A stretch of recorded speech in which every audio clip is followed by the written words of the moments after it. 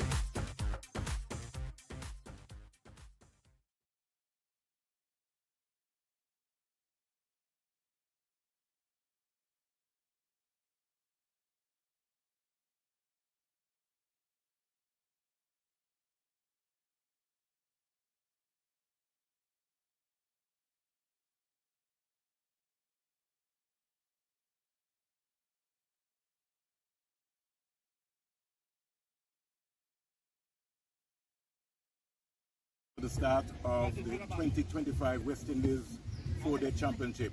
We are here at the home of Cricket West Indies, the Coolidge Cricket Ground. We're starting in St. Vincent and the Grenadines, in Trinidad and Tobago and Guyana, but we're here in Antigua and Barbuda, and we have the two captains with us who are ready and ready to go. Teddy Bishop, who you'll have to consider to be the home captain here at the Coolidge Cricket Ground, the West Indies Academy captain, and Rakeem Jimbo Cornwall, captain of the Leeward Islands Hurricanes. As we know, the home team, the man himself, Teddy Bishop, will flip the coin. Let's see what happens.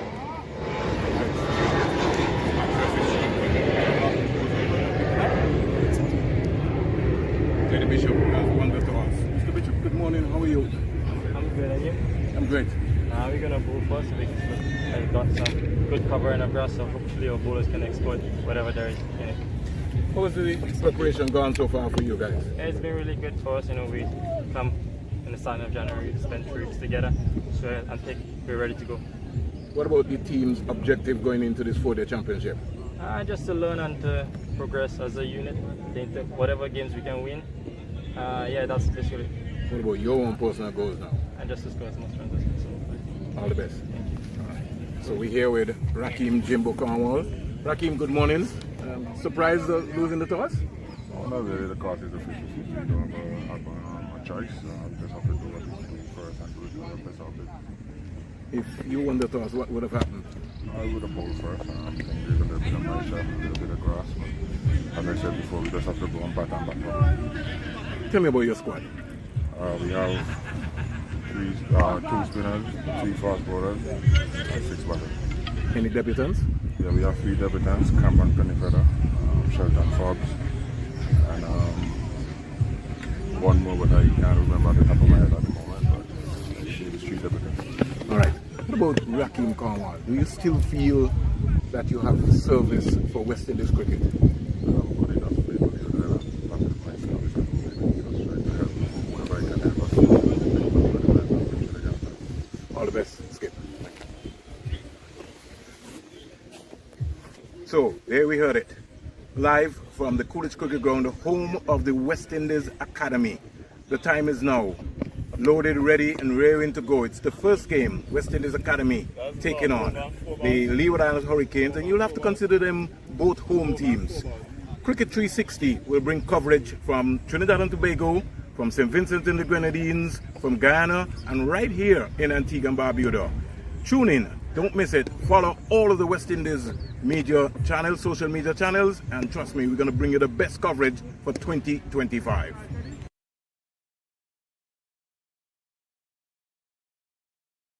Good morning, Antigua and Barbuda. Good morning to the wider Eastern Caribbean and also to the entire universe.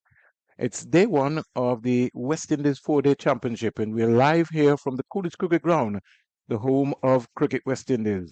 The expectations are high, and we're ready and ready to go. Matches starting in Guyana, Trinidad and Tobago, St. Vincent and the Grenadines, and right here in Antigua and Barbuda. I'm Vernon A. Spring, and I'm alongside the legendary Mali Richards. Happy New Year, Mali. Happy New Year to you, Vernon. Good morning to everyone out there in the region and around the globe. Once again, we're here for West Indies 4-day championship cricket, the start of another season. Chance for West Indian cricket fans to cast their eyes over the next generation and the present generation of West Indian cricketers. So very exciting stuff indeed. 8 teams, the big prize, Mali, $250,000 US, and West Indies Academy at the toss, winning the toss and deciding that they were going to have a bowl first. And in fact, Rakim Cornwall did say that had he won the toss, that he also would have bowled first. But the Academy starting with 2 slips and a gully. Very interesting team here. Teddy Bishop, excited, ready and ready to go. Big season for him as well, Mali. Yeah, he'll be looking to push on yet another season for him in the West Indies Academy. Here we've seen him three years or so in the West Indies Academy, so he'll be looking to push on in his development.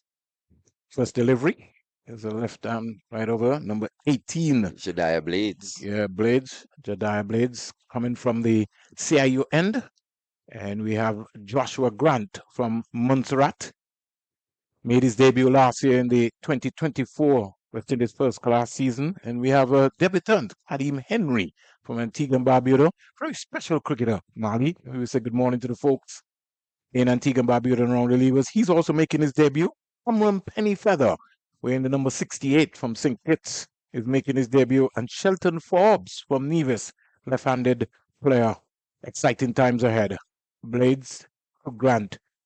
Picks up the line. Good carry so far. Good track. Yeah, it's interesting to see how Jediah Blades goes about his business here this morning on this Coolidge Cricket Ground pitch. Looks a bit dark to me in terms of what we've grown accustomed to seeing. Seems like it's got a bit of moisture in it at this stage of the match. But Jediah Blades, if you remember, Vernon, would have made his debut for the West Indies not too long ago. Played in that 3rd ODI in St. Kitts versus Bangladesh.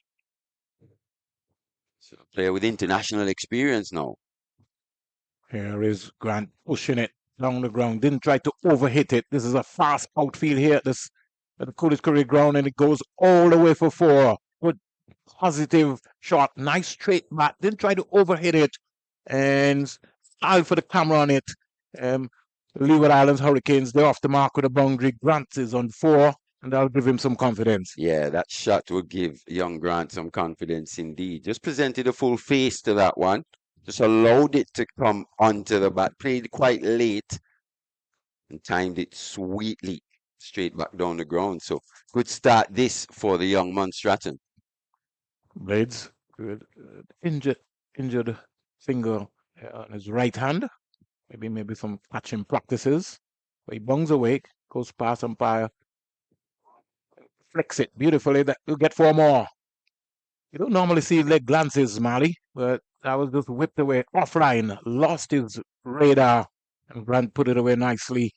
The fine leg is a little bit square, and that sped away for the second boundary for the Leeward Islands Hurricanes here at the Coolidge Cricket Ground, without loss. Yeah, back-to-back boundaries for Grant, this time on the leg side. As he said, the leg glance, fine leg quite wide. And something that we saw from Jediah Blades. By Teddy Bishop and the West Indies Academy, they're 8 without loss, all 8 to Joshua Grant. Yeah, just a bit inconsistent there from Jediah Blades. Maybe just struggling to control that new ball early. And, but good start this for Joshua Grant. As he said, that straight drive down the ground was quite special indeed. So he'll be hoping to do more of the same. Just look to back time, assess conditions here, as he said, in his second first-class match, so at the beginning of his career. But so far, he's looked good. I want to say good morning to the viewers who tuned in to the Cricket West Indies YouTube channel on the Facebook page. We thank you very much for joining us. 360. We'll be bringing all the coverage from St. Vincent and the Grenadines, Trinidad and Tobago, and Ghana. Exciting times. Yon Lane, a bright prospect, Mali. Somebody who we have seen and is moving in leaps and bounds, continues to go up the pecking order. He starts from the media center end. We're in the number 50, goes past the umpire, and he bows a wide. That's a magnificent take there by Harlan Boyne Tuckett. No ball called by the umpire. So it was wide and a no ball. Probably the worst delivery we've ever seen from Yogi Lane here at CCG. You were just talking him up, Brandon, and he starts with an absolute wide one. He started actually off the pitch, landed off the pitch, as you said. Fantastic take from Harlan Boyne Tuckett. Just lost that one slightly, Johan Lane. And what we saw from this academy team,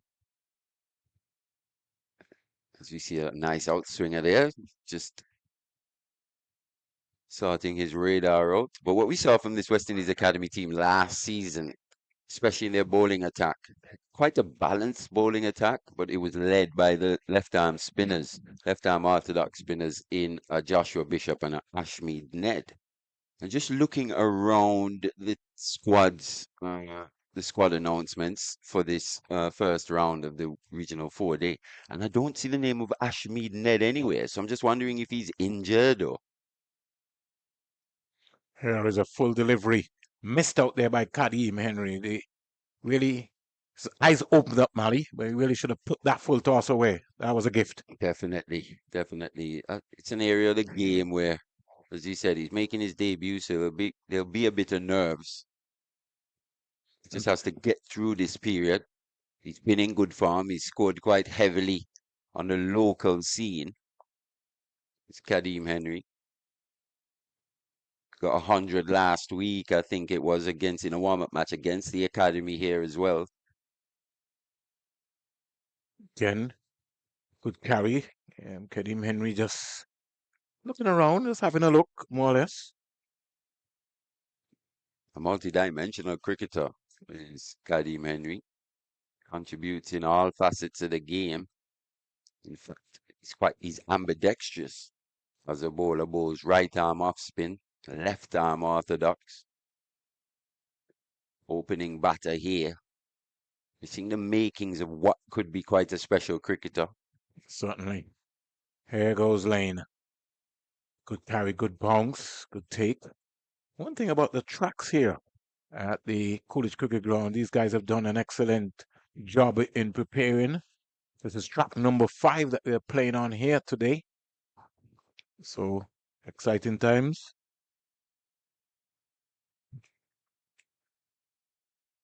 Yeah, we were saying Joshua Bishop for the academy last season picked up 42 wickets. He was the top wicket taker in the competition. Ashmead Ned was third with 33.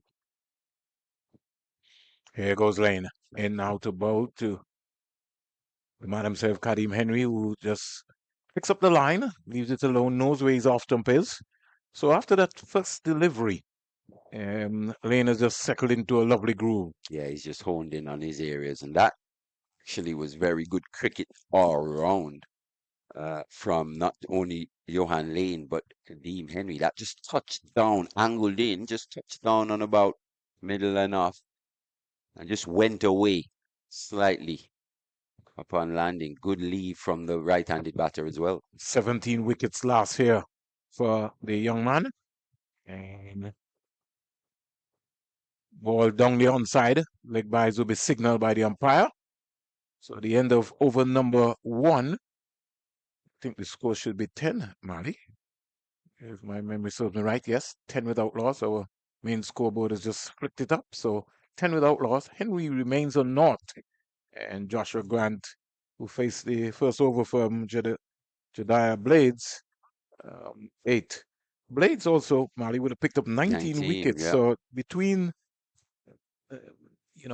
Lane and Blades, 36 wickets between two young seamers, 165.3 overs, 22 maidens for Blades last season, 663 runs, a best of 3 for 50. So he'll be looking to try to add to that. And he would have done so playing for the combined colleges and campuses, CCC, Jediah Blade. So it's been almost a meteoric rise for this young man.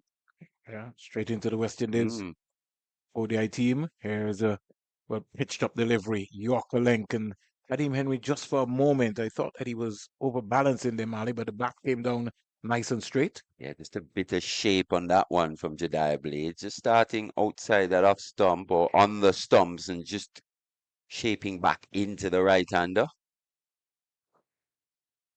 As you said, he didn't panic. Still managed to access the ball is Kadeem Henry. So yet to get off the mark. 10 without loss. Lovely day here in Antigua and Barbuda. Ken, good leave, good take by the young man. Colin Boyne took it. Big season for him as well, this one. Yeah, big season for a lot of people, Malik. It's going to be pretty interesting as to what is going to happen with Guyana.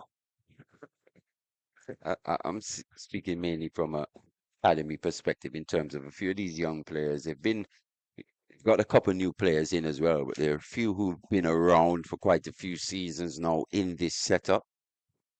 Teddy Bishop, Hakeem O'Geese. They'll be relied on heavily when their turn comes to bat.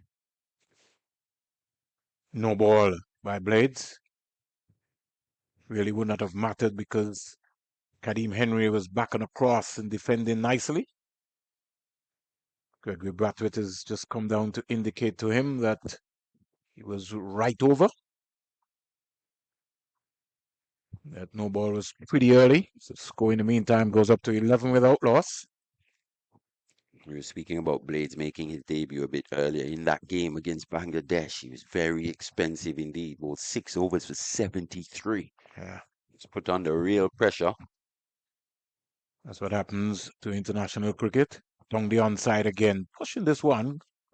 Colin Boyne took it, skipping across. Good movement. As you would say, a shuttle, a traditional keeper. You've seen so many great keepers come out of the West Indies. To think about the late David Murray. Got Derek Murray out of Trinidad and Tobago. I think Blue John just took it to a new level, Mali. He was just so athletic.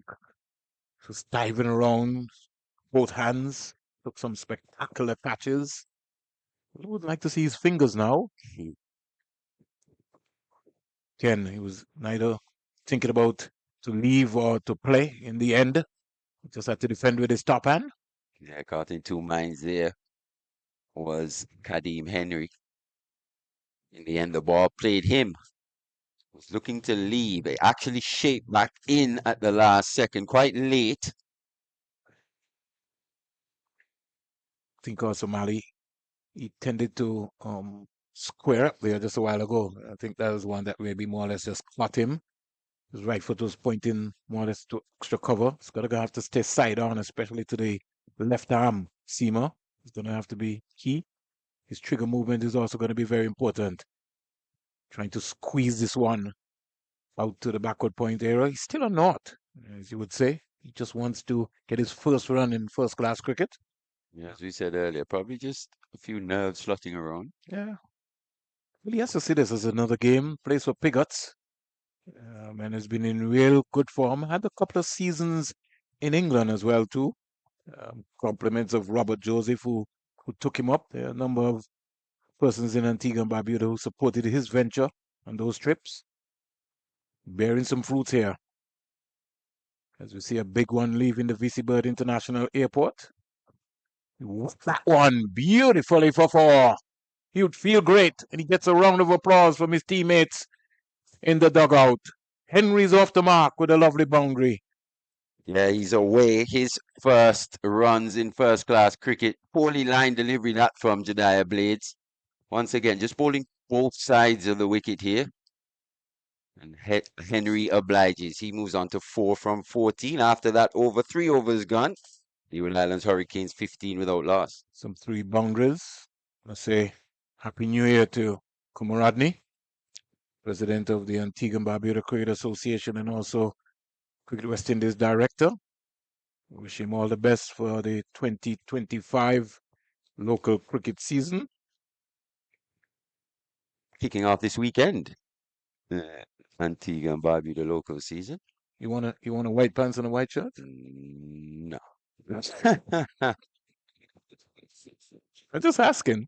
Not at all. No, just asking. I never know. Yeah, but I think it starts with the 2-day championship here locally. So all the local players really been getting ready and looking forward to this season. That's a good delivery, that from Johan Lane, touching down just outside that off stump. Again, squaring up Grant as well, too.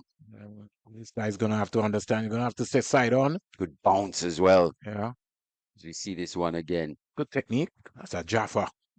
It's just that bounce, that extra bounce from Lane. Quite a tall guy.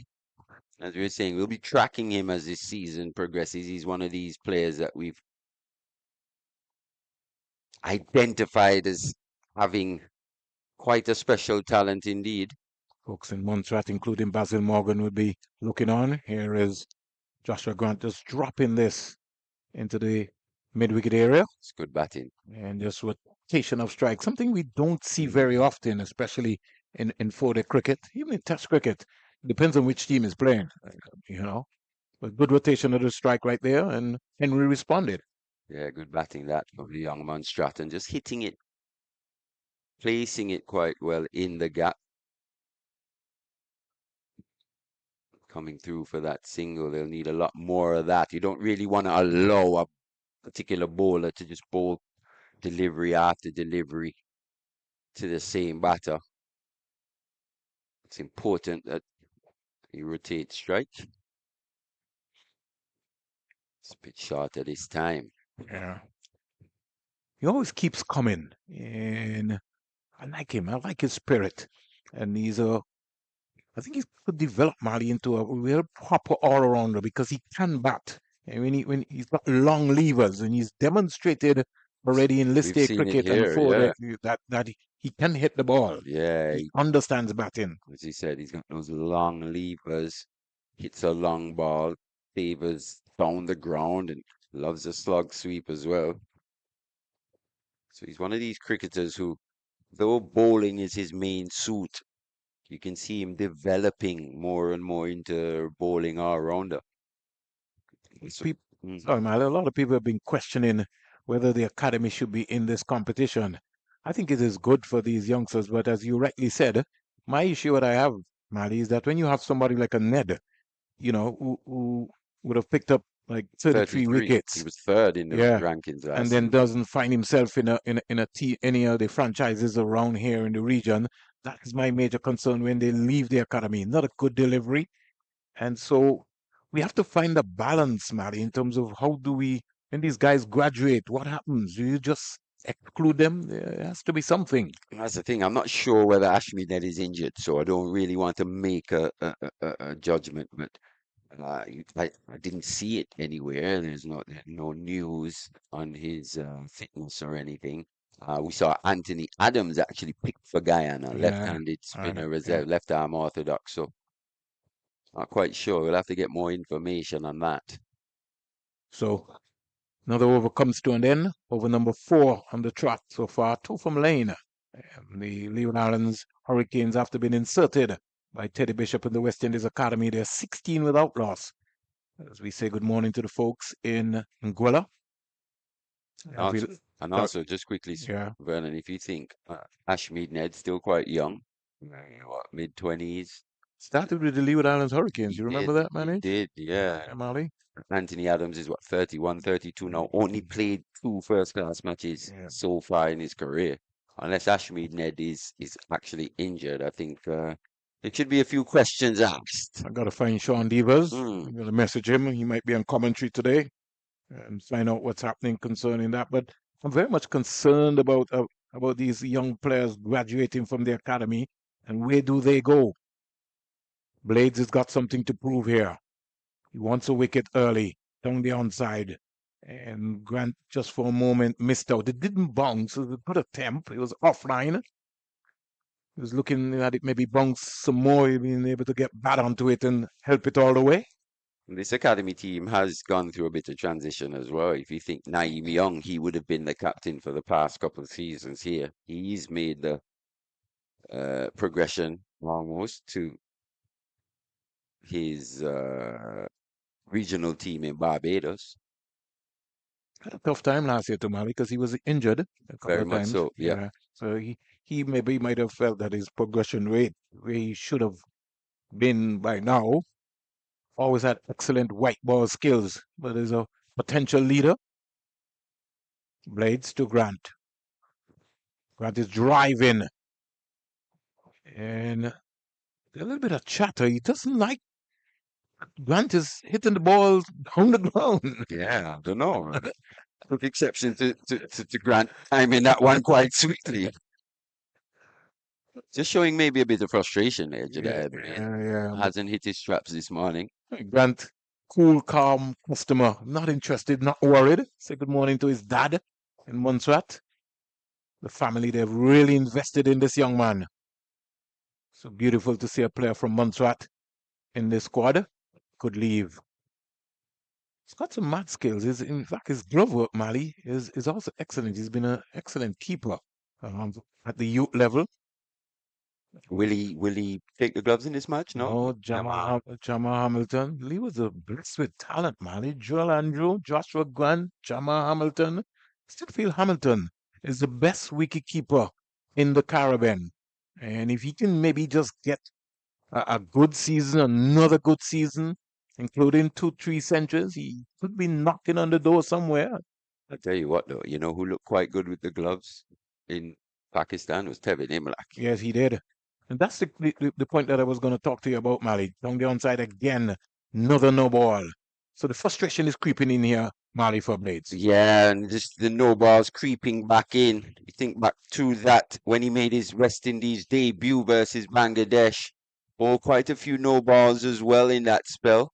In fact, bowled the only no balls of the series for a West Indies bowler in that third ODI. So his no ball problems just traveling with him seems to still be a bit of an issue. Yeah. I think it has to do with his rhythm, Mali. And, his mindset has to be clear. He sort of got into a verbal attack with Joshua Grant. Just needs to focus on his job. Grant is doing his job. You just keep focus. Another no ball again, Mali. Yeah, he's struggling for his rhythm here, as you said. And it's tough as well, especially as a fast bowler. People think it's just easy to run up and let the ball go. It's all about rhythm as well. Just seems to be overstriding here is Jediah Blaze. That was a big one indeed. Massive, massive no ball. So he's just lost his rhythm. I think he's looking at the crease as well there too, Mali, because his head wavered off. Because he was called a no ball before, he kept looking down rather than looking at the target. I think he has to stay relaxed. He tried to bowl too quickly here, too soon. Oh, That's a poor shot. that is a very poor shot. And he's It's dropped grass. Oh, that is. You have to catch those, Mali. He never really looked that settled under that one. He was going back over his shoulder. It was Joshua Bishop as well, the most experienced, or one of the most experienced players in this academy lineup. They had 3 players converging on that one. It hit the hands quite hard and bounced out. He tried to take it on the second attempt, but a chance goes a begging for the academy, and Joshua Grant, he gets a life, moves to 10. You think Bishop might have lost it, Mali, with the floppy hat looking around? I know it was tough. He never seemed quite settled, did he? Or to really locate that ball and actually set himself with a strong foundation. Yeah. So a chance for Grant. Here is a delivery. Going down the onside, appeal for a leg before, but halted in the process. And that was a very irresponsible shot by Joshua Grant. He was never in position to play that ball. Just out the blue as well. Let's Seemed look at like a it bit again. premeditated. Length Yeah, ball, yeah. really. Never short enough to play that post stroke. Went high. Should have been taken, really. But it goes down. Geese on the rebound there. So the Leewards will be pretty happy with that reprieve. It was a shot out of the blue from Joshua Grant. He looked so composed throughout his innings so far. Blades could have had a wicket to his column. Oh. That hit him in the grill. Didn't know anything about that one. Took his eyes off of that delivery. And so Andrea Peters will come out, leg by signal. Yeah, that one's just hit him squarely on the badge as well. Well lined short ball that from Jediah Blades. Had a bit of pace on it as well. Get our technician guy to pull that one up again, Mali. I missed it because I was looking to see the examination which will be taking place. You know the norm. It's going to be asked some questions. Who's your mommy? Did you see that delivery? Let's look at it, Mali. The trigger movement. Just took his eye off the ball at the last second. Yes. Almost seemed like he lost that one. Yeah. Kadeem Henry. Yeah, that the right foot never got across, man. He was still caught like in a stance. Still, yeah, it's important that his footwork's really sharp. Just on a few occasions, just seems a little lackadaisical in terms of transferring that weight onto that front foot. Just has to be sharper, a little sharper here. This is a step up. Yeah. Everything happens a little quicker. As we said, he's on debut. So this is all new to young Kadeem Henry. Another helmet comes out, Mali. So that one seems to be damaged. So Blades has done some damage this morning very early. He has, but he hasn't been consistent enough for me, especially with that new ball. It's been both sides of the wicket. Hasn't really threatened these Leeward Islands batters as you'd expect. Or as he'd expect. Saw that chance going down in that over, though. That would have given him a world of confidence. Jediah Blades. That's what you need as well when things aren't going your way. And it all boils down to technique, Mali. You got to work on your technique, as you said.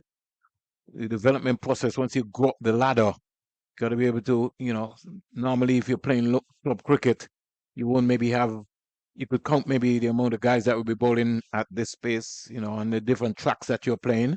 This track here, you're going to have to get deep into your crease and keep your eyes on the ball. There's just a bit of bounce here as well. So you just have to up your intensity levels. Obviously, you got to find ways to concentrate when necessary, as in when the balls, when you play the ball, you relax mentally a little bit, maybe go off to the side, have a little think. But you've got to be switched on when that bowler is at the top of his mark and ready to let that ball go. Well, I can tell you, Mali, Lane is going to test Kadim Henry. I know him. Based on what you saw in that last delivery. He's coming. We know he's coming. Lane from the major center end. It's a good morning to the folks in Barbados. Philip Spooner. Down the corridor of uncertainty. Henry is just contented to just leave. 20 without loss. Just a little too pace-ish, this pitch at this stage. That one almost just lobbed through a bit tennis ball-y in bounce. Yeah, maybe it just depends on the areas where you land. Yeah, have a look at this one. Yeah, Yeah, it just took a little while to get there. Oh, maybe John about the 8-meter area. Let's see what happens if he gets it up anywhere around in the 4-6, like right about there. On target. Henry just squaring up, but the most important thing is that his bat was nice and straight. It's important also for Joshua Grant to just keep telling him, well played, give him that level of confidence and assurance. As your partner. It's the West Indies 4-day championship. It's day one. 2025 season. From the onside. Colin Boyne took it just coming across nicely. Mali, as you were talking about the keeping of Imla, I was talking about what's going to happen when he comes back for the 4-day championship. With Savory, is it Savory? Savory That's the captain? Savory is the captain. Yeah. So it's going to be a pretty interesting scenario. But as you Well, rightly said, it shouldn't really be that interesting, but it will be. I It- know exactly what you mean. we know what the talking point is going to be. But it's good. Good, healthy competition. Colin Boyne, Tuckett, Jamal Hamilton. You got Rivaldo Clark, who is in this team as well. You've got so many keepers. The talent is here. Flipped away beautifully into the square leg area. They can get 3 if they want. Are they interested in it? Let's find out what's going to be happening. I think Joshua Grant is jogging. But in the end, they get it quite comfortable. Jagger saw with that return there was way off. So 3 to Kadim Henry. You'd feel real well. Good balance when he played that one. Yeah, allowed that one to come in. Played quite late. It's a good timing there from Kadim Henry behind square. Doesn't have the biggest stride. But what's good to see is he allows the ball to come into him. Sort of very conservative. Look for the ball that is off the wicket to be able to pounce and score. Lane to Grant. Now that did bounce, Mali, because it was just around into the 4-meter area. And it did have some height on it. Colin Boyne, look, it is a short guy and you have to get up there. Probably anticipate this pitch just quickening up as the day progresses. Can't overemphasize the work that have been done by these guys here at the Coolidge Cricket Ground. Just would like to see someone sort them out and really get them uniform, looking like a complete cricket team. Clipped away beautifully in the air, just past mid-on, and they'll get a couple of runs quite easily. Pretty strange, Mali. Based on the bounce that we're seeing here, the Academy opting not to start with a short leg. Over number 6 completed. The West Indies Academy at 25 without loss. It's a little loose, that one from Joshua Grant, in my opinion. It was aerial for quite a bit of time. Wasn't that far away from, looked like Dindial in there at mid-on.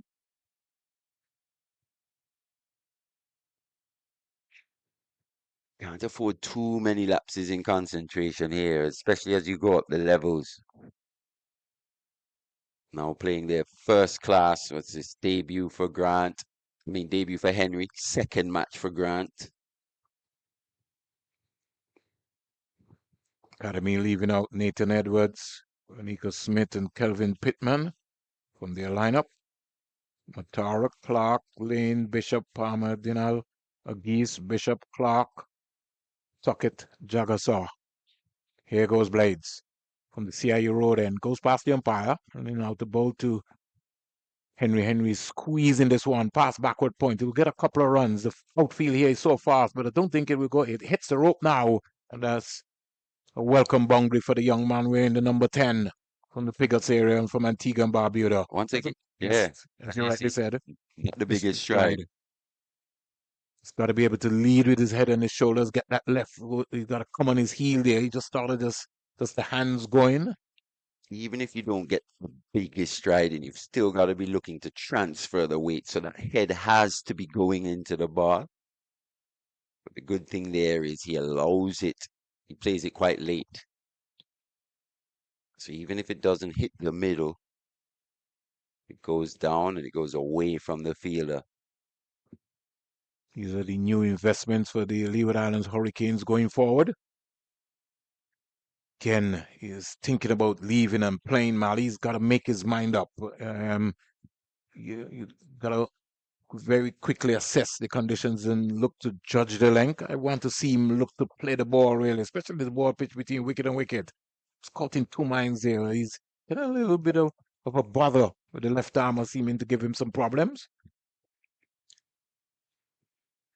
Left arm over the wicket tends to come back into the right hander. That's been Blade's stock delivery. I think he could be maybe just open a little more, Mali, so he could maybe see the ball. I think right now he's looking out of his weakest part of his eye.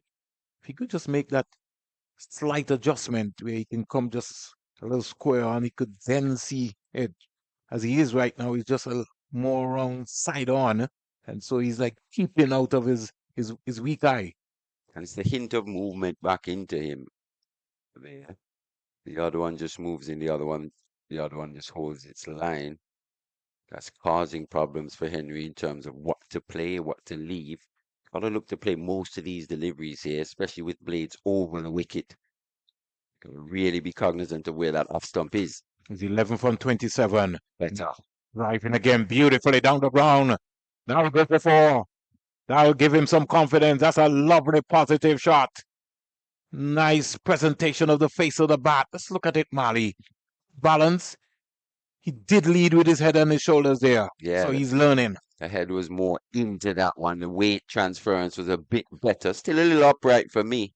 But long half volley there from Jediah Blades. And at this level, that's going to be put away.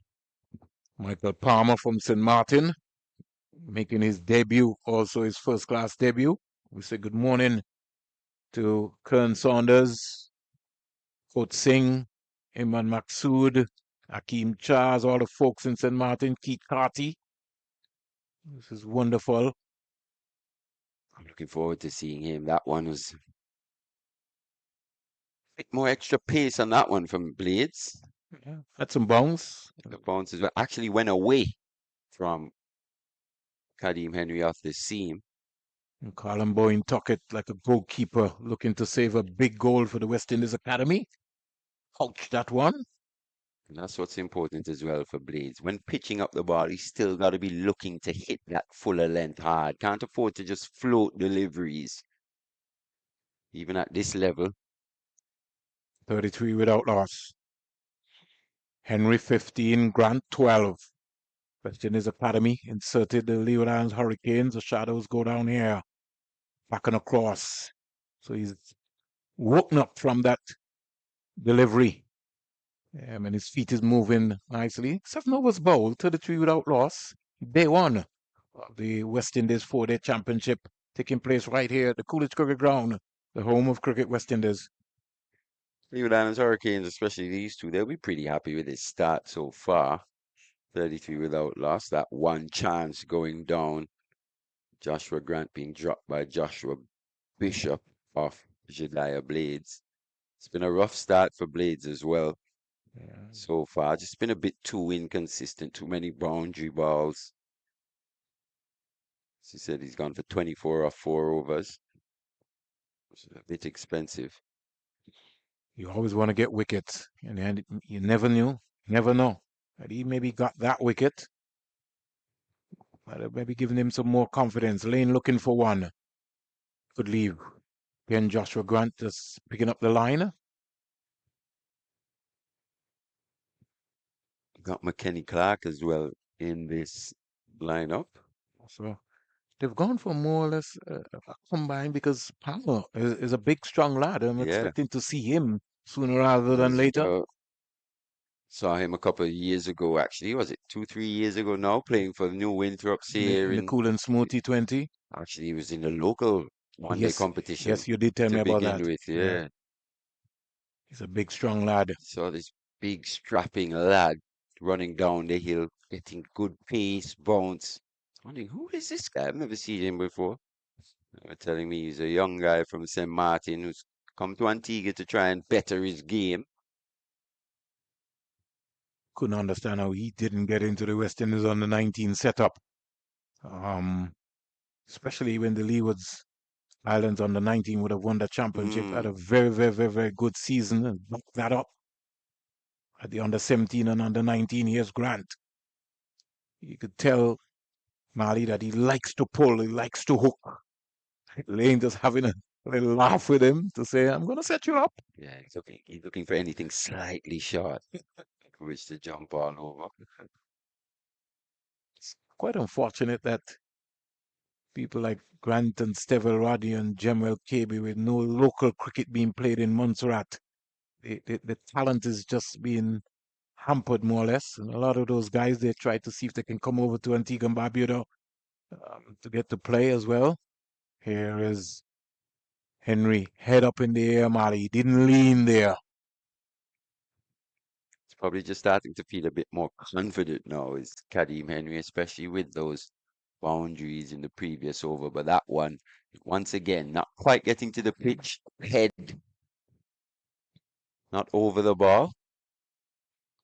Hurricanes Mali with a new coach for the 2025 season. Former Leeward Islands captain, West Indies under 15 player Steve Leibert,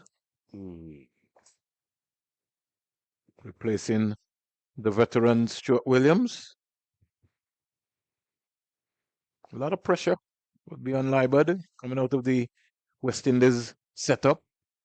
He was around the women, he was around the academy, he's been around almost all of the teams. So the expectation and the investment is high for Steve Leibert. He's one of the coaches who've been heavily invested in by Cricket West Indies. Certainly. Rightly so. He's been a fantastic cricketing brain throughout his career, and he's just transferred it into his coaching as well. Over number 8 comes to an end, 34 without loss. Pretty interesting story I'll give you, Mali. Remember, as a ministry coach in St. Kitts and Nevis, Steve Leibert started as a goalkeeper. So he played both sports. And in a school league, I think I observed that for 3-4 matches he was on the bench. I said, no way. Went to the coach, Craig Connor of the Washington Archibald High School, and I said, why don't you allow Leibert to come and play some cricket? He says, no, he's my goalkeeper. He's your second keeper because he's on the bench. He's your backup keeper. I was telling you what he told me, so I didn't make any noise. I went and looked for Archie and Julie, his parents, and James Barman Hanley. And I said, listen here, this young man can go far. He was about 13 years old. I think he's got the potential to play for the West Indies, and I want him. So can you give me the permission to get him for cricket? The rest was history. Steve Leibert went on to play for the first ever West Indies under 15 team that won the championship. You would have known him to Mali. Wide delivery there from Kenny Clark. Yeah, I remember a former teammate of mine, actually, Steve Leibert, captained me in the Leeward Islands as well. As we were saying, he's a fantastic cricketing brain. Something we've always known about Steve is he actually focuses on the game, and he's got some fantastic ideas and theories and the like. Fantastic guy to speak cricket with. Some big hands to Mali. Oh, he could catch. Oh, he could catch. Ooh, poor shot selection there from Grant. Again, looking to go hard at the delivery. Kenny Clark has just come on, so he has to have a look. And he caught in no man's land there. He was on his toe rather than on his heel. Let's check the movement here, Mali. Yeah, too many movements. Got to keep it simple, Joshua Grant. It's a poor decision, really. She's caught in two minds almost once again from Joshua Grant. Just has to stay as focused as possible. Have control over his emotions. Stick to back time. It's a 4-day game. Clark bounding away. Beautiful pitch up delivery. You know, Mali, Clark wearing the number 17 has changed so much. You could remember the first time we saw him. It was almost like a long jump athlete marking out his run. You know, he was With a hop and a skip. up on the skip. Yeah. Yes. I tell you what, though, just I don't think he's developing as quickly No, as I would I- expect. I don't think so. I do think it's what his third season here now. He's got a bit of experience in the CPL and the like. And he's been around too. I think. He has. Yeah. You know, looking at his rhythm, half volley. I think when you made an important point, Mali, based on when we saw him 3 years ago. He was bowling a lot quicker as well. Yeah, I don't know if he's been injured or he's changed his action, remodeled his action. His run up still looks off. Originally, he used to start straight down. He's now coming from a different angle. I could see him there, just fending around, looking. But I just think that he can bowl quick. I think he's now settled into more or less like a medium pace, really, rather than a fast bowler. Punched away into the offside. Joshua Bishop coming around. He too might soon be in the conversation to come into the attack. I'd love to see what his rhythm's like here. Kenny Clark. Skiddy type. It's always been a skiddy type, but when he first burst onto the scene, it was what, 3 years ago or so, in that regional Super 50 here in Antigua, really causing some international batters of international class to hop around, causing them real problems. He's had his injury issues as well. It's nicked and put down. Tough chance once again. Joshua Bishop. Was it? No, Was that Rivaldo Clark? Clark, I think, dropping that one. West Indies Academy, they have to take those. Grant second chance. So fantastic delivery, that good healthy edge. Once again, just pushing, fending at the delivery, not quite there to drive. Let's look at it again, Mali. Yeah, just Cameraman, get this one. pushing a bit hard was Grant. Yeah. Diving away to his right was Rivaldo Clark. Managed to get something on it, but not enough. Still went into the boundary for 4. So as you said, only a half chance. I think Academy should look to get a third slip in. Almost got himself into a trouble. I hope he's wearing a cup. Oh, see, guard, Mali. Of course he is. He must be. He should. He should, Mali. End of over number 9, 39 without loss. If he's not, Yeah, it's a Cardinals in. that's something you'd see in the 90s, right? Players going out to bat with no seed guard. Well, I can tell you, Mali, Landevalt, I went to look at the Hurricanes because, you know, I've been around the setup. He told me he doesn't bat in a seed guard. So I told him, Who? Landevalt from St. Martin. Okay. I said, so I wish him all the best. He's just making his way in the game. Yeah, He will learn, don't worry. I said to him, I wish you the best, son. I have a story with that. It happened to me at what? 10 or 11 years old, and I never made that mistake. Can you imagine when you see stars, Mali? We welcome Terry Laraja for the first time, Mali. As the opening batsman here today. 10:43 here in Antigua and Barbuda.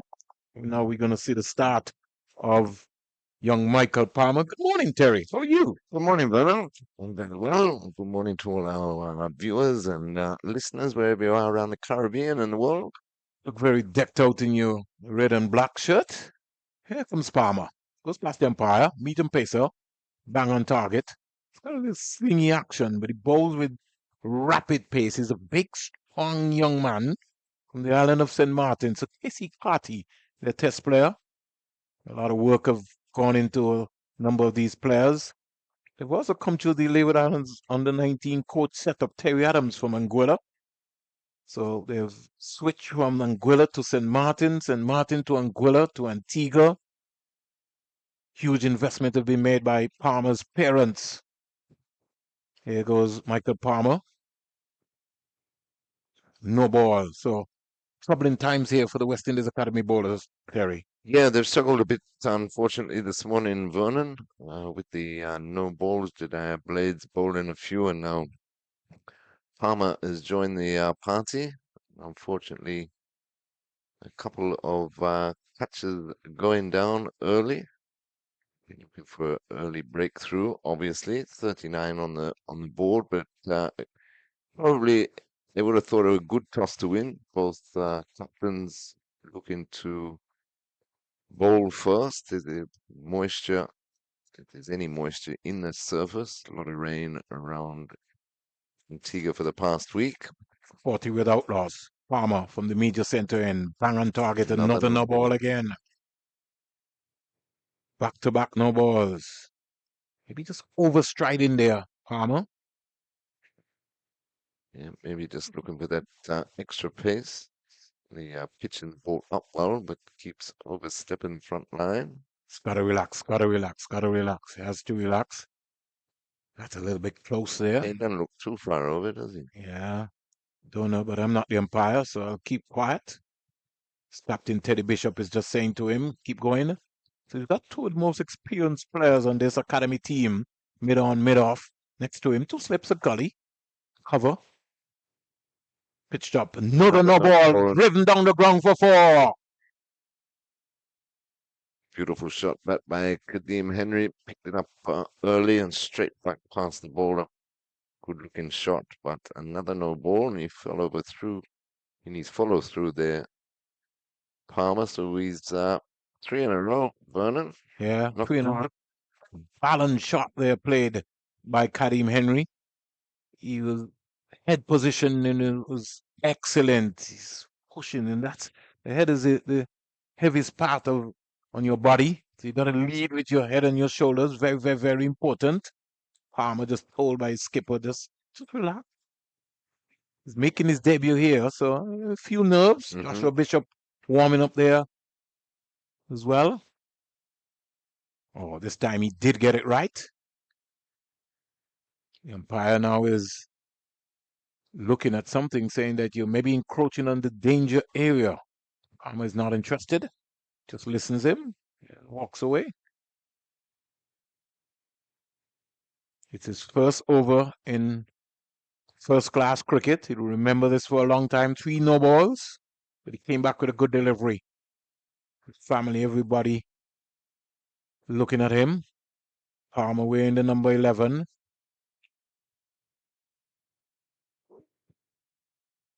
Again, more or less a lame effort there by Henry. No sort of feet movement, just the hands going, more or less.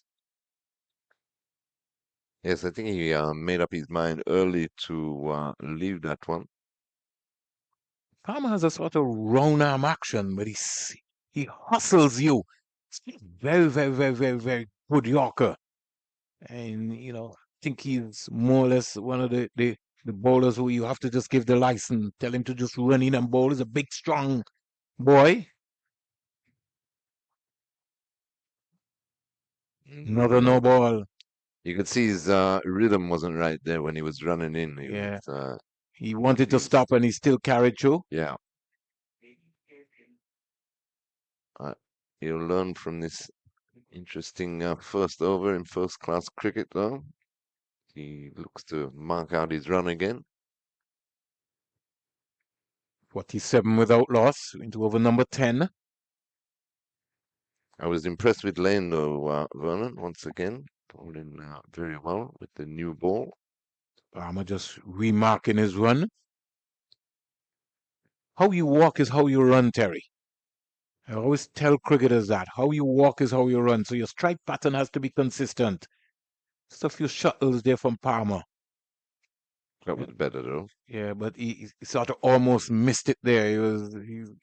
It's all confused in his mind. First over in first class cricket, he's bowled 4 no balls. A lot of things will be going through his mind. I'm sure every no ball he bowls, the coach, maybe that could be a fine. And we see the coach over there under the hut, just looking down, taking some notes. They've all got their small targets. No Nathan Edwards today, but we got Palmer. Another no ball. Nah, Struggling one. he is. He's struggling big time. It's almost like he's looking down at the crease and he's not clear in his thinking. How you walk is how you run. And I think just before, he has a couple of shuttles just before he starts there.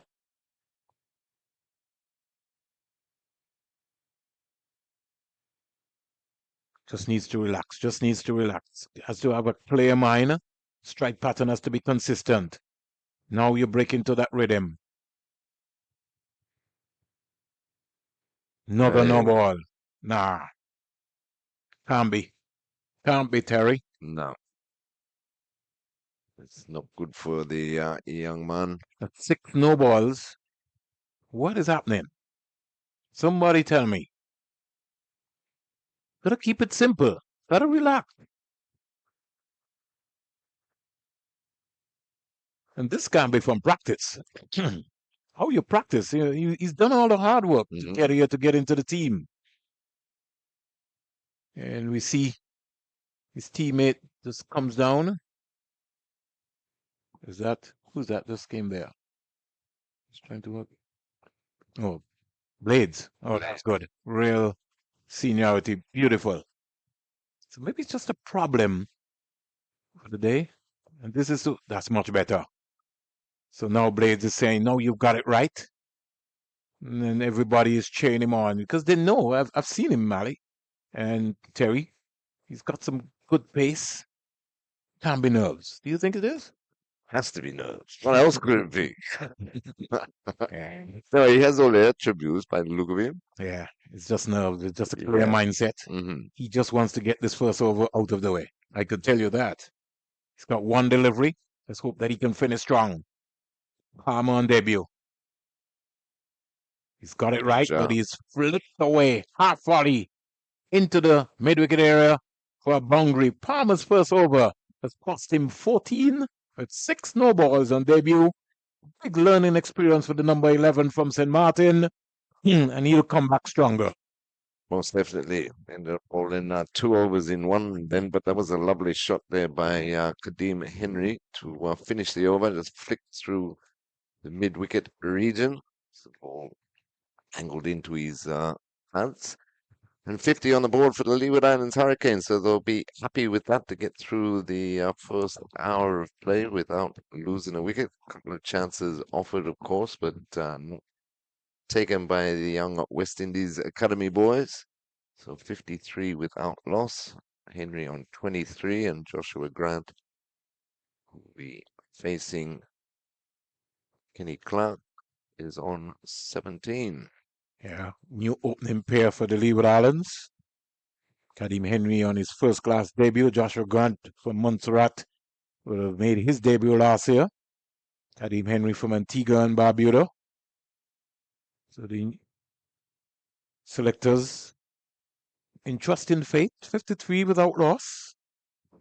And this is the new crop of players that will take Leeward Islands cricket forward for the next 4, 5, 10 years, maybe.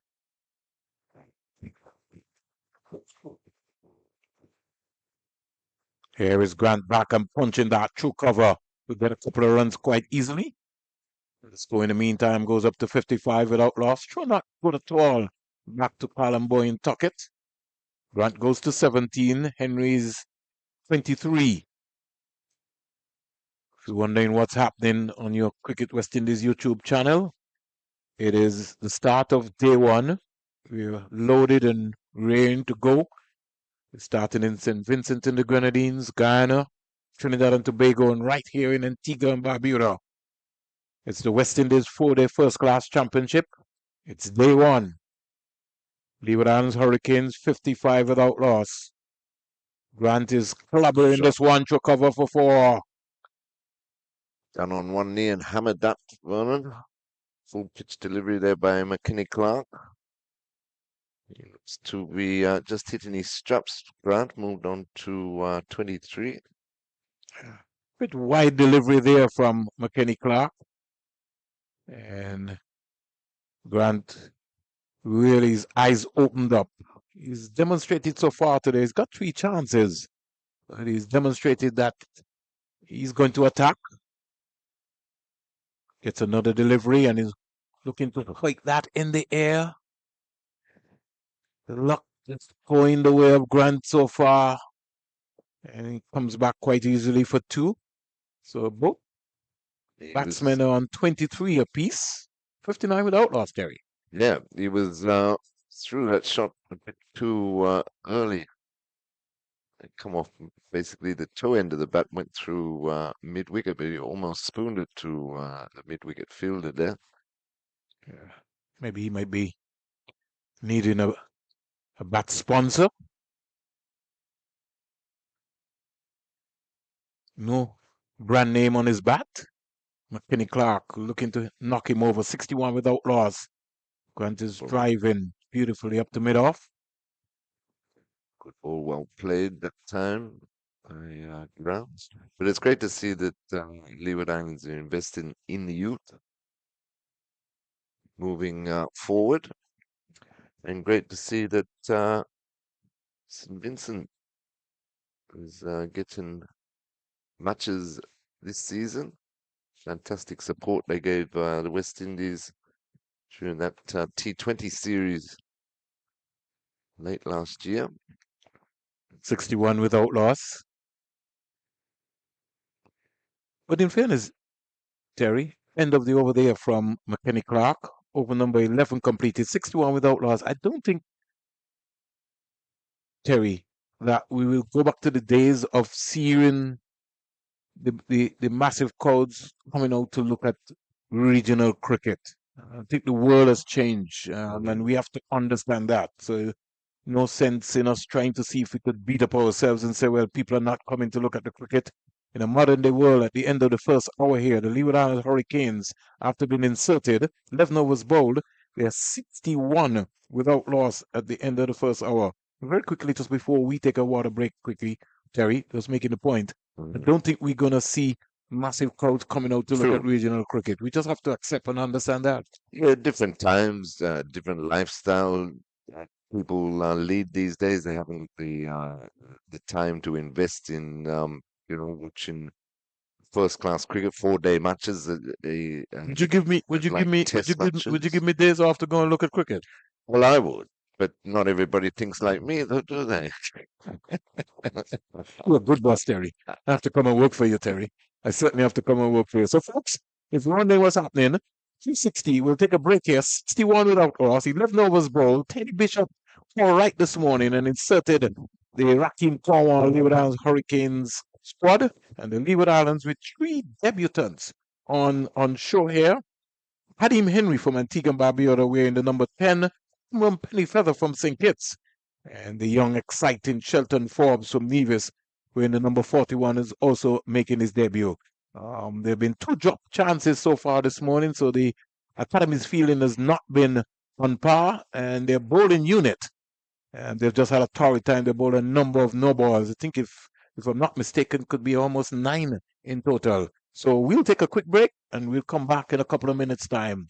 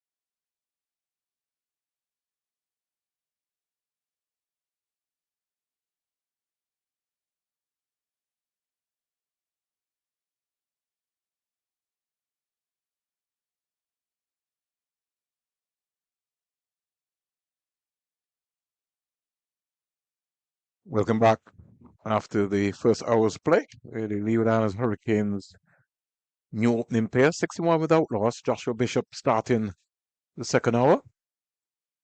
Two badly lined deliveries. Colin Boyne Tuckett moving across nicely. Good glove work. Started with one slip. Bishop picked up close to 42 wickets last season, 323.4 overs, 84 maidens, 843 runs, with the best bowling of 6 for 96, match figures of 10 for 175. Beautiful delivery. That's spun. The big question is that everybody won't be able to play for the West Indies, as we would have seen. So once again, good morning to my colleague Terry Laraja. Kadeem Henry on strike is 23. Oh, chance again. Squared him up more or less. That's fun. I think Kadeem Henry's going to have to get deep into his crease. If he's going to play from on his back foot, he's going to have to get deep into the crease. And yeah, just fending at it. Short delivery. Yeah, good bounce and carry. So Bishop starts with a maiden. 12 overs bowled. And so far, so we've got some 66 dot balls have been bowled so far, Terry. Yeah, the rotation of strike hasn't really been there, been for all West Indian batsmen. But of course, this is a new batting pair for Leeward Islands, so getting used to conditions and getting used to batting with each other. But Joshua Bishop, 13 matches, 61 wickets so far, average of 21, and his batting has really come along. If we remember when the West Indies Academy played Emerging Island last year, he's got them out of some difficult times. So he'd be looking at West Indies colours for sure. McKinney Clark.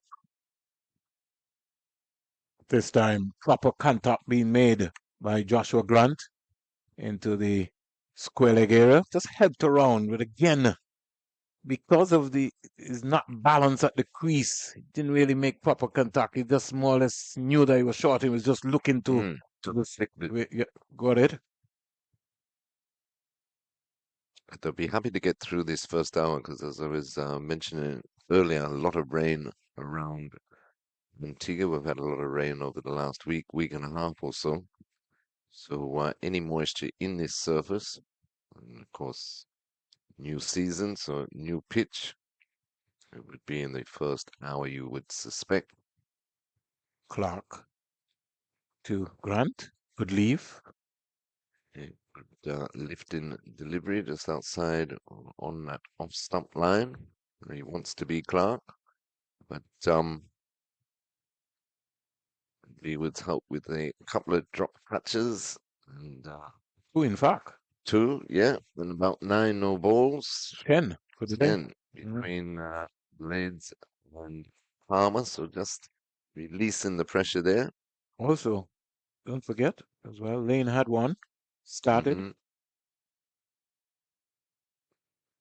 Lucky to get away with that one, McKinney Clark. Umpire just looking at that one. Yeah, just back from the drinks break. Both bowlers in Clark and Joshua Bishop just erring on the short side. He's got 3 slips in the gully though. Backward point. Extra cover. Mid on and fine leg. 63 without loss. Grant 27 waits for Clark. He's driving. Just feel like he could just get out there, Terry. He's fought just on the crease. Didn't lead with his head on his shoulders. He's now looking to rehearse that. Yeah, true, Van. His weight is more or less on his back foot when he's driving. He needs to come forward, transfer the weight to the front foot, and really follow through with the shot. He more or less punches the ball down the ground. Here goes Clark. The ball to Joshua Grant down the onside. Beautiful take by Colin Boyne Tuckett. Stayed side on to the ball and stayed low. Watched it right into his gloves. I really thought, Terry, that he was the best glove man in the 4-day championship last season. Season, yeah, I was going to say his cricket's really growing, really improving, and even with the bat, he made some good runs last season. He's coming of age. Played for the West Indies under 19, was the winning captain for the Leeward Islands under 19. Lovely athlete as well too. Here's Grant Officially. driving through cover. Get a couple of runs. McKenny Clark is down on his knees asking for some luck. But no luck today. 2 more to Grant. It goes up to 29. And the score at the end of over number 13. Leeward Islands Hurricanes, after being inserted, they're 65 without loss. Kadeem Henry on debut from Antigua and Barbuda, 23 from 51. And Joshua Grant from Montserrat made his debut in 2024. He's 29 from 37 deliveries. Yeah, and just a bit exasperated there at the last ball of that over, bowled by a McKinney Clark, dropped to his knees. Was uppish again by Joshua Grant, but he found the gap on the offside. But as you say, though, Vernon, when he's driving, he's not really transferring the weight onto his front foot, more or less playing it with the weight on the back foot. That's a good delivery there by Bishop. Good turn, good bounce. He's getting the ball to rip here. Pretty interesting here.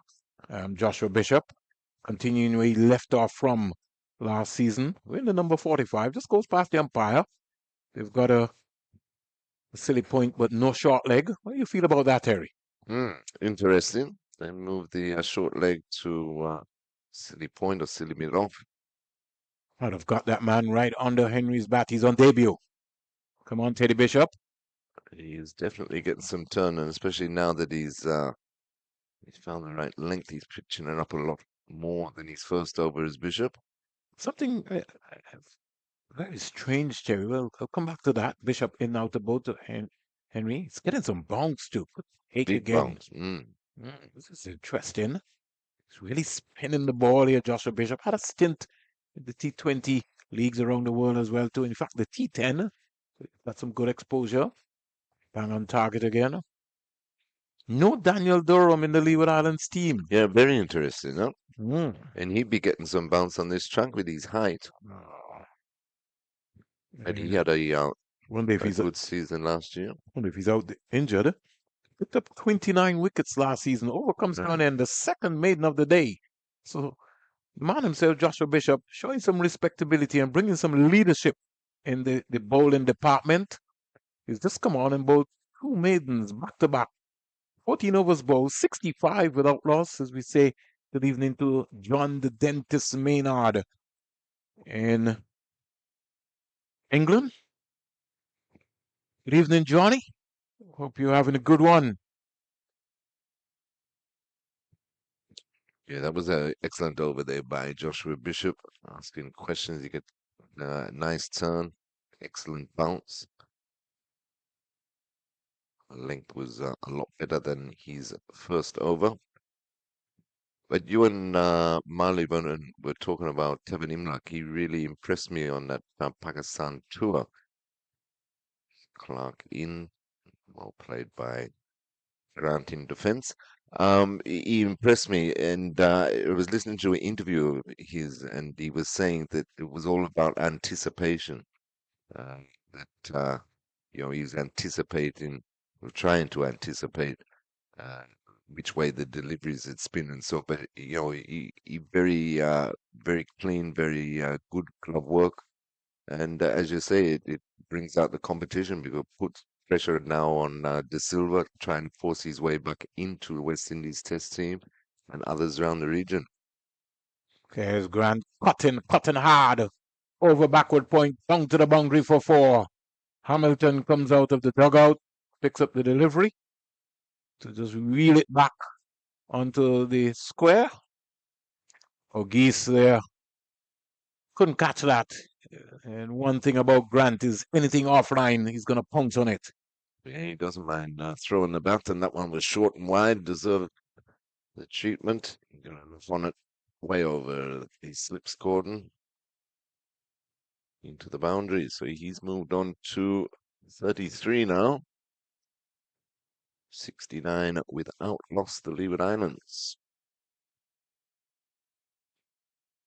Clark operating with just the 2 slips in this over, 2 slips gully, backward point, and cover. Clark again into Grant. This one well watched by Grant. It's fuller in length. Flies through to keeper Bowen Tuckett, and there's no run. And you'll have to understand that Kevin Imlach is also potential leader in regional cricket, following in the footsteps of a Leon Johnson, one of the most successful captains in regional cricket. Scored some 485 runs last season. Imlach coming back from Australia, high score of 107, 2 centuries in 350s. We'll get back to that. Here's Grant again, mistiming. Does he need a bat, Terry? I'm not sure what it is, or he doesn't pick it up as quickly as I think he's he just trying to hit the ball too too hard. hard. Yeah. If a man is bowling that fast, there's no need for you to try to be Bang going it, power yeah, for power. yeah. You just need to keep your shape long enough and just use the pace. True, because he picks up the line, he gets inside the delivery very nicely, but there's no timing on the shot. So if we're talking about wicket keepers, and if we're going down the list of wicket keepers from last season, we recognize that we had Romain Morris from the Jamaica Scorpions, Kemal Savory, Joshua De Silva, Callum Boyne Tuckett, who I thought was easily one of the best glove men in the business, but we'll come back to that. Bang on target again. Beautiful delivery there from Clark. Searching away. You had Jamal Hamilton, who I always tell you, if we're matching up as a wicket keeper, he's easily the best glove man in the business. He just needs to get some runs. If he can get a 400, 500, 600 season, he could be in the conversation. Lamar Richards from the combined campuses and colleges. Barbados Pride started with Shane Dorish. Then we had Tevin Walcott from the Windward Island Volcanoes. They had 2 keepers, Walcott from Barbados and Jervin Benjamin. Demetrius Adams from the Barbados Pride and Django. Here's the delivery by Grant, worked into the onside, and they'll come back quite easily for 2. And so the scoreboard just ticking over here. This new opening pair for the Leeward Islands. 72 without loss. Joshua Grant is on 34 and Kadeem Henry's on 25. Yeah, excellent opening partnership so far by the Leeward Islands Hurricanes pair of Henry and Grant. That was clipped nicely. The last delivery of Kenny Clark's over there by Henry for 2 through the mid-wicket region. Joshua Bishop, though, is key for West Indies Academy by the looks of it. He's getting some good turn, good bounce. The best opening partnership for the Leeward Islands Hurricanes last season was Mikael Louis and Kyron Powell against the Barbados Pride. 98. These two are 72 without loss. Bishop into Grant. Grant is driving. Can't beat the short extra cover that has been put in position. Just would like to see that short leg, Terry. Yeah, they got a silly point, but just like, keep Grant guessing, keep him thinking. They have to be able to find a feeler from somewhere.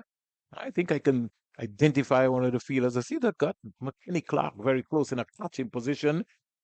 But with the revolutions of someone like Bishop bowling here, the bounce that he's getting, you'd really want to get that short leg into that position. Appeal for a leg before. He's out. Leg before. Missed just straight ball. Don't stroke. Gotta play those balls. That is lack of concentration. That's a delivery that you have to play. You can't leave alone that. No. That's a straight ball. You gotta play that. Grant goes back. Finally, leg before to Joshua Bishop. And the Leeward Islands have lost their first wicket in the 16th over, 72 for 1. A complete misjudgment by Joshua Grant. Lapse in concentration. Absolutely. It was too close too tight to be looking at leaving that one. And just went straight on with the arm, basically. No turn of that one, well balled by Joshua Bishop. And as I say, he's West Indies Academy's main threat by the look of it today. Johan Lane bowled well also earlier, but Bishop, as soon as he come on, and see he got into his work very quickly, and he's been rewarded with the first wicket. So, on debut, Shelton Forbes from Nevis comes out to join his colleague, who is also on debut from Antigua and Barbuda, Kadeem Henry. And I'm sure Henry, knowing the individual, he's just saying, "Don't worry, Shelton. This is just another day. Let's make this one count."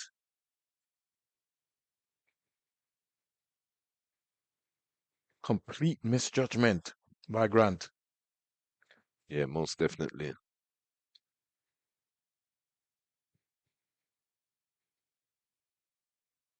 So the Leewards, after a good start, good positive start, lost their first wicket in the 16th over. The man of the moment, Joshua Bishop, striking early. He's in the conversation, already asking questions. So left-handed to left-hander, he's got a leg slip, short leg. And again, padding up, that one outside the line, no? Leave for his first delivery. I think the academy just getting excited. But the ball was more or less wide. Good judgment, well played in the end. He called a no, square leg is called a no ball. A no ball. Mm. Very interesting. So here goes Joshua Bishop. 73 for 1. He's in now to bowl to Forbes. Forbes that sort of hustled him to get down in it. He's on debut from the island of Nevis, following in the footsteps of so many international cricketers coming out of Nevis.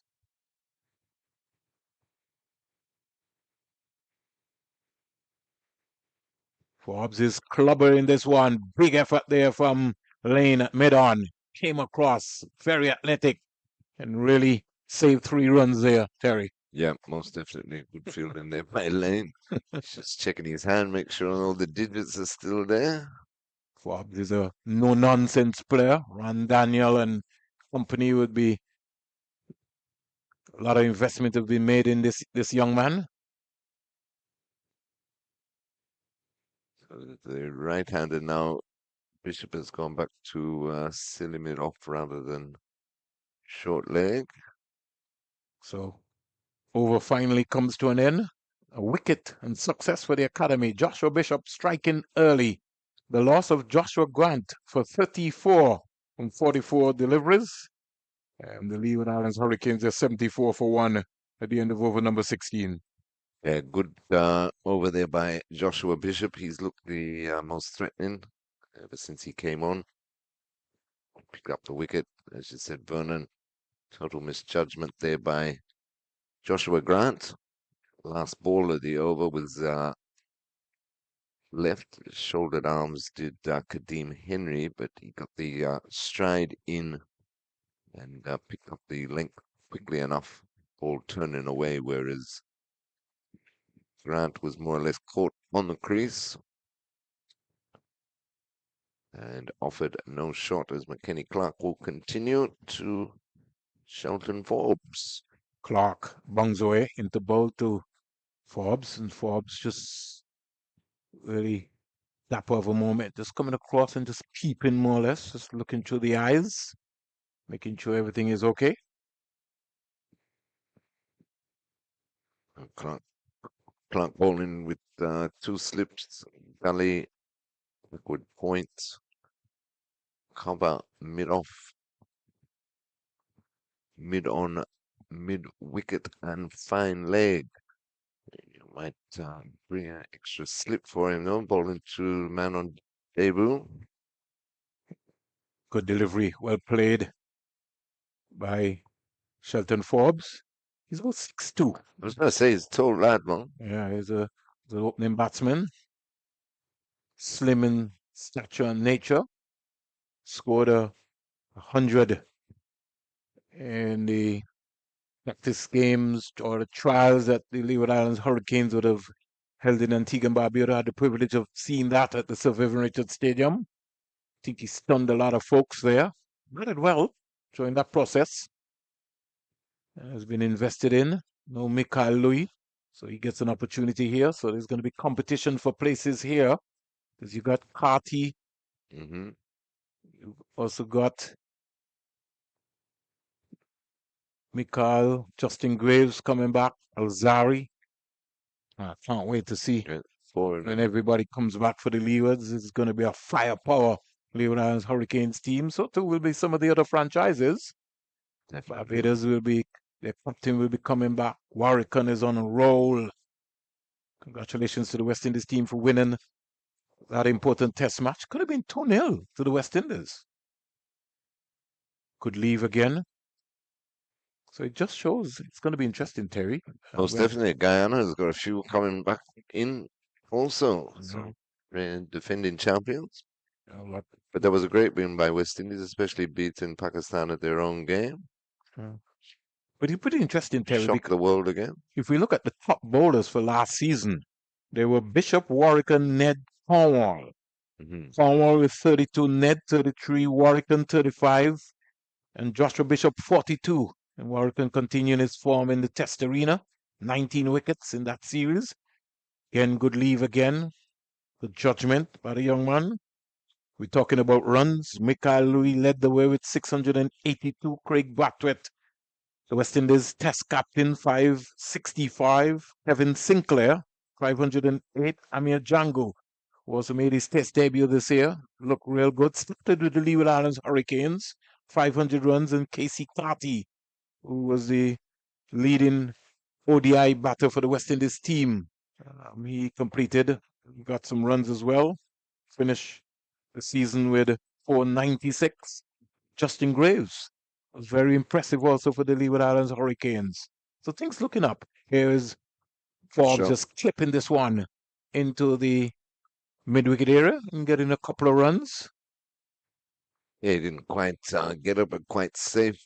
Went in the air, but nowhere near a fielder, and just plugged in the outfield. That's a bit damp. I'm quite sure. Umpire's having a conversation about something.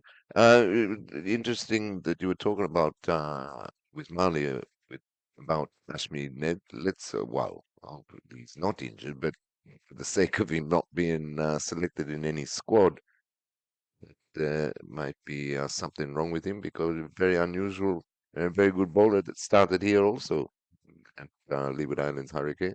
But I think it's going to be a headache for Cricket West Indies because That's what you want. The investment that is being made at the academy level, when some of these players graduate to the franchise level, we saw what happened in the Super 50.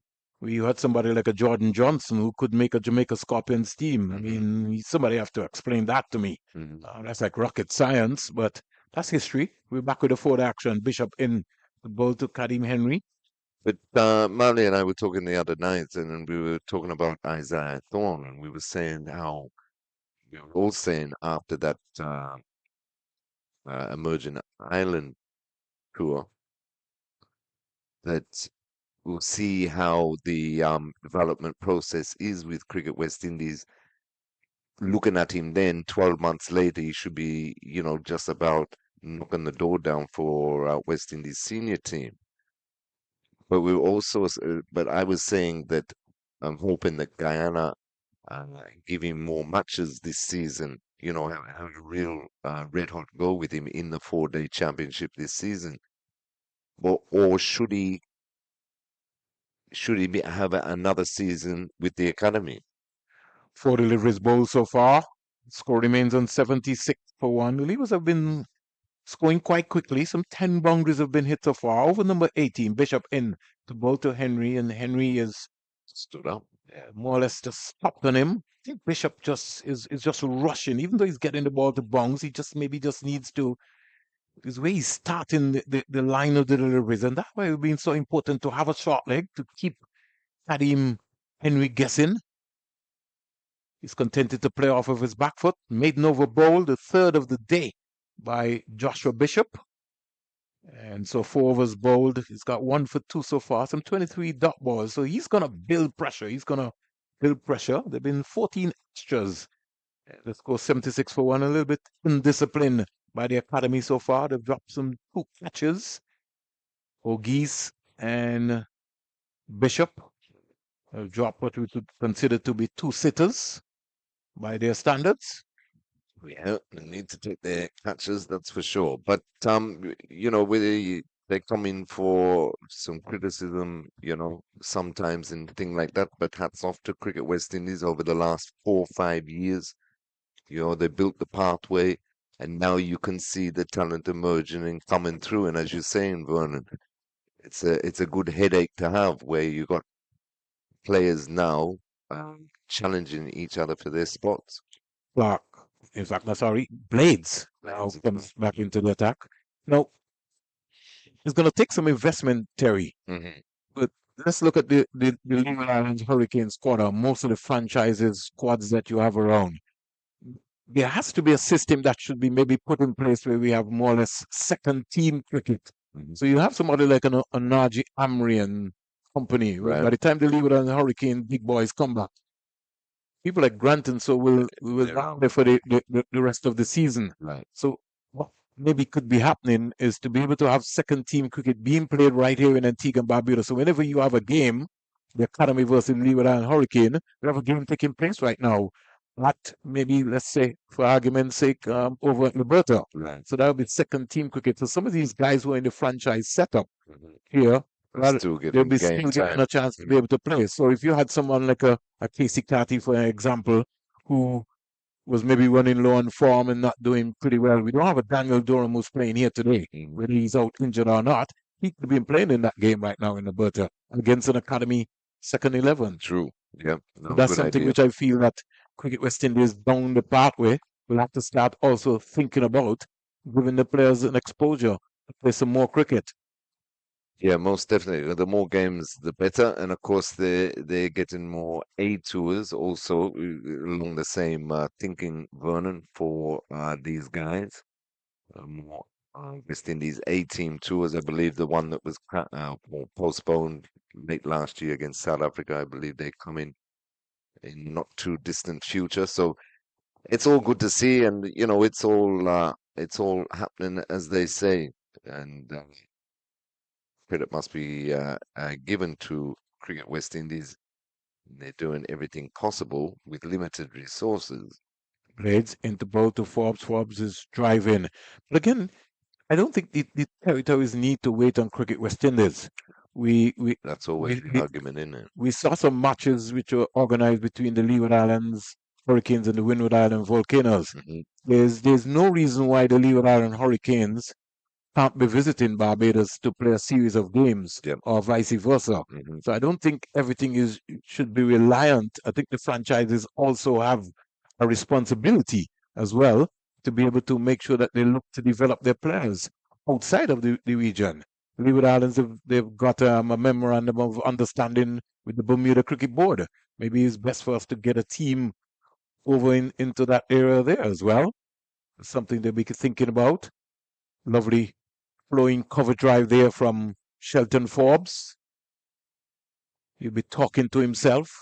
He knows that the pressure is on him. He gets a good score here. He could be in the conversation for the next game. Yep. Which is against Jamaica Scorpions at the Sir Vivian Richards Stadium. But you're right though, Vernon, and well said that,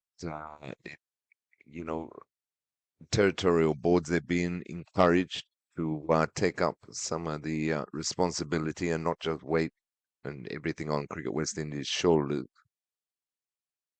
Tours like that can be organized. Also, in the selection policies, you select youngsters like this, give them debuts, give them chances, so it gets them exposure that's required. You're not going to select somebody for West Indies if you've never seen them play. So all that working together, and the mechanism working together, they're all on the same page, can only bear fruit for West Indies cricket moving forward. 19 overs bowled, 76 for 1. Continuing his good bowling form from last season, Joshua Bishop starts from this media centre end, down the onside. Good take by Colin Boyne, took it. Just came across nicely. Just looking to pick the bails off. Yeah, very neat take, very good footwork. Need to get a short leg. Need to get a short leg in. Getting the ball to just rip. So just keep the batters. Oh, in the air again. That's why it's so important. That's why you need that short leg. I think the cover is wasted. Since Bishop has been bowling, he's not fielded one delivery for the day. Need to get him into a catching position. And the academy, even though the score is 77 for 1, they have to understand, they have to look like they're on top. They have to look to get wickets. Exactly. I mean, they're not. They're going along steadily, Leeward Islands, but they're certainly not taking the game away from them. Another couple of wickets here, you never know. Especially. I don't like this at all here from Bishop. Putting everybody on the fence a bit early. Shot. Lovely shot, driving on the offside. Blades coming around, struggled for a minute. It was to his right, and so he had to get his motor truck going. Took him some time, and while he fell, Forbes came back very quickly for a second run. Bishop is laying back to long on.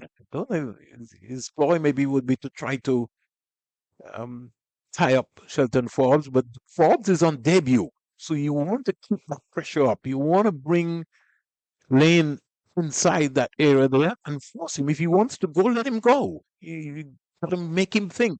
Just don't give him a single.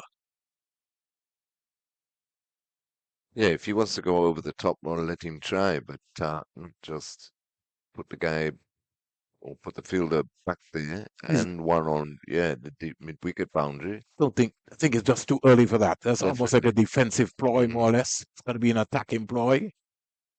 Bang on target. Another over completed. 3 runs out of the over so far. So 5 overs bowled by Bishop. Got some 3 maidens within that process. The Leeward Islands Hurricanes, after being inserted by the Teddy Bishop West Indies Academy, they're 79 for 1 with 20 overs bowled. Yeah, and even with McKenny Clark coming from the other end, they're bowling quite well in tandem, these two. They're keeping Leeward's in check. I would have had the 3 slips for Clark. When Forbes is on strike, as you say, Vernon. It's early days for him. He's on debut. There will be Blades again from the northern end. Left arm of Blades, bowling to right-handed Deem Henry.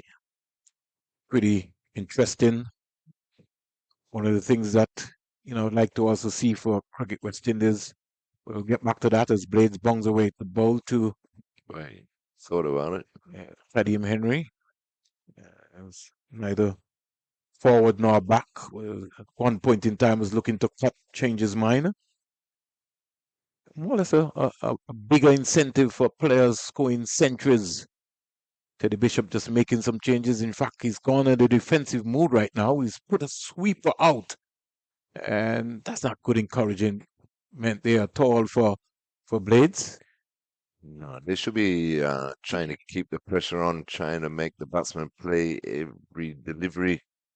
We move to the luncheon break. He's only got 1 fielder on the two. So he's forcing Blades now to bowl to a 7-2 field.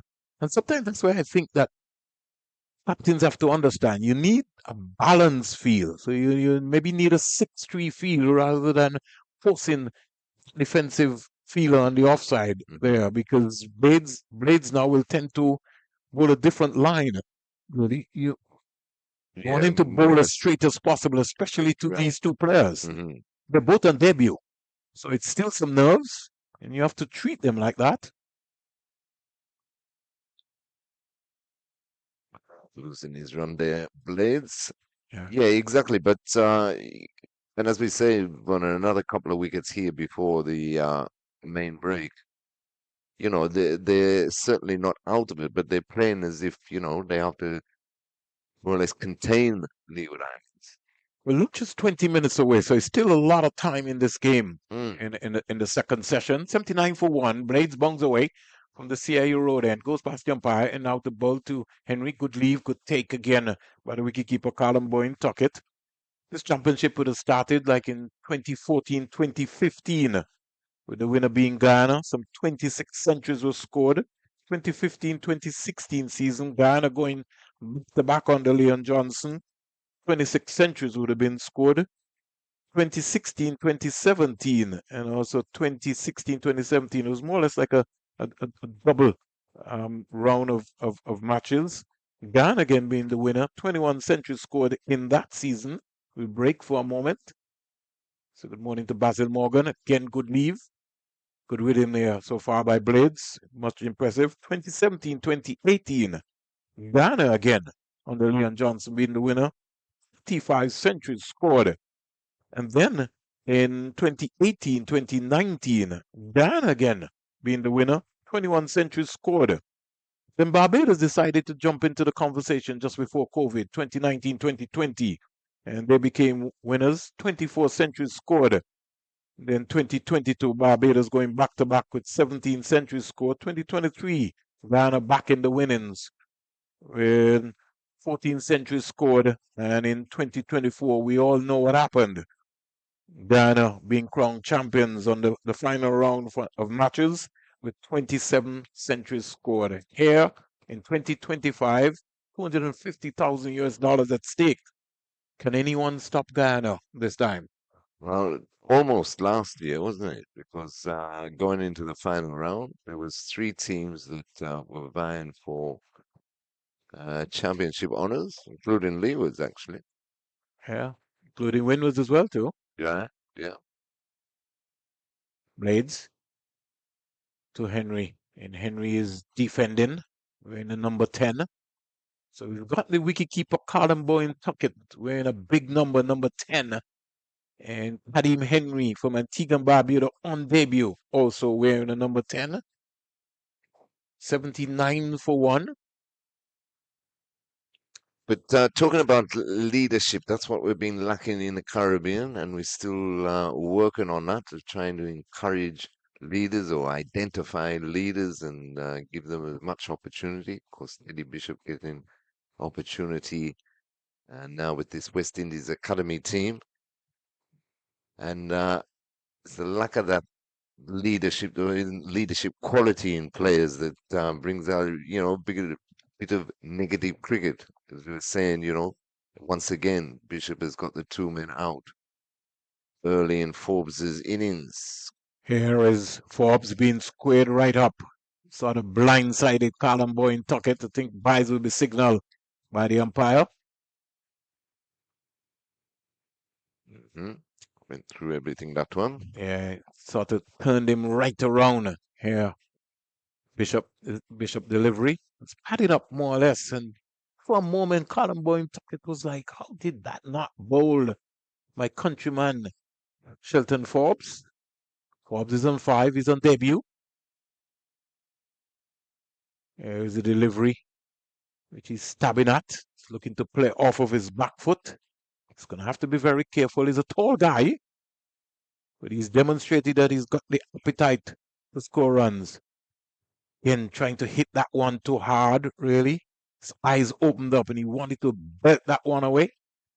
Yeah, short and travelling down the leg side. Unfortunately, he didn't make good contact. Slipping a short leg in. Here is Forbes Contact. hammering this one down to long on. So they must have known something, and these two teams would have had a practice game at Ball Beef in Liberta. So maybe that's one of the reasons why Bishop has decided to put Lane back. But I just prefer to have Lane up. If Forbes wants to go, let him go. Yeah, and he looks like he is going to go. He tested out Lane long on boundary there, but one bounce to the fielder. We see the test match taking place with Australia and Sri Lanka. 10,000 runs scored by Steve Smith. That is a remarkable achievement. He's on 104 not out from 188. Usman Khawaja's batted beautifully, 147 from 210. Over completed again by Joshua Bishop. It's bowled 6 so far.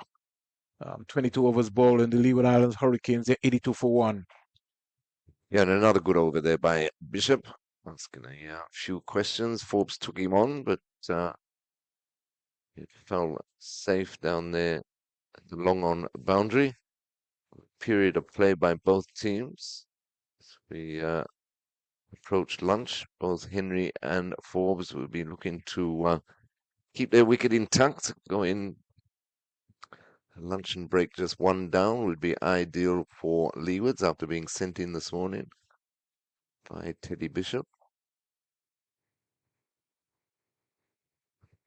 Smith only needed a couple, didn't he, to pass 10 down? Yeah, he needed 1 run. Right. Got 2 runs before lunch. It's been exciting looking at that. I stayed up for a couple of hours. I think Sri Lanka is going to be in some serious trouble. Normally, in a test match, you always want to win the toss, and the first thing went against them was losing the toss. Australia looking to pile the pressure on, looking to bat once. So you're up watching some of that, but you watched this against Pakistan, right? Didn't have a choice. Well, no, that's fine. 82 for 1. Blades bungs away to ball to Forbes, who's on debut. And Forbes is quietly coming forward. I was wondering why you were watching other people's business. I've got to watch everybody. I've got to watch cricket. I'm just not limited just to West Indies cricket alone. And that's the problem I think that is happening around here, is that some of us just only concentrate on West Indies cricket and we don't see what else is happening around us. So we really can't talk about the cricket. So a lot of people are beating up on West Indies cricket. But they don't watch West Indies cricket. No, but it's almost world cricket as well, because everybody is struggling. Well, thank you. That's what I Pakistan was saying. produced 2 turners. 2 turners and they Right. can't bat on themselves. So they struggled against Also- the West Indies spin attack. Also, I'd like England couldn't bat on them. So how much of a gap is there between this so-called top tier and lower tier? On any given day, It's just a talk, Terry. So exactly. don't worry about the top tier. I mean, the issue is that however the schedule is set up, you just have to prepare. And I'm hoping that in the Caribbean that we'll be thinking the same way. Just like how they're going to prepare tracks, that we almost look to try to make sure that as the home team, we prepare tracks as well. Pitched up delivery there by Blades and just falling over. But Shelton Forbes there is looking for a big drive. We should be trying to prepare trucks, but the split system, as we well know, Vernon, has been in for donkey's years anyway. You remember when they changed from 6 ball to 8, from 8 ball to 6 ball overs, except when you were playing Australia. With Australia playing England, they were allowed to bowl 6 balls. You remember that? Sure. Now, the Kookaburra ball being used in this West Indies first class is because we got Australia in June, July. So here comes. So they've like I always had mentioned, that split. Blades with a good length delivery, well played in the end by Shelton Forbes. I just want to see better cricket wickets demonstrated so that our young batsmen Yeah. and bowlers can be, you don't get a false sense of pride of just bowling on ranked turners, So you get a lot of wickets in the regional competition, and when you play for the West Indies, you're struggling maybe to even touch a pad. Mhm. Here is Forbes just squirting this one off, Going for 2. coming back quite easily Running. for 2 runs there. And Joshua Bishop misfield, causing Forbes to come back for 2. End of the over number 23, Blades. Certainly, second spell has certainly looked impressive. So his 7 has cost 26 runs so far. But so far with the old ball, compared to his first spell, he looks a lot more in control. Yeah, he looks a lot more smoother, and he's obviously ironed out his no ball problem, which is good to see. I think on West Indies debut, although that was a one-day match, he had problems with the front line also. But in his second spell, he's come back very nicely. Joshua Bishop looks to continue. Just needs to just pull his length back some more. Just toss him up, toss it up, bring Lane up. Especially with the bounce he's getting. Yeah. There's about 11 minutes to go before lunch. You put the short leg in there, take that man out from cover, put a short leg in, put some pressure on him, and somebody be chirping into his ear.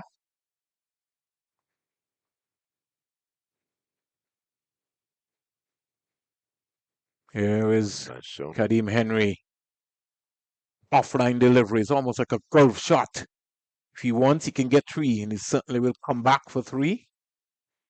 So the running between the batsmen from the Leeward Islands Hurricanes, starting with Grant and Henry, and now continuing with Forbes and Henry, has been very impressive.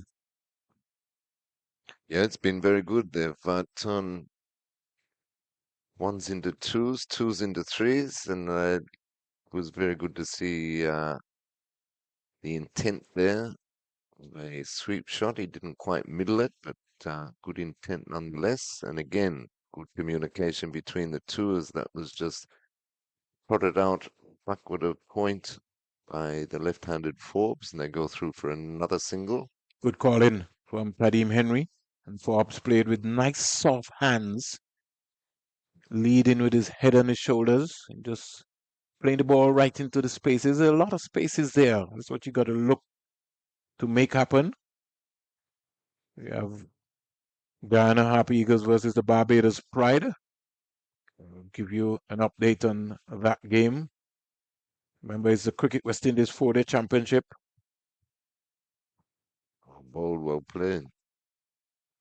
Good over again, but well negotiated by both Forbes and Henry. 88 for 1. Bishop now has bowled 7 overs, 36 dots in his 7 overs. Got one spectator out on a rug. Or she might be part of the scoreboard. Yeah, we got Elaine Turner and her mom. We want to say good morning to them. They're Turn the score. always here, always supporting. It doesn't matter what sort of cricket. And I'm sure this crew will get bigger over the next couple of days. And it was wonderful. They were, when we played against Bangladesh, the West Indies captain and his crew went over and really gave major support to Elaine Turner and her mom. Invaluable support for local cricket, Leeward's cricket, West Indies cricket. In fact, they travel a lot too. Just come out to support. Excellent. Even local cricket, they're always around. You can't miss them. Here's Forbes standing up straight and punching. Ball change again. Mavendra Dinjal. So spin from both ends as we approach the luncheon break. And around the wicket to the left-handed Forbes, who punches that back firmly, but well fielded by the bowler. 88 for 1. Jamaica against the Windward Island Volcanoes. They're 67 for 2. Campbell is not out 41. Brown and McKenzie back in the pavilion. Blackwood, here is a delivery, which is just turned on the onside. They pick up a couple of runs right here. Yep, swept nicely by the tall Forbes that time. To the fine leg region for a couple.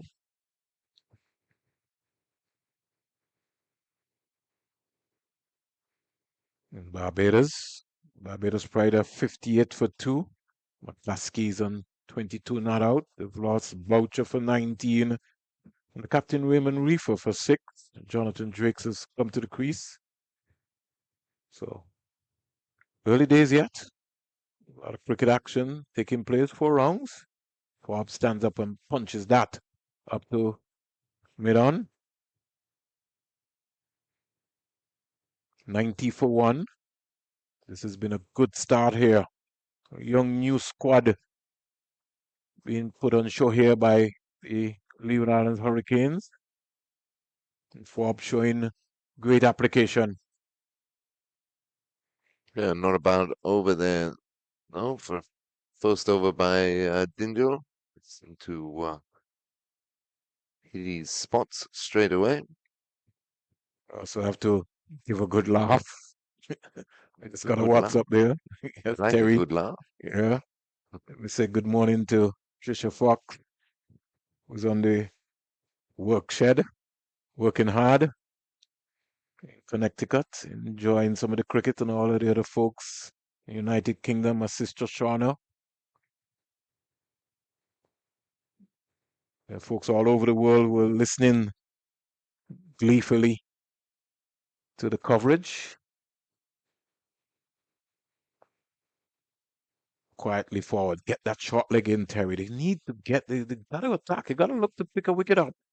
Could get one goes, one can become two, two can become three. Exactly. Teddy Bishop, you got to be thinking about that.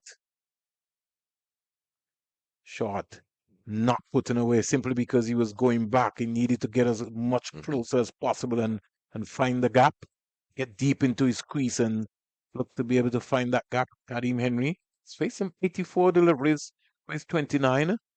He's contented to just play the ball as late as possible off of the back foot. 90 for 1. Joshua Bishop, leading wicket taker last season.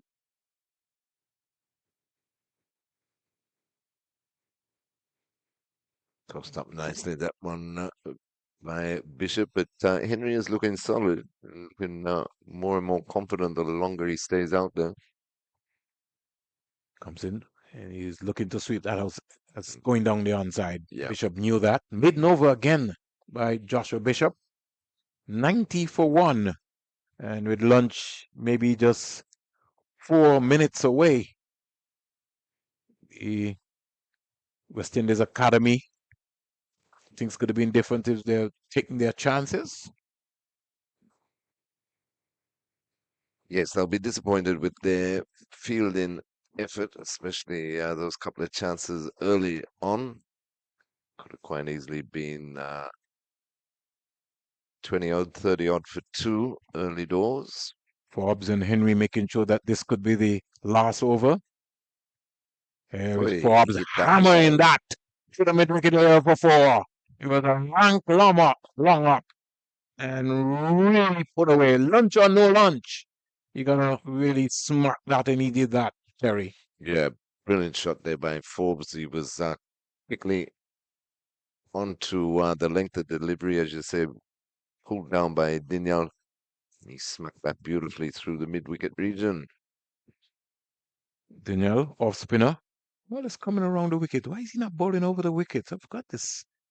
Every time they see a And left-hander. his run is very, very, just a couple of steps. It's even shorter than Raheem Cornwall's. Does a lot with his arms, though, and his run. Pretty interesting. Get that short leg in. Get that short leg in. Yeah. You just never know. Because- Forbes will be thinking about lunch. Apart from the first ball of this over, he's been quite spot on with his length. It's got a bowl straighter. That's very comfortable for Forbes on debut. 11 boundaries hit so far in this innings. The Leewards of Hurricanes have been off to a good start, 94 for 1.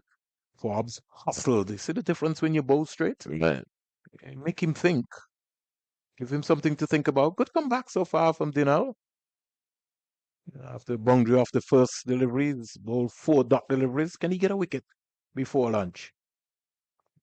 Ooh, Almost through, but Almost. yeah, good over. almost. So looks like we're going to get in one more over. Let's look at the replay here, Terry. Let's see what happened. Forbes, nice straight dead bat. Alan Boyne Tuckett was like, wow, what's happening here? I like Forbes. He's really, his work ethic, Yeah, he looks the part. Huh? he looks like he belongs here. Mm-hmm. So this is also a good investment, again, by the Leeward Islands Hurricane. And then sometimes we have to believe, we have to support. That is also going to be very, very, very important. Karim Henry on debut, both players on debut. Bishop in now to bowl to Henry. Henry playing inside the line of the delivery. Get a short leg in. Force him onto his front foot. He's thinking about lunge. There are 5 deliveries to go. Get a leg slip. Get a short leg in. It's the final over before lunge. Henry looking for an Should expansive have fielded drive. that. Bishop should have done a lot better than that. Gotta stop those. Just don't give batsmen that easy run. Henry goes to 30. Forbes comes into strike. Again, he's put the man back at long on. Coming forward is Shelton Forbes. West Indies Academy seemed like a long time ago, around about 9:30. Called right. Here is Forbes just flipping this one down to long on, almost like a golf shot. Yeah, and he knows Vernon though. He can miscue it as long as he doesn't go through with the shot with Lane being on all the way on the boundary. You had him up there, he would have been in trouble. But Forbes every now and again is inclined to go big. Mm, And so he's going to have to be mindful to be conscious of this. This might look like a small ground, but you can hold out. right. We saw what Yeah. happened to Travis Yeah. Head Hmm. in the test match this morning. He just thought that Yeah, the smaller shot was ground. on, Yeah. and Yeah. he held out as well. So he's got to have to be careful here, Shelton Forbes.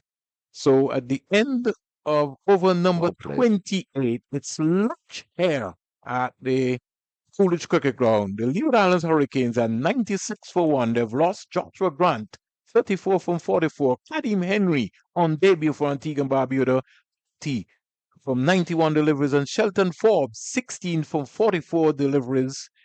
96 for 1. 28 overs have been bowled. The Leeward Island Hurricanes playing 3 debutants in Kadim Henry, Cameron Pennyfeather, and Shelton Forbes. Also, a number of debutants as well for the West Indies Academy. And know for sure, Michael Palmer, he would really want his first over to forget his first over. His first over had some 6 no balls on debut, Well, but 21. it'll be a learning experience for the young man. So all in all, the academy, they'll have to improve on their fielding in the second portion of this game. Drop some 2 pitches in the process, and their bowling unit bowled some 10 no balls within the process. 96 for 1. It's lunch here, and from 360, we just want to be able to just say thanks to everybody who've been following our coverage, our technician, our man of the business, and a cameraman. We thank you very much for tuning in to us and all the folks who've been listening to us all around the world, including Trisha, Basil Morgan, and everybody around the world. It's lunchtime for us here in Antigua and Barbuda. See you back in 35 minutes.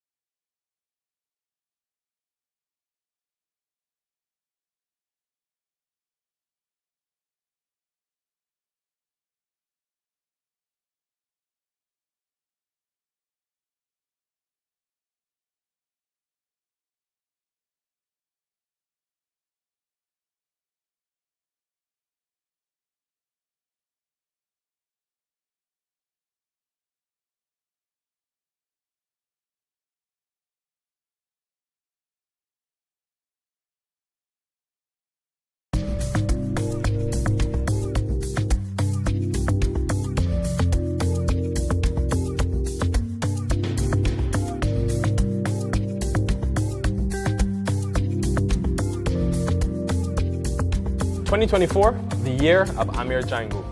500 runs in the first class season, most runs at this year's Super 50. Now he finds himself sitting here in St. Kitts ahead of the One Day International Series. Amir, this must be special. What makes it special to wear that emblem? It's everything I've dreamed of. Obviously, growing up, the only reason I started playing cricket was watching West Indies cricket. So a dream come true, and I just can't wait to get going. Take me back to your past. Growing up in Trinidad, who did you idolize? You're obviously left-handed. There's a very great left-handed to come from Trinidad and the West Indies. Who were some of the key figures in inspiring Amir Django? Obviously, definitely the great Brian Lara. I remember I have some pictures at home growing up, just going to watch Brian Lara batting in nets at the Oval. I always used to go watch him on matches that he played. And obviously, as my career went on growing up, I absolutely idolized Kumar Sangakkara and Quinton de Kock, two special players that I have kind of replicated my game to, being a wicketkeeper batsman.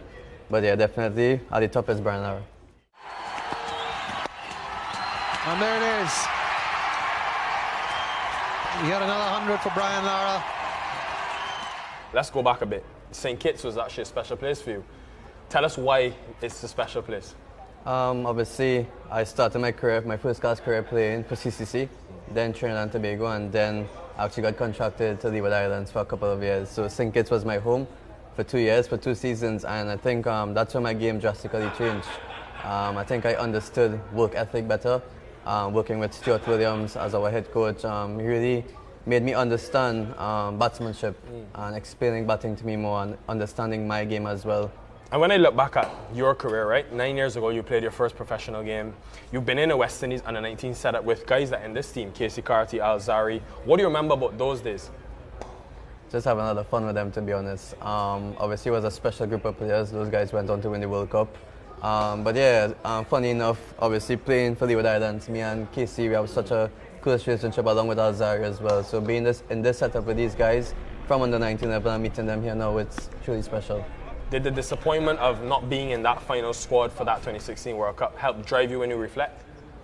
Definitely. Obviously there's always disappointments along the path of being a professional sportsman. But obviously missing out on that World Cup, yeah, it did hurt a lot. But having said that, going to university and meeting up with Frederick, who's even a coach here now, it's really special because he's the one who saw me and got me into the CCC setup, and that carried on my district career and actually took my cricket to another level as well. And let's talk now about this year, 2024, because life's changed for you. First of all, start of the year, as we said, maiden first class 100. Not only was it 100, a double 100. There it is. That's his double 100. Amir Django pulling this one in front of square, past that man at mid-wicket, celebrates out there in the middle, takes his helmet off. Proud moment for the young man from Fatima College. And then, of course, maiden list day 100 in this year's Super 50. What changed? To be honest, there was just a big hunger for me. That really clicked in my mind. I was reaching a stage in my career now, 27 years old. I want to take my career to another level. And obviously, I didn't want to just be a first-class player, just a regional player. I want to be an international player. I want to represent West Indies. And the only way I could have done that was putting numbers on the board. I think before that first double century that I scored, I had like 490s in first-class cricket. And that was the change right there. I know I had to get that 100 mark, and luckily I did. And it went on to Super 50 as well. I know that once I have 2 good back-to-back tournaments, it'll put me in good stead to play for West Indies. So lucky enough I did that, and it's just about hard work, preparation. I saw some pictures and remember watching live when you got that maiden list day 100. Tell us about the emotion you felt. Really special, man. Obviously, I think a couple of games before I scored 96 against Leeward. Pretty disappointed with that. But obviously, everything in sports and in cricket is learning. And obviously, from scoring that 96, I knew when I reached in that position again that I would have made it count. So obviously, against Guyana, top bowling lineup as well. It wasn't the easiest of starts for me in that inning as well. Had some tough periods, but I fought through it. And lucky enough, I did get that century. But having that monkey off the back is a special feeling.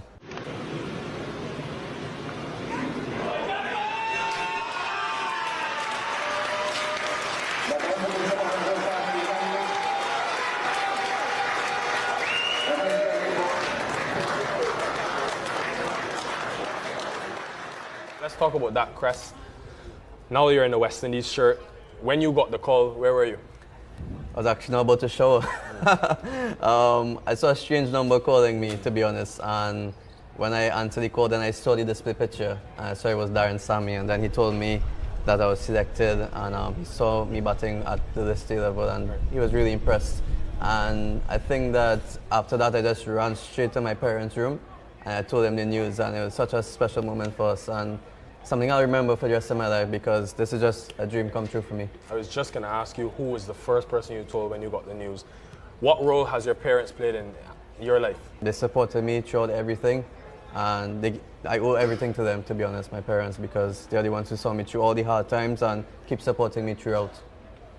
Now, completely away from the cricket field, this man has another side to him. That is the social media side. He's one of the very few cricketers I know who have taken social media seriously. Hey guys, so this is the day in the life of a professional cricketer during the month of Ramadan. Before I even get into any detail, why? Why do you think social media is important? To be honest with you, I think that it's branding, you know. Obviously, when you go out in public and being a public figure, playing cricket as a professional sport, people know you. So I think as though I use my social media to just actually show the public how I really am. And yeah, that's really it. I really enjoy it. I enjoy TikTok. I enjoy using Instagram as well. So yeah, it's all about just knowing, letting the public know how I really am as a person. Roti. Up One. top. Oh, Roti can be one, man. What do you mean? What you mad or? Pulori. 7 or 6? 7. 7. Alright, there's your number 16. Wait, it's on your head. No more. Chinese. Is that sort of a good release to have fun off the cricket field and also help the bonding of the team? Yeah, definitely. Obviously, I think that's my role as well, not only just being a wicketkeeper batsman on the team, but always bringing that positivity, bringing that vibe to the team. And I think adding that to my teammates, and they really enjoy it as well. They open up, they're always open to it. Which video stands out? Which one do you absolutely love? You always watch back a few times. I think with the Red Force team, I did the lock screen. I wanted everyone to see how the wallpaper of the guys are on the phone. So I think that's the favorite one. I saw that actually. That was fantastic. Alright, what's your lock screen there?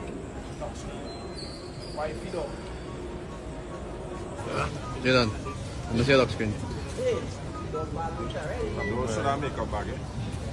Oh wow. What do you want to learn the most being around an international setup for the first time? I want to learn the most how to be consistent, to be honest, at this level. Obviously, to have a really good example in Sheikh Hope here, probably the best ODI cricket in the region, if not internationally as well. So I think having him around, I absolutely absorb all the information that I can get from him, batting-wise, keeping-wise as well. It's a brilliant role model to have in the team as well for me. So yeah, just to learn how to be a consistent player at this level. Saw you batting, I think with KC as well, in the net on the first day of the tour. What was the intensity like? It was crazy, to be honest. Looking up Jaden Seals as Harry Joseph running down at you at full speed.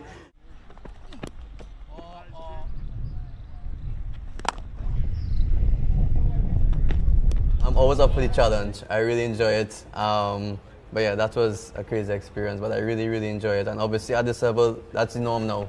So just about getting accustomed to it and enjoying every moment. I heard they had a few words to say as well. Jaden, I know you're very close to. So how does that friendship evolve in the net and then almost go back to being friends outside of it? It's crazy, man, because me and Jaden, we're really close off the field. But as soon as we step on the field with each other, we're always at it. It's always a battle.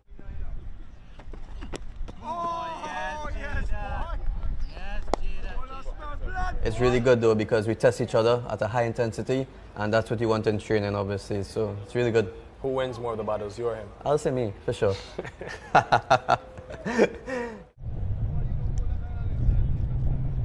When you look back on your career, maybe 10, 15 years, how would you like it to be remembered?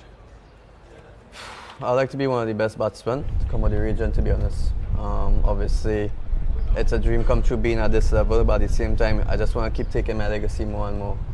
This is just the beginning for me. Why do you believe you can do it? Because I feel as though I have that self-belief now. I think looking back, as you said, 10 years ago, the self-belief probably wasn't there as well. But as I said, like, something just clicked to me, and I just have that hunger now to go to the highest level, which I am now, but it's about dominating as well. So I firmly believe that I can do that. All about preparation, all about putting in the hard work, and as well as being a humble person as well. The journey began in Trinidad, it stopped here in St. Kitts, went back to Trinidad, and look at life. Full circle, we're right back here at Warner Park. Amir, all the best. We're excited to see what you can produce and enjoy it. Thank you very much, man. Appreciate it. Cheers.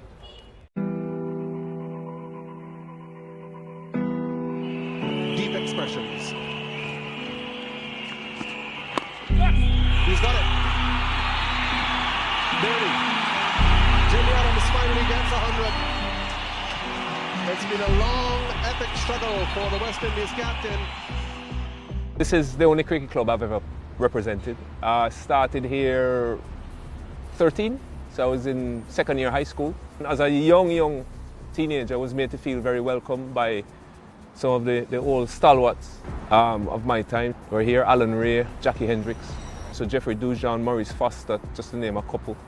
It's a club that had a rich sort of history of producing cricketers, but they really made a young teenager feel really welcome, and that was it really.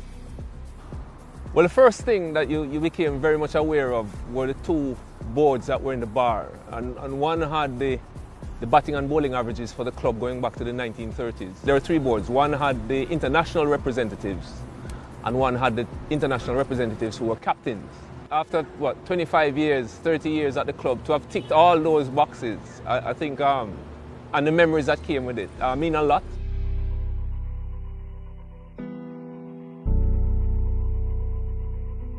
There was a rich mix of sort of generations here, and all of them really made me feel welcome and were very helpful over different periods in my career. And then just what the facility represented, it was the international ground, and over time I just became very familiar with it. Every blade of grass, I knew the wicket inside out.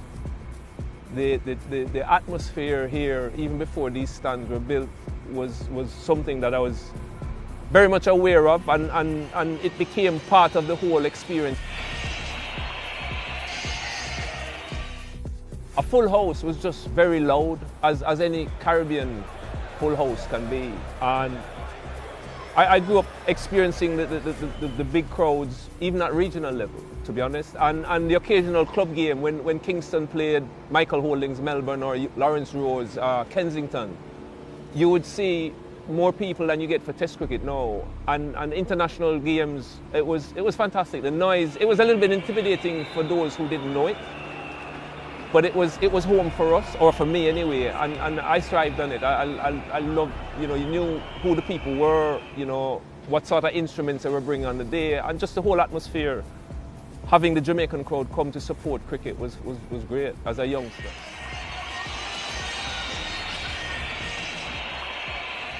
I guess the first Test match here would have been, that I played, would have been against England.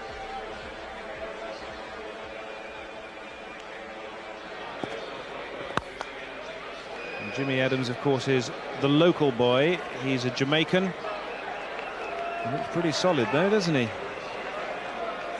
Once again, it's another West Indian batsman who set out his stall to get onto the front foot wherever possible.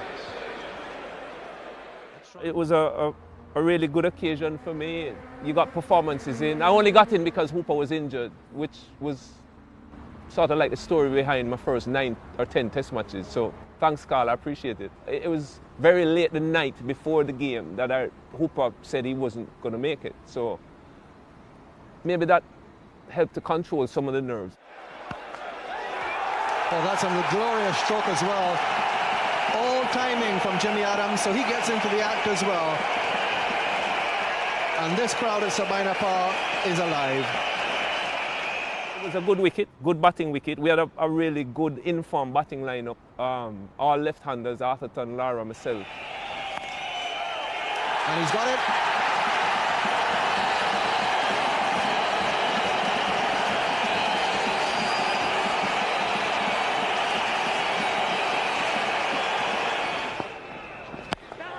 He's got it this time.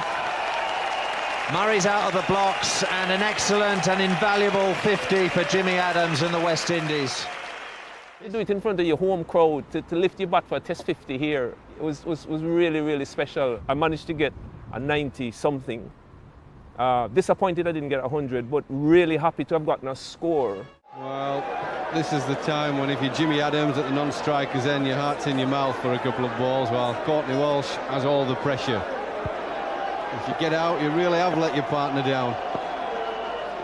Oh, that's close too. And out, yes! Steve Buckner confirms that Courtney Walsh has gone. It's the last West Indies wicket to fall. Jimmy Adams will have to trudge his way off this field. Satisfied he's done a fantastic job for the West Indies. I hadn't played a test for 2 years. So, you know, in those days, the competition for places was really, really tough. So whenever you got the opportunity, you wanted to just keep reminding the selectors, you know, if there's a slot available, give it to me and don't pass it on to other guys who were, to be fair to them, Roland Hall, Shave, all of them were scoring runs. So it was important from that point of view to get runs as well. Would have been better if I got 100, but yeah, I'll take the 90. It could have been worse, you know. You hadn't scored a test century up until then, but you went straight from Jamaica and you did get that first test 100. Yeah, I got it in the second test in Guyana. Batted with Shiv for a good while in that. I think that was Shiv's first test match. And for me, it was good to finally get that load off my shoulders. You know, I knew what it felt like to wait a lot of years for the first class 100, and yeah, you'd been knocking around, you still weren't too sure about your spot in the team. So to get that 100, I was thinking, oh, well, even if Hooper came back, maybe there might be a place for both of us, which was significant for me. He's never made a test 100, that's the key. He'll learn to relax. If he makes one, his second one will come easier. That's it this time. Full toss from Salisbury. Adams puts it away. The first thing he acknowledges are his teammates in the dressing room. And a brilliant moment for Jimmy Adams. His first Test match 100, and it couldn't be more well deserved. Let's fast forward some years now. You came back to Sabina in 1999 against a powerful Australia team. That turned out to be an historic victory. Talk to us about that match. Well, first of all, context. We got skittled for 50 in Trinidad. Lara's neck is on the chopping block with the selectors on the board, and yeah, things weren't as great as they could have been. And I remember walking to the wicket, and the usual chit chat with me and Brian. We've been batted together for years, and so Pedro Collins had just got hit in his nuts, and he retired hurt, and it was in the morning, so we probably had maybe 80 overs left, and we literally just started counting down overs. So at the end of the over, Brian would say, right, Jimmy, we've got 79 left. And I would say, okay, we've got 62 left. I guess the underlying theme for both of us, you know, we're going into lunch, we've got 2 of us to lunch, and we just kept going. And I think both of us by then were old enough to realize when momentum was shifting. And yeah, pretty much between lunch and tea, we knew, we kept saying, you know, if we're here in 8 overs time, we'd have really taken this game away, and we kept going and we kept going. No ball, smacked down to the long on boundary for 4 runs. Lovely shot. Found the gap between mid-wicket and mid-on. Nice placement. And they'll come back 4-3. Good 15 for Jimmy Adams. A claim for him now on his home ground here at Sabina Park. Lovely shot. Beautifully played by Lara.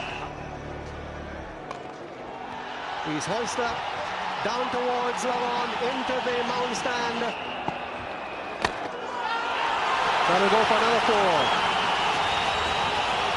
Brian Lara in full flow, moves into the 90s. What Brian did was special, to be honest. I don't think anybody can understand or appreciate the kind of pressure he was under, just generally going into that series, first of all, and then that game. Selfishly, to have gotten the bird's eye view of the innings at the other end was just the best seat in the house. I mean, I've seen Brian play some magnificent innings, right? But some of them, I didn't spend as much time with him in the middle as I did on that one. So to have been 22 yards or 20 yards away and sort of been a part of it. 150 not out. Well played by the West Indian captain.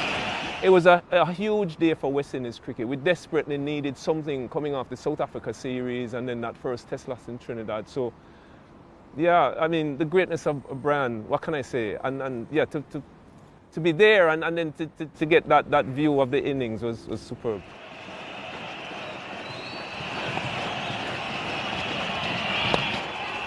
There it is. He has whipped it past mid-on, and Matthew Elliott's got to beat a lot of people helping him field the ball. So the umpire will give him 4 runs.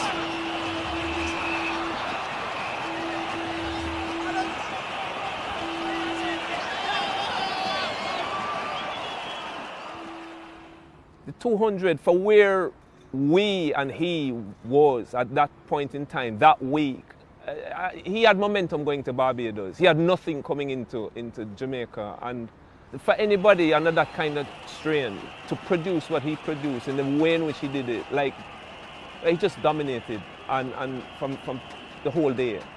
And yeah, you're at the next end, I'll take the crumbs off the table, I'll be fine, you know what I mean? But it was great. It was great week for us here, and yeah, the crowd here was unbelievable as well. We always talk about the crowd at Sabina Park, but it was a full Sabina Park, and it just, you couldn't get away from the atmosphere that the crowd created here. It's fantastic.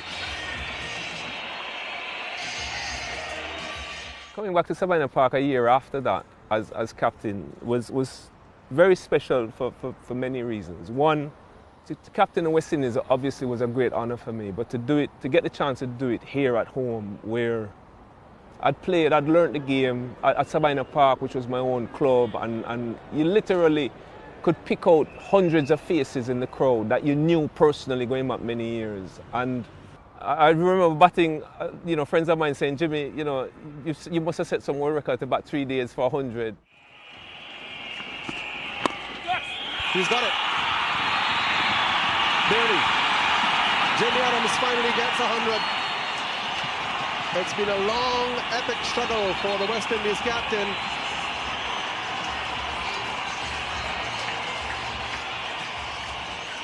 Yeah, it was just getting a test 100 as captain at home at your club ground.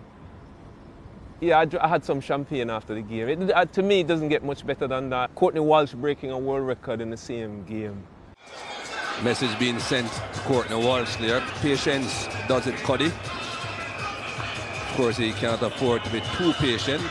Only 2 wickets left. It was getting to a point where I needed to take him off. And I was like, Courtney, and he kept saying, one more skip, one more. And it was starting to drag on. I was like, listen, I might have to make a call here. I was the most relieved person when he got it, because I was thinking people were going to say, Jimmy, you're captaining this thing just for your friend and all the rest of it. You can tell how keen he is just to finish off this innings, to get this wicket. Take on, that's it. Courtney Andrew Walsh is now Test cricket's leading wicket taker. The West Indians surround him on the field. There's this picture of Wavell Hines like hugging Courtney or almost lifting Courtney off the ground. And Wavell is a generation behind me, but yet Courtney had literally raised all of us, right? His mum had looked after us. If there were nights when we didn't have food or we were struggling, if we needed kit, he would bring kit back for the lads. And there was so much love for him. There is no more admired cricketer in the game today than Courtney Walsh. You can see what Courtney meant even to that young generation. Some of them from Jamaica, some of them weren't, but he's always had that effect on people because he's a giver, and he gives of himself, and he loves people, and yeah, it was great feeling, and great to be involved in it as well. So much happened in that game. But that's why we play sport, isn't it? You carry those memories for life. I mean, if I was young enough, I'd be playing now, but it's why we play sport.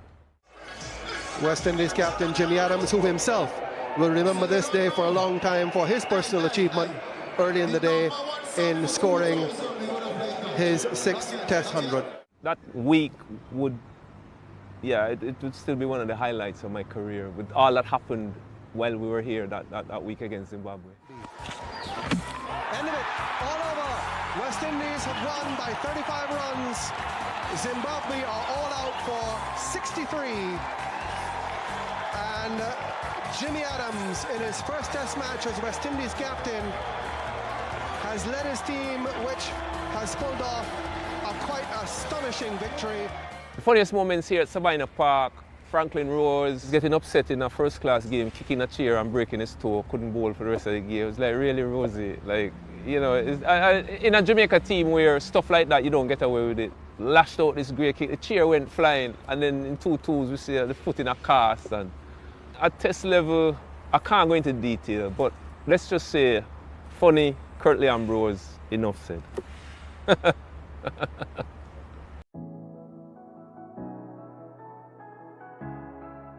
As we embark on the 2025 edition of the West Indies Championship, I want to extend my best wishes to all the teams, players and support staff as they prepare for what promises to be an exciting and competitive season. This year holds special significance as we celebrate 60 years since the West Indies Championship was first held, then known as the Shell Shield. Over the past 6 decades, the tournament has been the bedrock of cricket development in our region, producing legends who have graced the international stage and inspired countless fans. It continues to serve as a crucial platform in our pathway for the growth of first-class cricketers and for building resilience and refining skills for the international arena. The 2025 championship introduces several innovative elements aimed at enriching the experience for players and fans alike.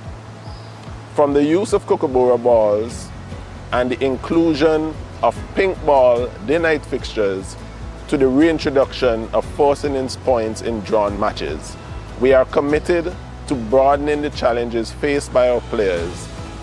These measures are designed to simulate the diverse conditions they will encounter on the international stage, building their adaptability and mental toughness, considering the ultimate quest to improve the standard of our Test cricket.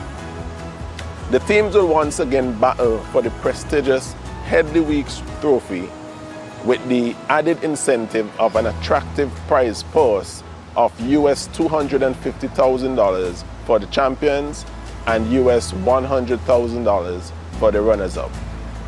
The 2025 West Indies Championship also precedes an 8-team series at home against South Africa and the start of a new World Test Championship cycle with a home series against Australia. We are thrilled about the continued participation of the West Indies Academy and the combined campuses and colleges, which reinforces our commitment to expanding opportunities for the emerging talent and the student athletes respectively. This tournament is a celebration of the passion, talent and legacy of West Indies cricket.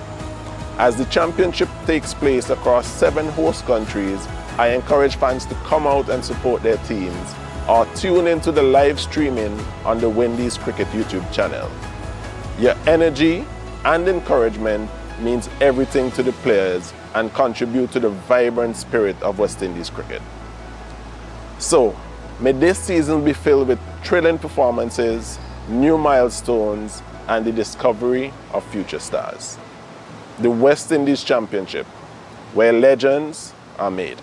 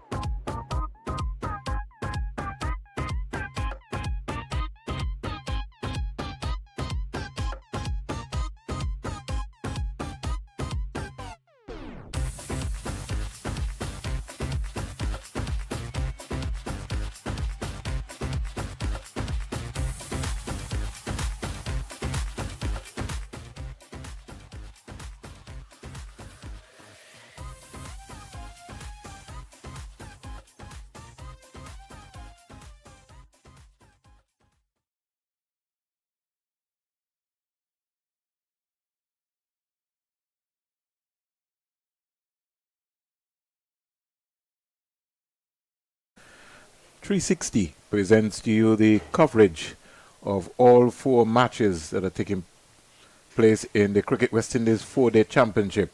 It's day 1 here in Antigua and Barbuda at the Coolidge Cricket Ground, the home of Cricket West Indies. And the Leeward Islands Hurricanes resuming at 96 for 1. The first hour, they would have scored some 61 runs in 11 overs. The 50 came off 71 balls, 8 fours in 54 minutes. And in the second hour, they lost the wicket of Joshua Grant, who was LBW, to the man himself, Joshua Bishop, for 44 balls. At lunch, the partnership with Henry and Forbes have yielded some 24 runs, with the score being 96 for 1. Lane has been switched from the social or the media center end to the CIU end. As I say, good afternoon to my colleague, the legendary Mali Richards. Good afternoon, Mali. Good afternoon, Vernon. Good afternoon to everyone in the region and around the globe tuning in to this round 1 match between West Indies Academy and Leeward Islands Hurricanes. Good session. Good first session that for the Hurricanes. Yeah, some 28 overs bowled during the process. And so we see in a opening partnership, the Leewards would have lost their first wicket at 72 for 1. Grant going LBW for 34 or 44 balls, but Henry has gone on and has looked good so far. Shelton Forbes is just tucking this one around. And Lane has switched from the media center and now to the CIU road end. Yeah, he has. Over the last couple of seasons, doing the matches here at the CCGs, predominantly bowled from the pavilion end, sorry. And Lane, but we did see quite a few of the West Indies Academy bowlers in that session 1. Just seemed to struggle a bit with their rhythm. Quite a few no balls, overstepped quite a bit. So they'll be hoping to be a bit more disciplined, at least in this second session. At lunch, Jamaica was 73 for 2. Their captain John Campbell 48 from 71. We're back here at Coolidge Cricket Ground. Wide delivery from Lane, sort of pushing the ball across the left-hander.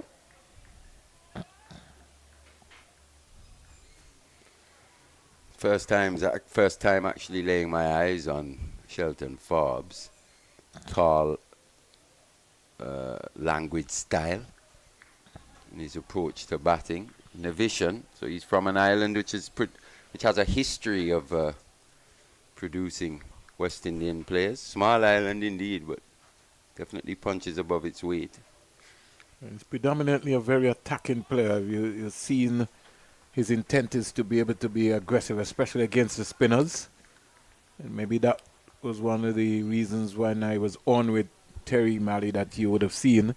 Couldn't understand why Bishop had lain down that long on. Really. I'm saying if he wants to go, he's go, because he was spinning. So I think he can afford to, have the mid-on and the mid-off up. That's an interesting point you made there. He was spinning on day 1, session 1. Ball still hard and new. Bit of turn on offer for the spinners. Good leave.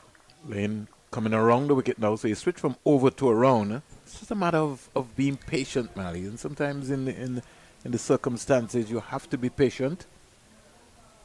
Especially on pitches that aren't the most helpful in terms of the bowlers, Not too much seam movement. Overhead conditions here is quite hot. Bright blue sky, not a cloud in the sky. Don't expect the ball to swing too much either. That's where accuracy becomes key. And that was one of the things, Mali, that I thought that when we covered the academy last year, and not only just the academy, but bowlers in general in the 4-day competition, were still trying things without having to understand that you have to build pressure, and something else will give. Yeah, sometimes young bowlers think they have to bowl magic deliveries in order to get wickets. Sometimes you just have to build pressure. Accumulate pressure on the batter, just like that, outside the off stump. Good length, going past the outside edge there. So Lane starting with a maiden. Very disciplined approach so far from Lane.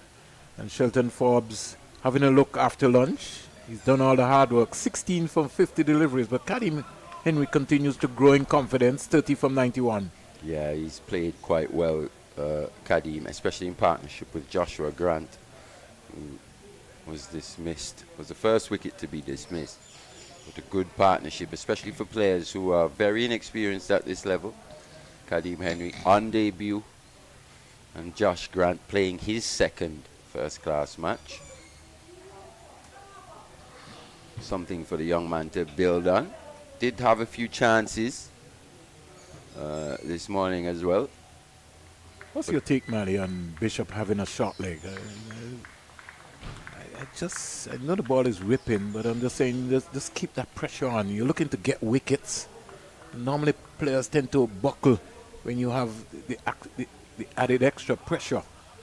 Or you're saying you'd like to see 2 men in, as opposed to the one? Well, he's got a silly point, so I'm saying get the short leg in. Okay.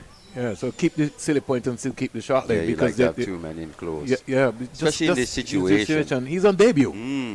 Even though he's got up 30, he's on debut. And force him now to come forward because the ball is spinning.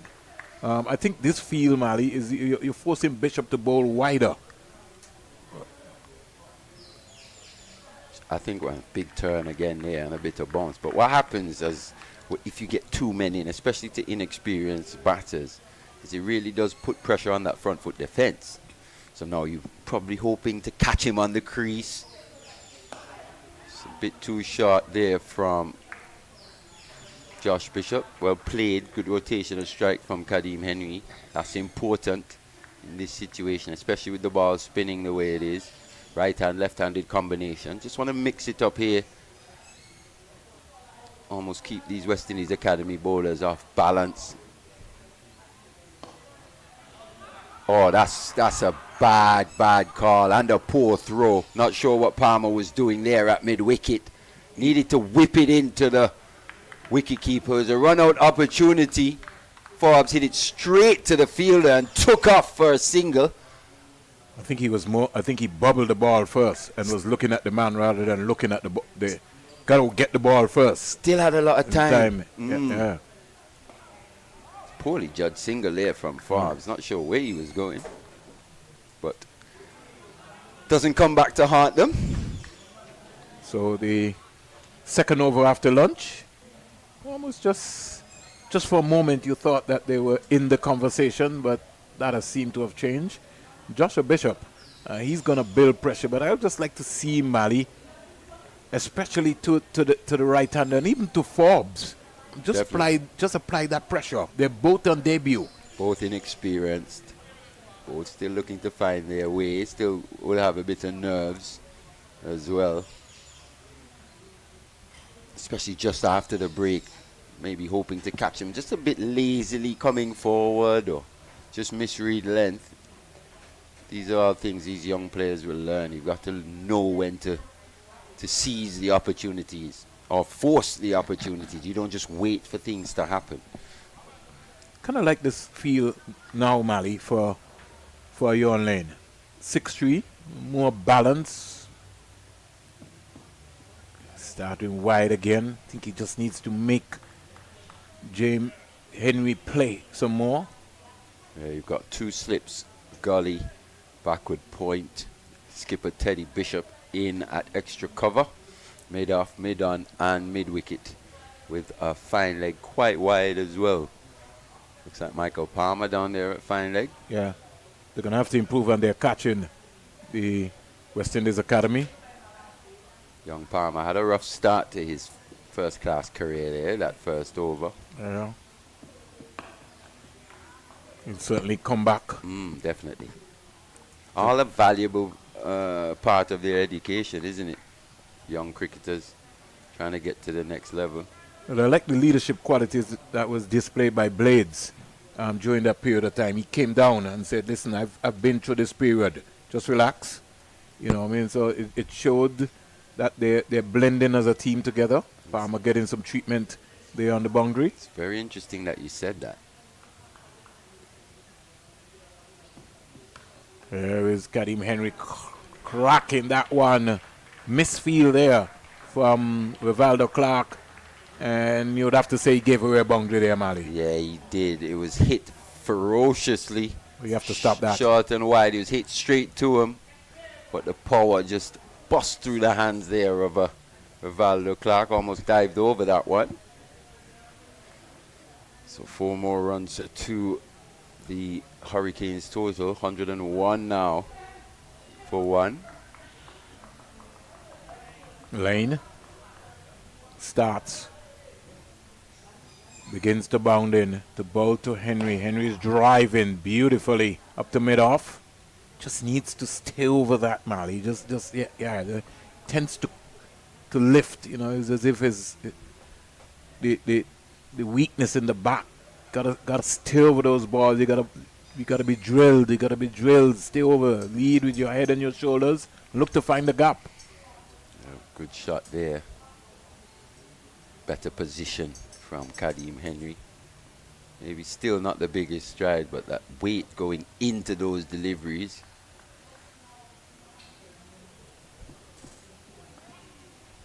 Every now and again, he sort of gets you into a mind of he wants to play, he wants to leave. And that simply comes down to what you were talking about, Mali, about the stride and where you want to be. Your head and your shoulders determine what is going to happen. Yeah, it's the head that leads and the body follows, isn't it? Especially when it comes to all aspects of cricket, to be honest. Batting, bowling, fielding. Well, it's a biomechanics as well, too. And that's why cricket is such a side-on game. You got to be so important. So Lane completes another over, his second after lunch. And the Leeward Islands Hurricanes, they're 101 for 1. And they'll be looking to go in confidence. Yeah, and he just mentioned there in that over in terms of Jediah Blades coming down and having a word with Michael Palmer earlier in the day, seeing that his bowler was struggling slightly. Just think back to Jediah Blades making his debut for the West Indies versus Bangladesh at Warner Park, about a month or so ago. Under pressure. He was under pressure from ball 1, and there was at no time did a senior player run down to him to have a word. Yeah, he almost was out there on his own. I found that so strange, man. Here is a quicker, flatter, faster delivery coming off of the pad of Shelton Forbes. A quicker, faster delivery. And that's what I was talking about, Mali, about some pressure. Forbes is comfortable in playing the ball off of his back foot. Just got to bowl straight out, get him to just whip that. That's offline. You get a couple of runs here as the ball journeys down to the fine leg area. Just like to see Joshua Bishop just relax. Get that silly point went in for him. You got a silly point in the short leg. The ball is turning, so that's something that he's going to have to work on in terms of adjusting his length. Yeah, but this one was nicely played from Shelton Forbes. Oh, completely. Because on the one before that, hit it a bit too hard. This one just allowed it to come in. Good presentation there. And a nice straight bat. Good stride as well. One for the future, Shelton Forbes. Tall guy. Keeping his eyes on the ball. I can tell you, Mali, the innings, the 100 that he scored at the Sir Vivian Richards Stadium in the trial game, I think he completely stunned a lot of folks there who witnessed that innings. He's not afraid to hit the ball. And when he gets to the pitch of the ball, he belts it. And that's the thing, especially with a few of these Leeward Islands players coming from islands that don't necessarily have the most robust cricketing calendar. It's going to take a bit of time for these guys to get acclimatized to this level. End of another over there by Josh Bishop, though. Hurricanes 103 for 1. It's interesting that you made that point, Mali, because as we speak right now, I think the only country in the Leeward Islands that are playing red ball cricket or anything of that consent is Antigua and Barbuda. Yep. It's quite unfortunate. Every other territory has been playing white ball cricket. And that's why sometimes you have to just give some major credit as to what's happening in St. Martin, because they only play 20 over cricket. Most of the cricketers who come from St. Martin, the younger ones, especially when they're playing for the Leeward Islands under 19 or under 17, Is when they come to the training camps, is when they go to that next level. Yep. Anguilla, there's totally non-existent, no cricket taking place there at all. Montserrat, and that's been doomed for some time. There's no local cricket, red ball cricket taking place in St. Kitts or in Nevis. There's white ball cricket, around the region. So there has to be a rethink by the think tank or the authorities of Leeward Islands cricket to figure out when you find a Shelton Forbes and when you find a Palmer and a Nathan Edwards, what sort of program you put in place to be able to hone those guys there, to be able to develop their red ball skills, because there is not much when they go back to the respective territories. Yeah, it also makes me ask the question, how do you find them in the first place? I think youth cricket has a lot to do with that. These guys would have come through the youth levels up until maybe the under 19 level, and there is where they'd really struggle in terms of not having the amount of cricket they would need in their home territory. To go to the next level. Yep. So we're seeing a guy here batting at number 3 for the Leeward Islands Hurricanes. Looking quite good about it. He's 18 or 58. But if we take into consideration his development, wouldn't have played too many red ball games at all at this stage. At this stage. That's what we're talking about. We can't ask for players to develop, and we can't say we want test cricketers if we're not putting the systems and the programs in place. Even from the grassroots level. Yeah, and then we wonder, what's next? Where's our under 13 program? It's yes, we have under 15s, under 17s, under 19s, but I think we should start even younger. The under 13s, that was a big part in terms of providing that competition for young players from around the region, going away from home, being away from your family. All these things you learn in terms of your journey to becoming a professional sportsman. The younger, the better. Rain into Bolter Henry It's a again. good Leaves man. it right there. Good leave as well. Yeah, it's important that you talked about the 13 and under tournament, which originally happened in St. Kitts and Nevis for some time. And you have the graduates of people like Craig Batwett and the Jason Holder and the Raheem Cornwall and company who would have all come through that program. The Michael Louis, Kevin Hodge, even Kevin Hodge out of Dominica. Dominica was one of the mainstays behind that tournament. Dominica and Anguilla, St. Kitts, Nevis, and Antigua and Barbuda played a big part in that tournament. My late colleague, Hayden Walsh Sr., could deliver there from lane. Normally you don't see people bowl Yorkers in the 33rd over, Mally, but he found one there. Well played by Henry. Yeah, just trying to sneak one through there was Lane. Went for the fuller one, as you said. It's almost like a lost art for Yorker, especially in this format of the game. It was coming back to the 13 and under program. You had people like Adrian Donovan and company, Milton Small. Good afternoon to you, Milton, and those guys. The interesting thing about that program, Mally, was that the Barbados Cricket Association always gave the ministry money to stay at a hotel. But the National Sports Council in Barbados said no, they stayed at the community center in Newtown. And just like what you were talking about, you were taught life skills. Those guys used to get up at the morning time and do their shows, get yourself organized. Now the whole system has changed. It is even harder right now, Mally, to manage on the NEU team. Definitely. It's a lot harder. I mean, I could remember the days, Mally, just being around, Hayden, the late Ross Donato, and myself, going around. It was just a joy to have you guys around, really, because there was so much talent. That was something that we looked forward for. You all became friends from that tournament, 13 and under 15, progressing to the under 19. You always look forward for that competition. And as much as we talk about sport and being a professional sportsman, not everyone's going to be a professional sportsman at the end of the day, but what it does do is just sets you up to be a more well-rounded person all around.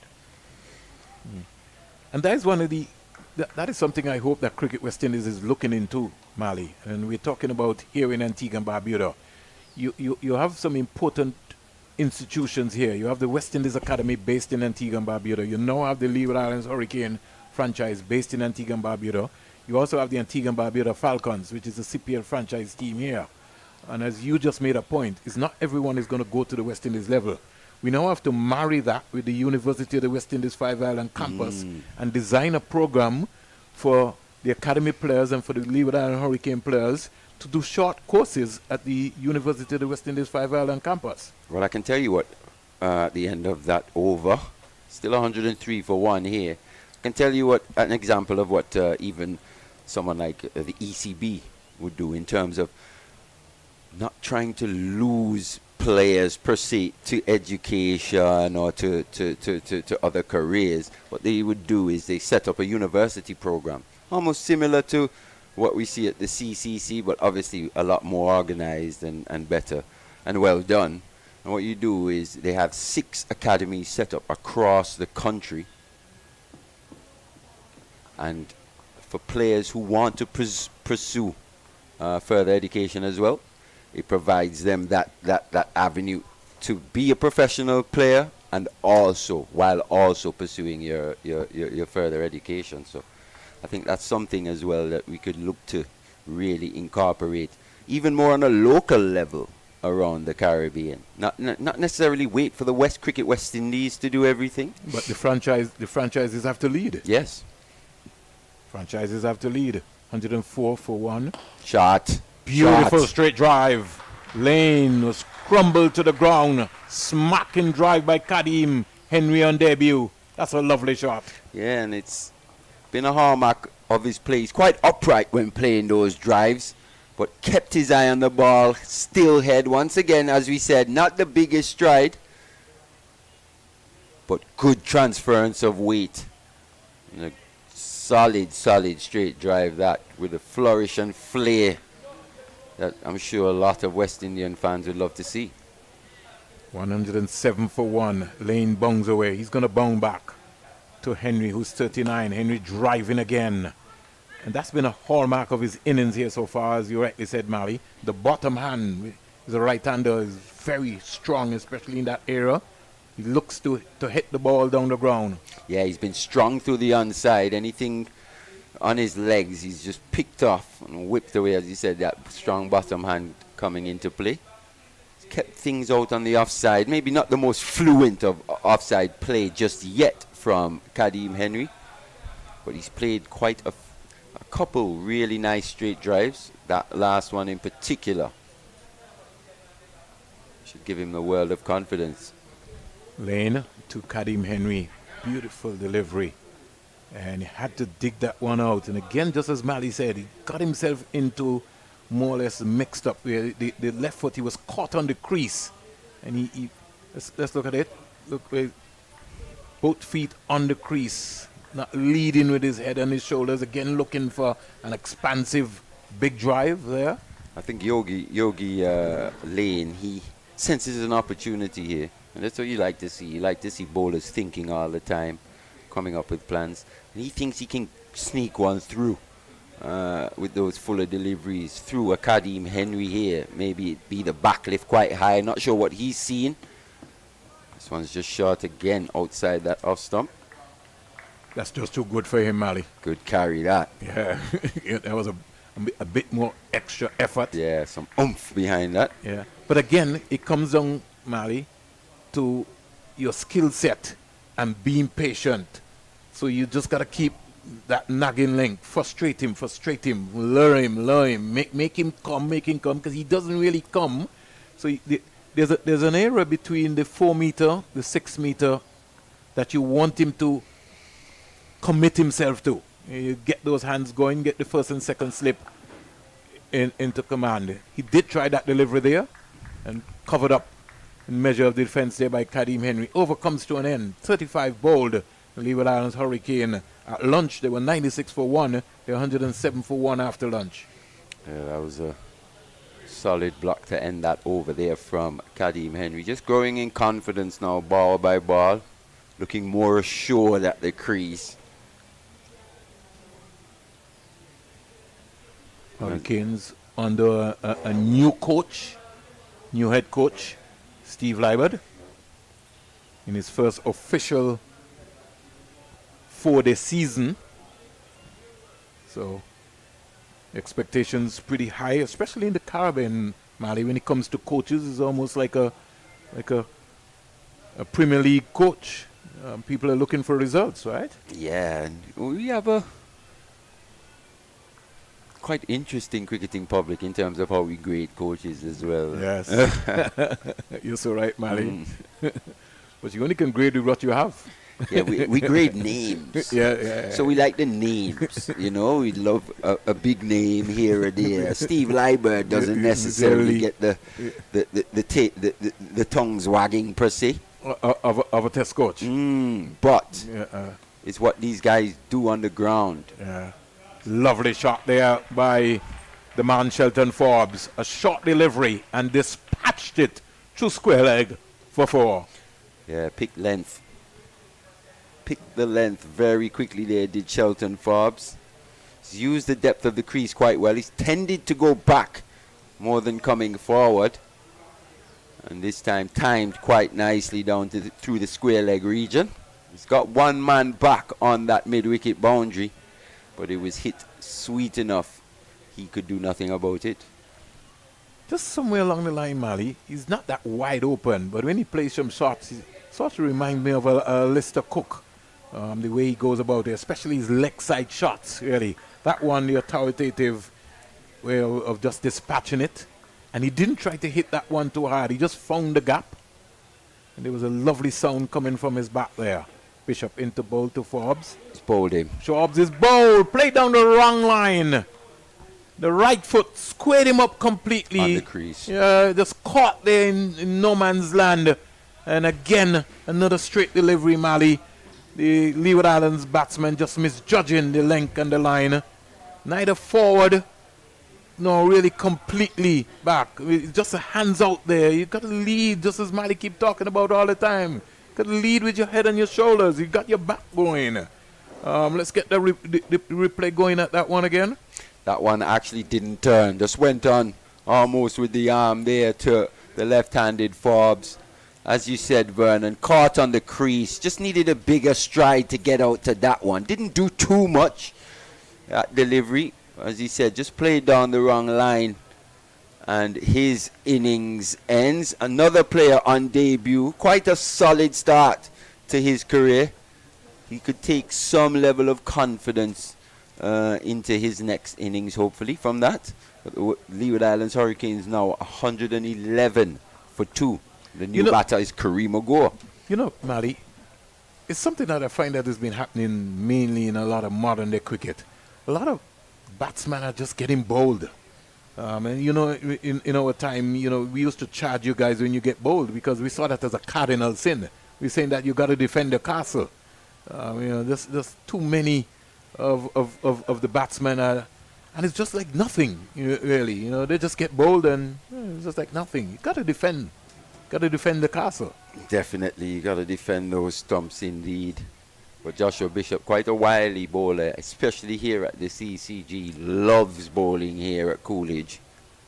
He's got a fantastic record here. Again, Mali, no short leg. We've got a silly point, we've got a slip, but no short leg. Kareem Agor is just coming. You gotta put the pressure on there. Did that go straight to hand? We'll find out. It's a sharp chance. But he's sort of square, Mali. That makes it so difficult for him. Again, Kareem Agor. It did. It dropped. It did. That's what we're talking about. Dropped or not. Another catch. Oh, aerial again. He's got a man in at that catching extra cover position.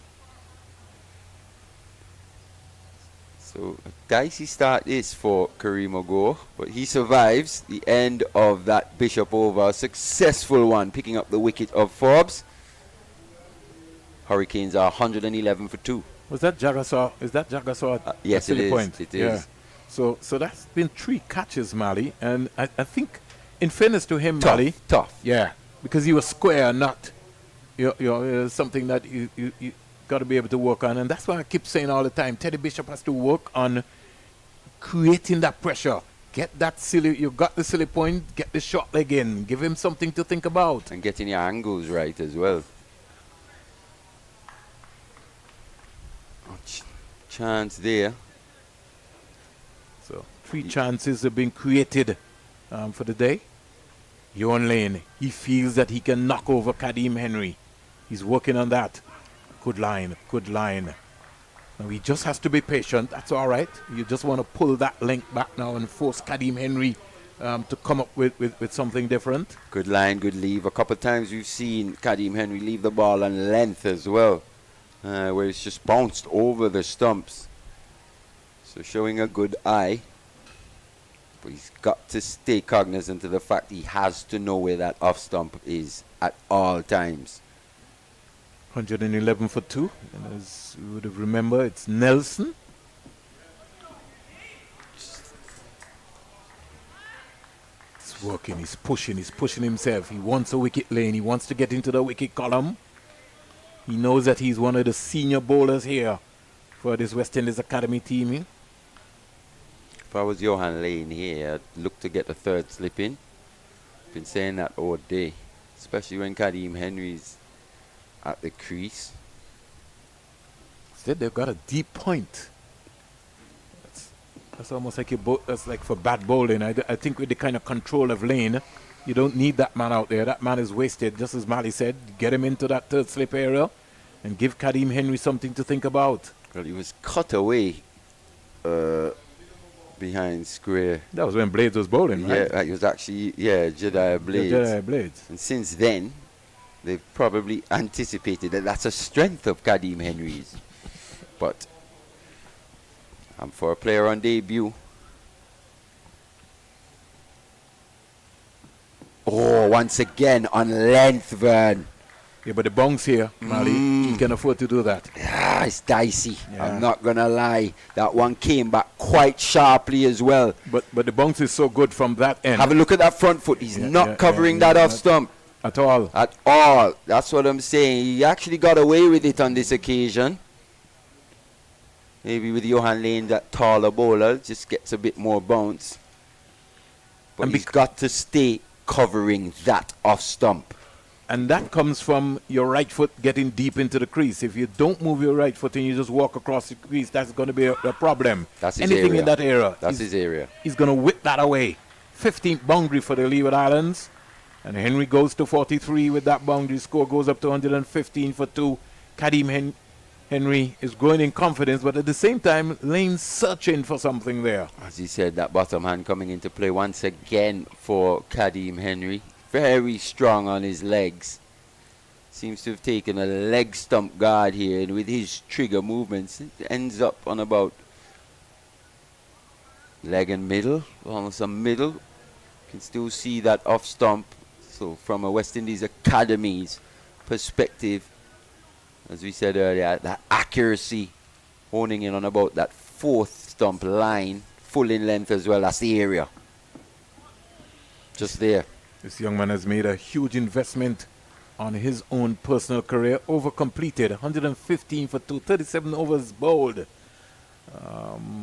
Had some real good support from the private sector in Antigua and Barbuda. Top ranking has been one of his main sponsors behind him. Hilroy Humphreys from Paradise of Water. Byron Anjo also from iMobile. These are some people who have really pushed him. He had a couple of seasons in England, had some big seasons. And he always wanted to be a professional cricketer. It's paid off for him so far. He's got a good start so far, Mali. On debut, 43. You'd want to build on that and maybe register the first 100 of the year. Well, definitely. He's got a start. He's looking good. He's done all the hard work. Yeah, he's done the hard work, as you said. He's got all the information in terms of the batting conditions out there. Pace, bounce of the wicket. You see what I was talking about there now, Mali? You see the idea now of having Karima go that short leg, that delivery. You'll be giving him something to think about there. Get that man out from cover. Get him inside there. Turn and bounce once again. Good shape on these deliveries from Joshua Bishop. If you think something that maybe a Raheem Cornwall in the dressing room is just licking his lips. He'll be smiling. Seeing the amount of turn and bounce on offer here on day one. Gonna have a conversation with Kadeem Phillip, man. I say, listen, I thought you guys were producing something. No, he produced the right wicket for his boy. What do you mean? I hear you, Mally. I'm sorry, Mally. Here is Kareem Agor coming out, flighted delivery, and he just got down on right leg and just really hit it into the square leg area. The fielder has got to go all the way for it, and he gets his first scoring shot as a boundary, the 16th of the Leeward Islands inning so far. Just erring slightly in line there was Josh Bishop. Kareem Agor taking the opportunity to score. Just the 2 men in the onside. Mid-on and mid-wicket. I wonder if it's a tactic where they've just decided that they're not going to use the short leg. They're only going to keep the silly point into conversation. And for me, that would really put pressure on a player like Kareem Agor, who loves to get a big stride in. Bowled him! Oh! How did that miss? And again, he committed himself so far, Mali. How did that miss? Wow. He was almost overbalanced as well to Mali. It's important as well. You see him defending there. He's getting his hands quite low, isn't he? Yeah. What? Played. You can still see that front foot went down the line of leg stump. That's what we're talking about, Mali. Gotta be careful. Yes. He was overcommitting, almost overbalanced. Have a look again. Pitched on middle and leg. Actually looking to get his front foot out the way. Almost ended up bowling him that delivery. The bounce saved him on that occasion. Gotta use his bat, Mali. Forget about the pad. Get that bat there. You gotta get that your top hand. Right, they're playing, looking to play that ball with soft hands. But you mentioned the short leg. The way he played that final delivery was almost as if a short leg was in there. Yeah, there we go. The way he tried to get the leg out the way. Yeah, you got to play with the mind. It's a mind game, and you got to keep that pressure. Because when you go to the next level, the West Indies level, and you're playing against Sri Lanka and Pakistan and Australia, they're gonna put that pressure on you. Here is Kadeem Henry missing out there on that delivery from McKenny Clark. And what's interesting is, like, growing up and being taught how to play spin over the years, like from different coaches, bat and pad close together.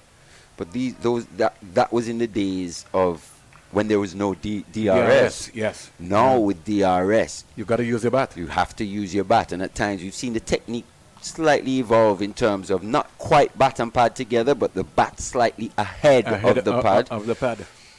And that has to do with balance as well, to Mali. It's like you've made your mind up that you're going to play forward.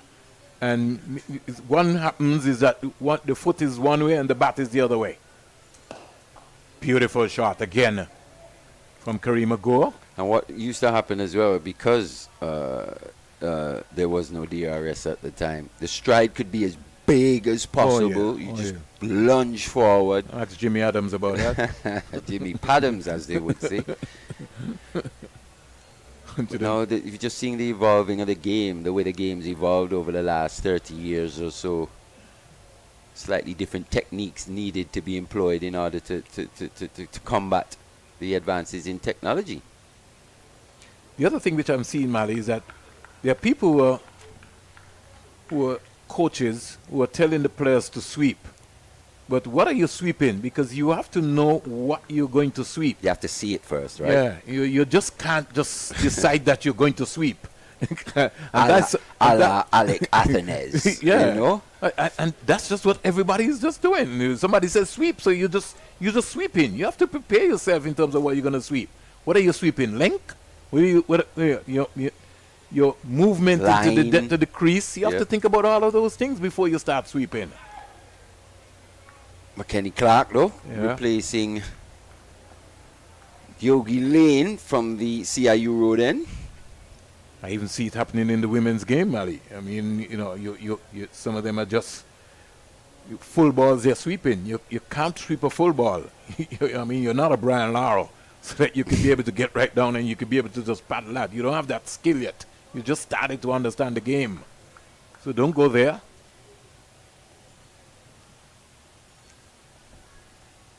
Good leave. We mentioned McKenny Clark's run-up. You mentioned his run-up earlier in the day. Yeah. Earlier this morning. Just having a look at him throughout day one as well. I like what I'm seeing in terms of his rhythm, the way he's bounding in, getting to the crease. Well, this spell. Yeah, it looks a lot more, even towards the back end of the last spell, it looked a lot more fluid. Not too many hops and skips and jumps. Seems to be running through a bit more. Seems to just cut the length of that run-up as well down a bit. It's all about rhythm. The only thing, Mali, is that I don't think his non-bowling arm is effective enough. It's almost like it's locked. It's not working enough for you, eh? No, don't feel so. Feel he's a big, tall guy. He can get some more out of that rhythm. Just look at it. It goes up, but it almost like goes across his face, really, rather than there, so he can be able to see it. I know we're talking a lot of technicality stuff here, but all these things in terms of your biomechanics will sort of help in your rhythm and your delivery. 121 for 2, 39 overs bowled. I think what I would have liked is the pace in which he was running through the crease. That looked like something he's definitely been working on over the last 12 months or so. Well, in fairness to the West Indies Academy, in the first spell, Mali, they would have had some close to about 10 no balls. Something that they would have spoke about.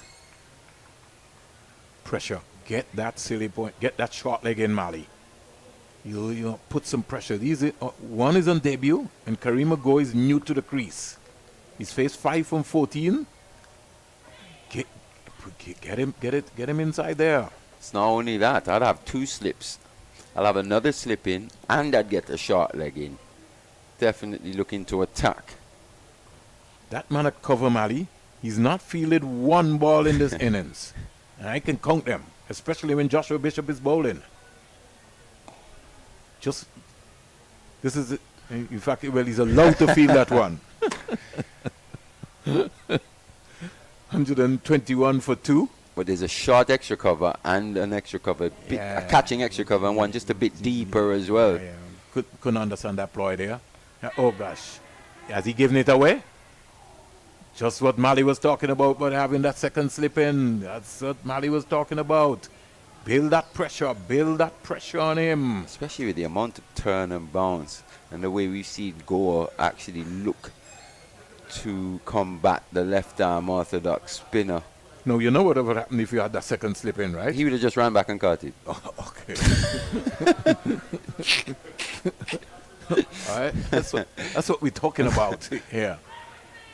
Beautiful Turn and delivery. bounce again. Yeah. Just to slow it down. Get that short leg in. Just get that short leg. Bring the silly point around, right in front of his eye line, and that short leg talking in his ear all the time, building that pressure. Yes, he's on 43 from 121, but you can attack him because he'll be thinking about a half century, over completed. Yeah, it's 122 for 2. With the amount of spin on offer here for Joshua Bishop, tells you something about the conditions. Was probably anticipating seeing a bit more seam movement as well from these fast bowlers. As we said, not everything is about pace per se. Not the quickest of wickets here at the CCG just yet. And your magical skills comes into play here, where you cut it now and you get your variations. And you look to hit the seam, look to be consistent. Mainly from outside that off stump. Yeah. They've done that well, Mali. But as you rightly said, you just need to get closer. Just down that corridor of uncertainty, looking to hit the top of off stump. Most of the Leeward Island batsmen can afford to leave on length in those areas there. You got to get more closer to the stump and force them to play, especially Kadeem Henry. What we've seen from Gore in that previous over as well, looking to actually go against the spin of Joshua Bishop. Probably just tells you he's been playing quite a bit of T20 cricket Oh. in the last few months. Well, he did play in the Global T20 as well too. See, that's okay, Mali. But on a day like today, on a new batsman, you want to make him play. Yeah, you want to make him play as possible, as much as possible. The ball is 40 overs old. Go now, just faced 19 deliveries, so still relatively new to the crease.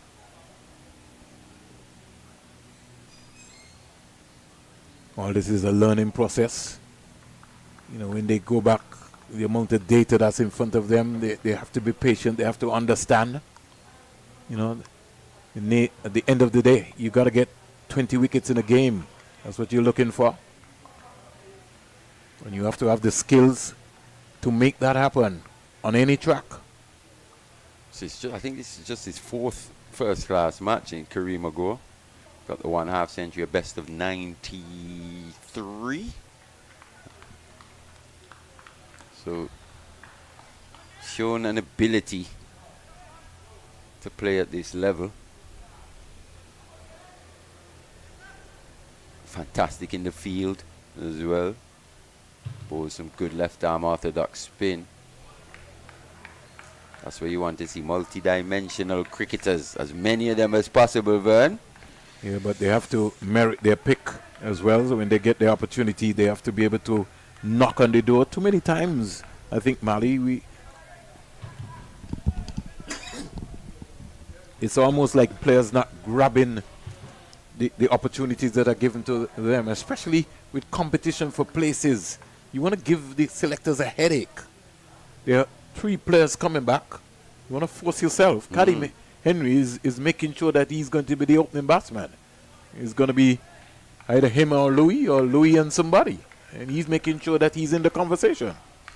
Well, Joshua Grant probably will have something to say about that if he gets a second go. If he gets a second go. That's what you said. You got to take opportunities. You have to take your opportunities. It may be 1, it may be 2. You never know. It's the nature of professional sport.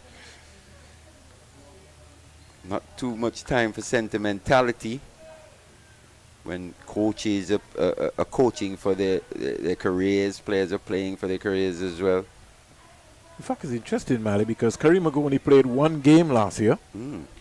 Yeah, based on my own stats here. And 2 this season before. 2 this season before, yeah. So this is what we were talking about in terms of competition for places. Because you sometimes want to force the selectors to remember and to remind them that I'm in the conversation. Over 41 completed, 122 for 2. Kareem Agor is 6 from 23. From my vantage point, it used to be a lot easier to tell who are the best players in the Leewards. You know, that was because of the numerous competitions that would have been played over the year, over a calendar year. You'd have a 1-day tournament, you'd have a 3-day tournament. So it'll be easier to identify talent. Saw the Leeward Islands have a Super 40 last year. Was it last year? Or this year? Last year, sorry. Last year. Yeah. But I want to ask you something, because I'm going to be tinkling your brain here. We got Joel Andrew in this team. Is he in the right position? In terms of batting? Yeah. I'm not sure. Is he slated to come in next? Well, I've seen Gore was sent ahead of him. That's why I'm in the context here. I like him at 5. Okay. I like him at 5. I got you. I like him at 5. Jamal Hamilton at 6. Okay. Or even vice versa. Hamilton 5, Andrew 6. You still got Raheem Cornwall 7. I like that little axis there. I just wanted to get your thought process, Skipper. That's all I'm doing. I'm only just triggering a debate. Definitely. That's all I'm doing. Especially at this stage of his career. Don't fault me for that. Mali thinks he's in trouble. Was that pad first? Think it might have been pad. He's going to take the gloves off. Bit of bounce on that one as well. Let's have a look. What did it hit first? Joshua Bishop once again right on the money. Almost sneaking through, going on with the arm. It's a lack of turn on that occasion. Yeah. That natural variation coming into play. He's causing problems, Mari. And he will continue to for a long period of time. And end of that over. Hurricanes are 122 for 2. And that's sometimes when you watch highlights, you fail to get the full context of what's actually happening. If you think back to a few of those dismissals from the West Indies versus Pakistan, it would look like if they were being dismissed to straight balls. You're like, what? Why have you missed that? But if you take into account what would have happened previously, the way the balls would have been turning and ripping and bouncing, some keeping low as well, a straight ball isn't just a straight ball in that occasion. You're looking to be proactive, looking to smother the spin, and then when one doesn't spin, you're in trouble. Yeah, it's a mind game. Yeah, it's really tough stuff. Talking about Joel Andrew Mali, he would have played some 6 matches last year, 356 runs with a high score of 87, 3 half centuries. Clark to go. Batting in which position? But that was the thing, Mali, because if I'm not mistaken, Mali, don't quote me, I think the first game he came in... He was batting in the top 4, I think. Yes, yes, I think on debut. Yep.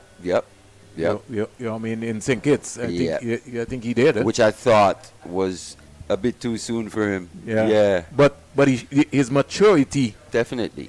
He has that sort of approach that, he's not afraid of anything. He's demonstrated that. I like him at 5. No problem, Ali. Setup. I hear you. So we'll keep We'll keep an eye on that. We'll keep an eye on that. As he said, how old is he? 18? He's 18 years old. What? Yeah. 18. You see, again, you just made a point. Your context of your team determines on who you look and you see at number 3. Who's your best batsman?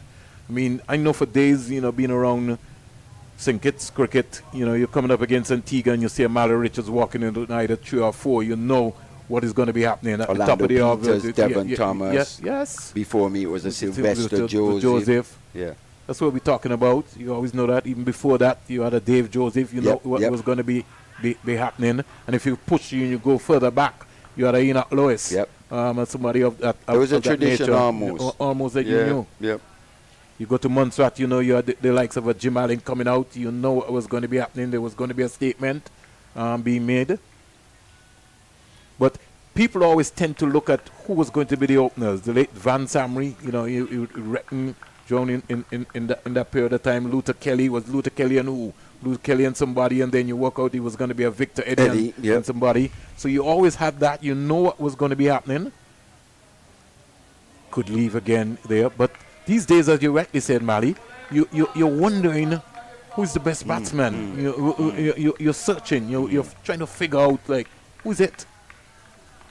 Especially in our region, in our parts, we're still trying to work out the talent identification and the like. It's not really easy with the lack of cricket being played around the islands in the Leewards.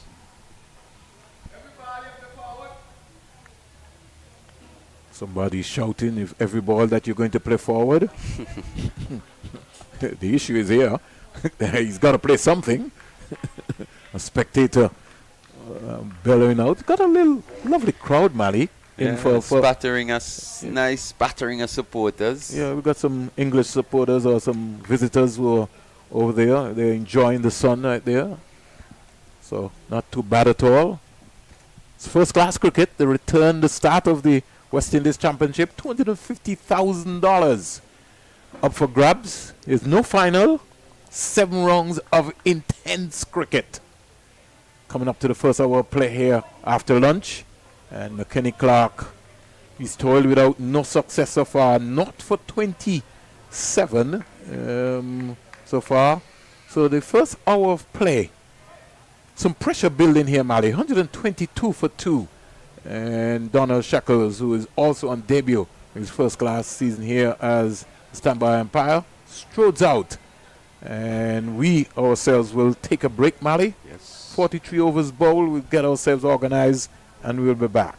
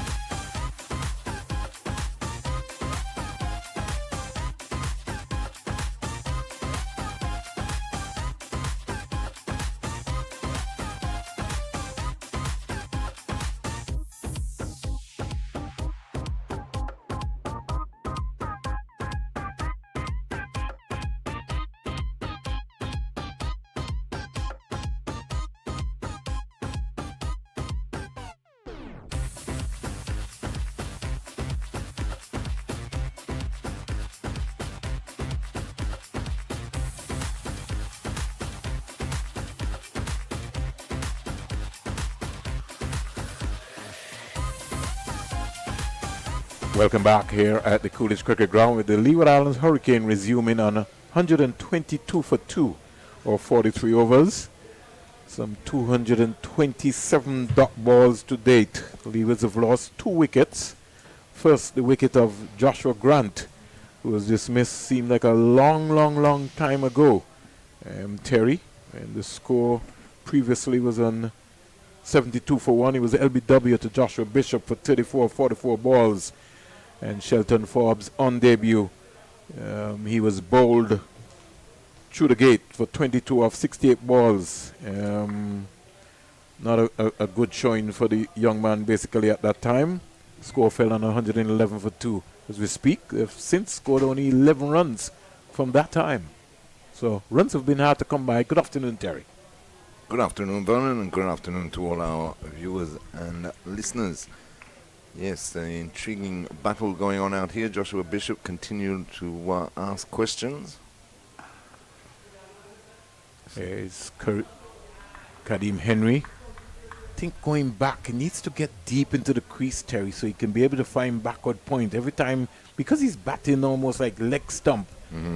He's having that problem there. He's got to get deep into his crease and be able to punch that ball more or less down backward point area.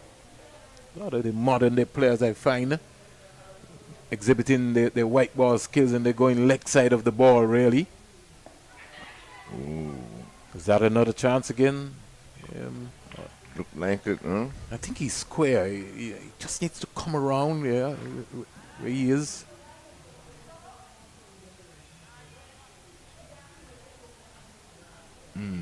You see what happens if just drop in front of him, I think. Yeah, but it's going to be difficult for where he is. Now he's in the right position. Yeah. That's where he should be all the time. And that's something that Matty was talking about. Captain Teddy Bishop is going to have to work his angles out. He's going to have to be patient. Get that short leg in. Short leg, silly point. Especially when Joshua Bishop is bowling. The wicket is turning. Sure. Just every now you just give it away. Overcompensating. Boundary. Picked up there. Poorly lined that one by Bishop, but well swept by Kadeem Henry. Good execution there. Demonstrated by the young man. Using his levers. And picking up the 17th boundary for the Leeward Islands. Moving on to 47. He's looked good. 126 for 2. Henry. And 47. His first class debut. Got a list A game here. Just back and just opening the face of the bat and staring down to Turner. That's 2 runs. Poor run in there by Kadeem Henry. It's like he never wanted to face Bishop again. Or maybe he was looking for the strike. I might be wrong, Terry. I don't know.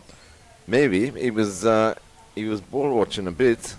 Didn't take the single or run the first one hard enough, but as you say, he might have been keeping the strike, Vernon. And can we say, on this glorious day here in Antigua and Barbuda, a very happy birthday to the greatest fast bowler that ever walked.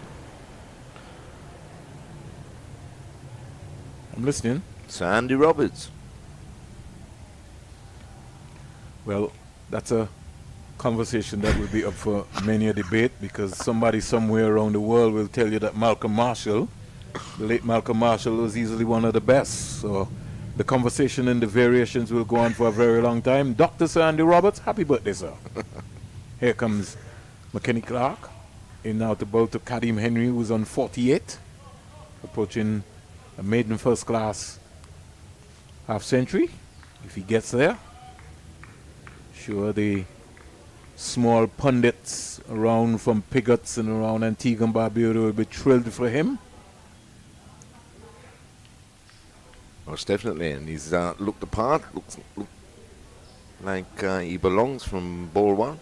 McKenny Clark, though, he's got into his work rather nicely, but I agree with you, Vernon. Just needs to make them play a bit more. Too many balls like that. It's allowed to go through to Bowen Tuckett, the keeper. Got to be patient, got to be patient, got to be patient. Yes, and West Indies Academy and need some quick wickets in this session, you would believe.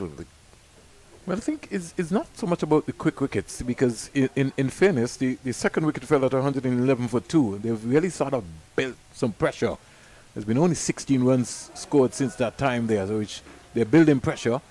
They're just going to have to be patient. The deliveries like those, what I want to see them is attacking the stump some more. And more often, that's right. That one was well played, though, by Henry. Just dropped the gloves. You see, the wicket is bouncing around so much, Terry, that if the ball lands anywhere within the 2-4 meter area, you just got to just pull that length back some more.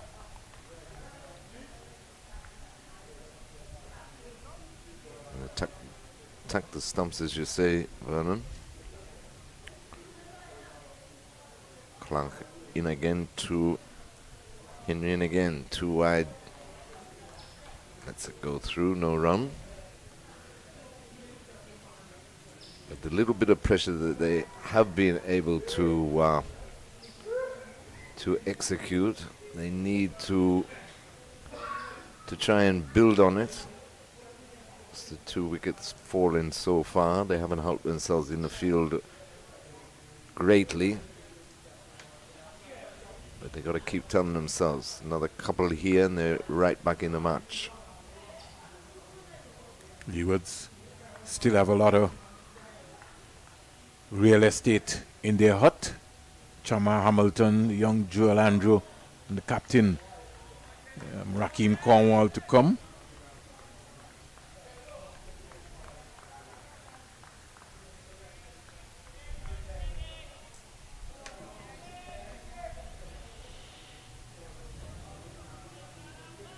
And it's pretty interesting, another observation which I picked up, Terry. The wicket has been bouncing around, and when they started this morning, for some particular reason, there was no short leg for the seamers. Yeah, no short leg for the seamers, and Bishop, full delivery there by Clark. And Bishop started with a short leg, but it only lasted a couple of balls, and he gave that idea up too. So interesting. Especially with the new batsman, Kareem Gore, at the crease. He's still not really settled. He faced 29 deliveries, but he's only on 6. Batsman fielders around the batsman. Never know what can happen.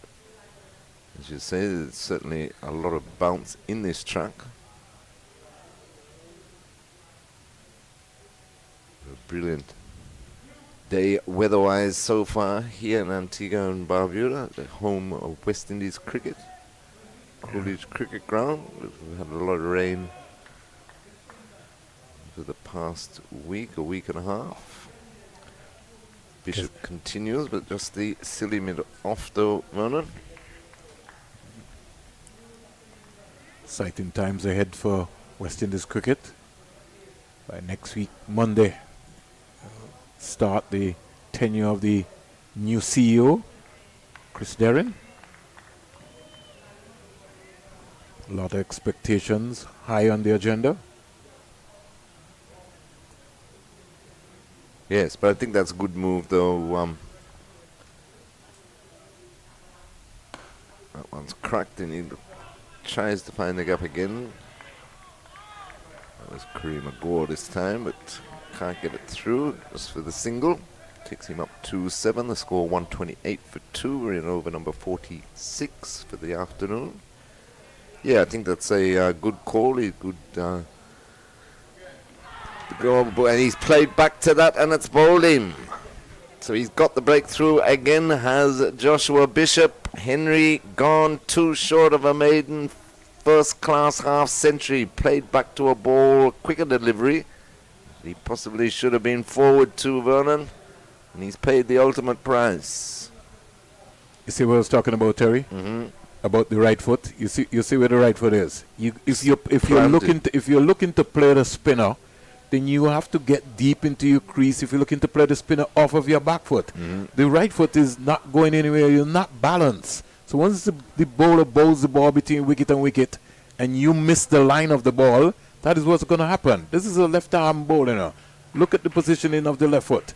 The right foot comes, right? Yep. Now, if the right foot had got deep into the crease, he could have been able to watch that ball right onto his eyes and just work that ball into the onside and get an easy 2 runs. It's the alignment of the ball that you got to be able to move. You have to be balanced. You got to be light on your feet.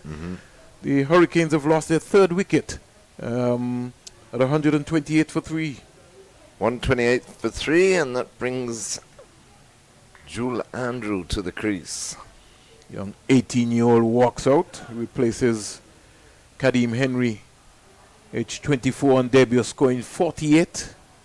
But by his standard, you feel very disappointed after you would have done all of the hard work to have got out the way how he got out. And again, Terry, what happened? Coming after a break. Yeah, exactly right. Break in concentration. Joshua Bishop picking up his 3rd. He's in his 18th over. 3 for 30 his figures now. And has definitely looked the pick of the West Indies Academy bowlers. Lot of so chatter far today. since Joel Andrews walked to the crease. Yeah. How he deals with this is going to be very, very, very important as well. Had a magnificent first-class season. Played back and bowled him first ball. The same delivery. No movement at all from Joel Andrew. He just caught on the crease and the ball hit in the top of the off stump. The Leewards are in trouble. 128 for 4. Let's look at this. Petey Mullen's up, Vernon. Got to defend your stumps. You have to defend your stumps. That was really a lack of judgment. And the Leeward Islands not using the depth of the crease. If you're going to play a spinner back, then you have to defend the stump. Your feet movement has got to be important. Andrew goes back for a first ball duck. Yes, the footwork must be solid, but look at that though. Honestly, if it hadn't had taken his pad and gone under the stumps, he would have been LBW anyway. Yeah, but right back onto the stumps, he should be. Both of them should have been forward to those deliveries. Well, it's not even a matter of being forward. I'm just saying that you have to defend your castle. True. If you go back, you get deep into your crease, you got to watch the ball. Everybody's staying leg side of the ball. So that's why they're missing the line of the ball. The ball hit off stump. Yep. It turned and hit off stump. Off the pad, but that's what I'm saying. When they're going back, they're opening themselves up. So that's where the balance comes into it, as you say, Vernon. But as we said, if they can snare a couple of quick wickets, they'll be right back in this match, and they certainly are. 111 for 1 has now become 128 for 4. And all those 4, they go on to the left arm spin of Joshua Bishop. So it's Jamar Hamilton comes to the crease now to face a hat-trick ball from Joshua Bishop. So he's got 2 slips, a silly mid off, in catching around the bat, flights it and defended straight back up the pitch. Little airily by Hamilton, but good enough to avoid the hat-trick ball. But what an over there by Joshua Bishop, dragging the West Indies Academy right back into this match. Leeward Islands slumping to 128 for 4. Hamilton playing in his 65th game at the first class level for the Leeward Islands Hurricanes. Before this, 3,166 runs with a high score of 113 not out, 3 centuries and 19 half centuries. Jamar Hamilton. And if you match up against some of the Leeward Islands players, he's in a top rank and has a chance to go past Monson Hodge, who would have played some 57 matches, 3,280 runs. But leading the way has been Devon Smith, who has finished cricket for such a long time, 59 matches, 4,814 runs, and the West Indies captain Craig Brathwaite from 44 matches, 3,464. And this is under the professional setup, which would have started in 2014. So Hamilton has a chance during the series to go past Monson Hodge 3,280 runs. He's got 3,166 runs. Yeah, he's been a dour player for Leeward Islands for a long time now. Here comes Palmer to go. He starts with a no ball as well now too. So Palmer, worries continue for him. His 7th of the game.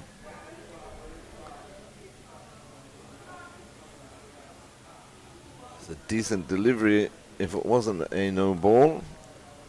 Up around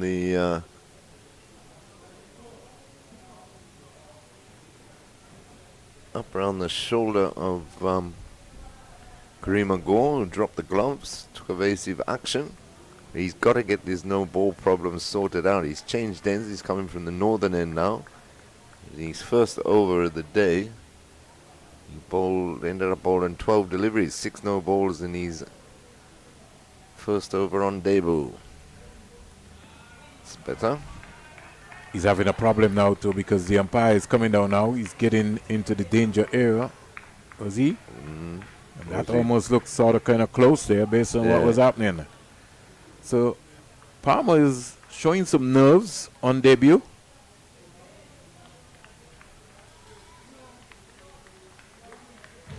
Yeah, he's hoping that the change of ends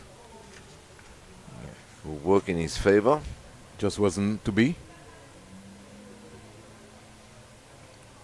Gore waits for him now as Palmer in again. That's much better. Yeah, good delivery, well defended. He's a big, strong boy. He's got some promise.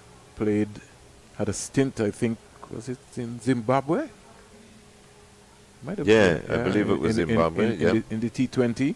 Something organized by Terry Adams and company.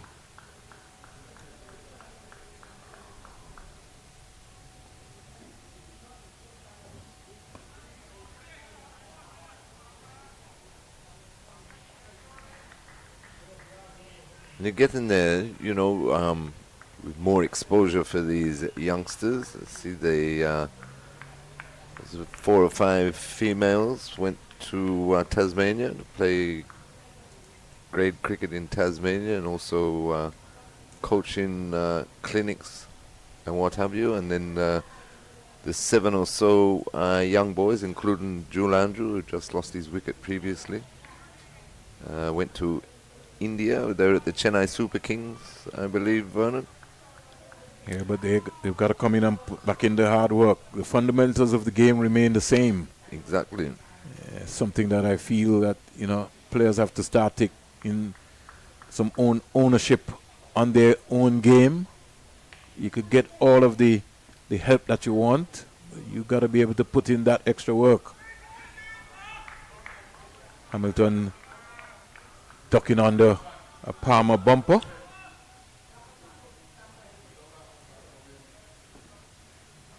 But I like this call though by Teddy Bishop. McKinney Clark was bowling reasonable, but he wasn't really troubling the batsmen. He didn't get them to play enough. But maybe there's a ploy to maybe bowl the seamers from the CIA Road end. Right. Because Joshua Bishop is going to have to bowl a long spell. He's already got 4 wickets. So it means that no one is going to bowl from this end. He's going to bowl automatically almost all day. Good delivery there. Hamilton is off the mark and caught. Is that Bishop lurking around there? Looks like Bishop, yeah. Yeah, he was caught on his heels there. Good single there on the experience. Hamilton. Yeah, but just showing a bit more aggression as Palmer. So I think this is a good call by Captain Teddy Bishop to bring a bit of aggression from the northern end, while Bishop is wreaking havoc from this southern end. Much better. So he's finished good after he started with a no ball. Michael Palmer, maybe that is the end that he maybe feel comfortable with, but his action really did look more complete in that area. Yeah, just the 1-no ball, which was the first ball of that spell, or that over. So just the 2 runs coming up from his second over. So 131 for 4, 47 overs bowled. And the Leeward Islands Hurricane, after one point in time, been 96 without loss. No, in fact, there were 72 without loss, losing the wicket of Grant. They have since lost Grant, Henry, Andrew, Forbes.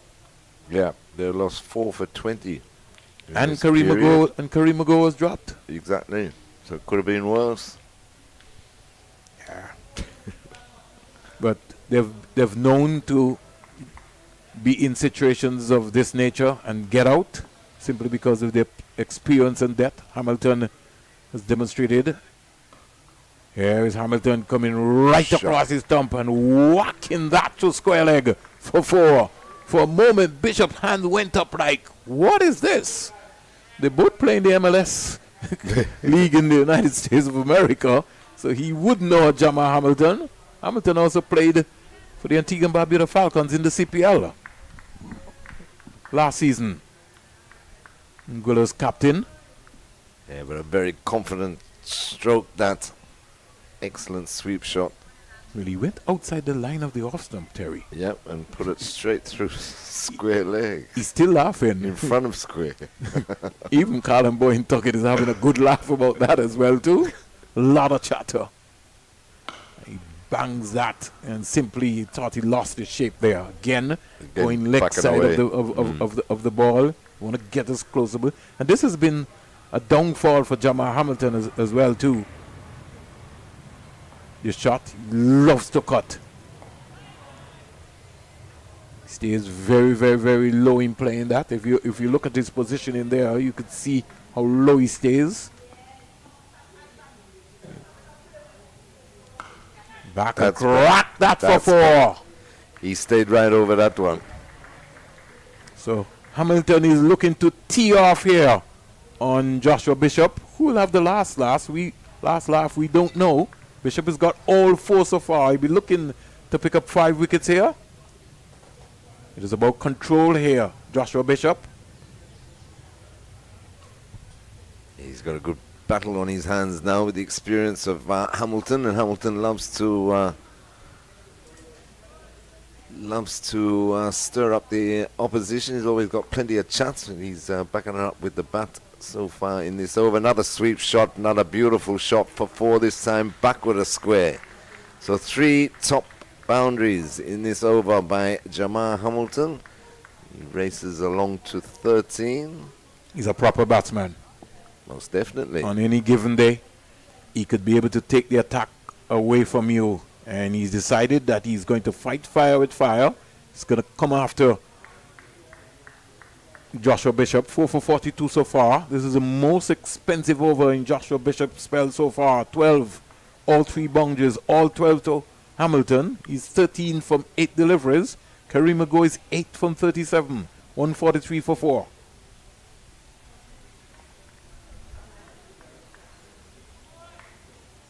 Retrieved the ball, so Bishop's got it back in his hand. He kept the same field though. And forward in defence is Hamilton to see out the over. So a good over there for Leeward Islands Hurricanes. And that's got the former captain in Jamal Hamilton going. 143 for 4. But, he's definitely not letting Bishop settle into that wonderful rhythm he had, and also playing forward, looking to attack the spin, as opposed to the previous 2 wickets that have fallen in Kadeem Henry and young Jules Andrew, both playing back to balls they probably should have been forward to. Michael Palmer in again from the northern end. And that's well defended and well run. Good to see. Quick single, just dropping it with soft hands, taken off straight away. Good understanding between Gore and Hamilton. So rain has stopped play in the game in Ghana, with Barbados on 137 for 3. And over in St. Vincent and the Grenadines, the Jamaica Scorpions, they're 156 for 4. And here at the Coolidge Cricket Ground, the home of Cricket West Indies in Antigua and Barbuda, the Leeward Islands, they're 144 for 4 with Palmer bounding in. Yet to stop. I don't think Hamilton was quite ready then. Rain in Guyana, though, that's not good news. Return of 4-day cricket in Guyana. You don't want the rain to come, Terry? Well, it always rains in Guyana, doesn't it? It always rains in Antigua and Barbuda too. So what are you saying, Terry? Get with the program. We're glad for the rain. The farmers need the rain. You know, I don't want any farmer to tell me, well, what happened, Mr. Springer? You don't want my crops to grow? Huh? That's true. We need the rain, but all I'm saying is... What are you saying? Poor Guyana. It doesn't matter. Rain falls every day in Antigua and Barbuda. Yeah, but how much cricket, especially Test cricket, has Guyana missed out on over the years? Yeah, but that's a long time ago. It keeps raining. So let's not go there. We don't have any control over that, Terry. Control the controllables. Palmer into Boto Hamilton, hustling Hamilton there. That was a quick delivery. That hit the bat of Hamilton's bat very hard there. He's got some pace, no doubt about that. You said that like you're not sure. No, I'm saying he's got some pace. He's a big, strong lad. He's 19 years of age. Hits the deck. And he ain't done yet. To let you know that. Campbell scored 79, Carlos Brown 12, Kirk McKenzie 1. Jermaine Blackwood is knocked out 39. Javel Glenn is 6, Brad Barnes is not out 5. Jamaica 158 for 4. No ball, Ken by Palmer. This is his 8th for the day. That's his downfall. Oh, he's he can put in the work with the coaches and get this sorted out sooner rather than later. He just needs to stay behind the line. Simple. You don't need a coach for that. You know where you're supposed to be. And if I was his coach today, in that hut, he would have to pay me some money later.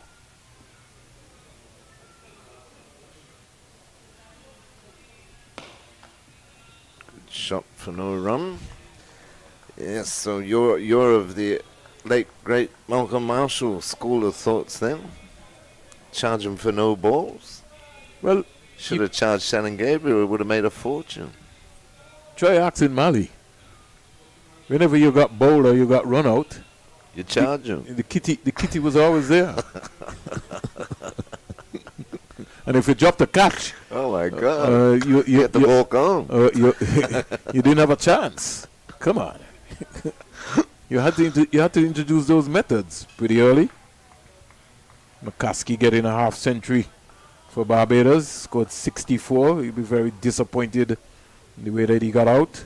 Good to see Johnny Campbell back in the runs, though. Yeah, Jonathan Drake's 35 not out, and my favorite cricketer, somebody who I'm looking at for this season, Kevin Wickham. Yes. He's on 3 not out. This will be his breakout year, you think, Bonner? Well, whether he has a breakout year or not, I think he should be around the West Indies setup. Mm-hmm. In fact, I just need to maybe just look back and see what sort of... Isaiah Thorne is somebody that I'm also going to be looking at too. And I really think that the time has come where West Indies maybe just needs to invest in someone like a Thorne. Should be around the system. Exactly. That's what I was talking about earlier. I would have him in there, no doubt. So I'm hoping that... did he get a game today, by the way? Yes, he bowled 4 overs, 1 maiden, 15 runs, no wicket. Okay. So pretty early. So Niall Smith bowled 8 not, 47-1. Ronaldo Ali Mohammed, 11 overs, 5 maidens, 23 runs, 2 wickets. He's just an underestimated cricketer. Vasami Permaul, very expensive today, 8 not, 45 not. And Anthony Adams, 1 not, 6 not. Need to see the squad for Ghana. I think I have it somewhere. And I'll tell you whether Ashmin Ned name is in the Ghana squad. No. I know Mali was... It's not. Hold on. I know Mali was... Because I looked it up. You did? I did. I know Mali was asking about that. I looked through all of them, and he's not in And anything. he was not. Okay, so maybe we have to really kind of find out. Yeah, what if anything's happened to him. What is the problem with a young man like him? But I just hope for Isaiah's sake that he's given more of a run by Guyana this season, which I'm sure he will, because last season was his first season. So I reckon he'll get more than the 2 or 3 games that he got last season. But definitely I would have him in and around a West Indies squad, because if you look at it, even the 4-prong that we played in the first test against Bangladesh wasn't really a 4-prong, was it, Vernon? With Graves being the 4th bowler. He's not, he's medium pace at best. We've got a few around the region, of course. He's hit it uppishly. He's got away with that. But he's cleared the mid-off. Yeah, he's got away with that. You know take that. 2. Yep. And again, Hamilton, he really didn't get to the pitch of that one. The hands just went into that shot. If I can just get my... That was Goro, I think. Yeah, Karima. Yeah. It's just, and every now and again, his head goes up for some particular reason. I just don't know why. So it peeled off the outer portion of the bat, but cleared mid-off by a good distance. Who's up inside the 30-yard circle that they use for the white formats. I mean, there's a few going round, and there has been a few going round, but Isaiah Thorne is one, definitely, that should be in the setup, and that's cracked beautifully by Gore, straight through the covers, 4 runs. 150 comes up for the Leeward Islands Hurricanes. So Leeward's, they're going to be playing shots. They're not going down. And just with Bishop, he's been bowled. It's a long spell. He's into his 20th over, just 1 ball shy of 20 overs, and he's just got to keep that consistency, that arm up high. Better well flighted, but well driven again by Gore, this time through the onside, straight down the ground, 4 runs. Lovely on drive. He was leading with the head on the shoulders there, turned the hips around. And the on drive is almost the hardest shot in cricket to play. Strong bottom hand coming into play there. And Karima Gore is strong in that area because his bottom hand comes into play, and he whipped that nicely. And the score shoots up to 155 for 4 at the end of over number 50, Terry. Yeah, it might be time for a bit of a break for Joshua Bishop. I say he's been going 20 overs now. And he's had all the success. 4 wickets have fallen to his left arm spin. But Captain Teddy Bishop might be thinking about giving him a break, as Palmer looks to continue from the northern end of the Coolidge Cricket Ground. Just tuning in, it's the first round of the West Indies 4-day first-class championship here at the home of Cricket West Indies, Coolidge Cricket Ground. Palmer into Hamilton, who just dabs that down to gully, fielded by Bishop, and there's no run. And of course, it's the West Indies Academy boys up against the Leeward Islands Hurricanes. And after winning the toss and sending Leeward Islands into bats, currently Leeward Islands still over halfway through the second session, 154 for 4. With Karima Gore on 19 and Jamal Hamilton on 13, as Hamilton looks to cut that through backward point, but straight to the fielder, and there's no run. So good little fight back, good energy between these two, between Hamilton and Gore, after the loss of 2 quick wickets in Kadeem Henry, who played very well on first-class debut, just 2 short of what would have been his maiden first-class 50. And Jewel Andrew unfortunately falling for a first ball duck. Bowled by Joshua Bishop, who was on a hat-trick, but Hamilton's come out with his usual positive intent. Played some lovely sweep shots and cuts through the offside off Bishop. And they're supporting each other well, both Hamilton and Gore. So 155 for 4. As Palmer is in again to Hamilton. And one defending into the offside. Kept a little bit lower, that ball. Well watched there by Hamilton.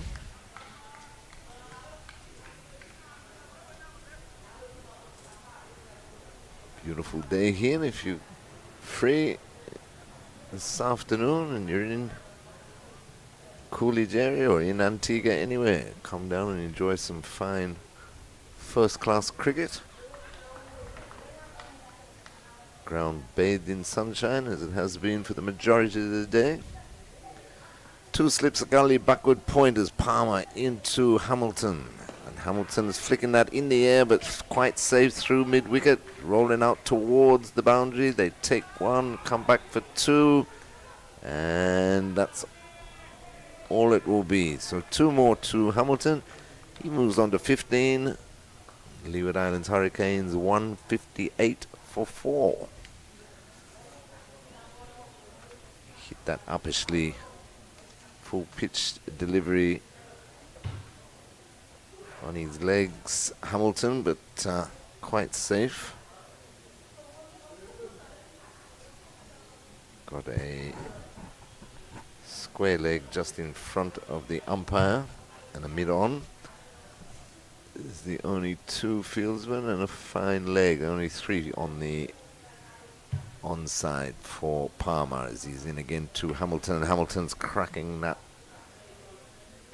cut shot but can't beat backward point. Get his timing on into that one. But he's certainly looking the part in his first game of the 2025 season.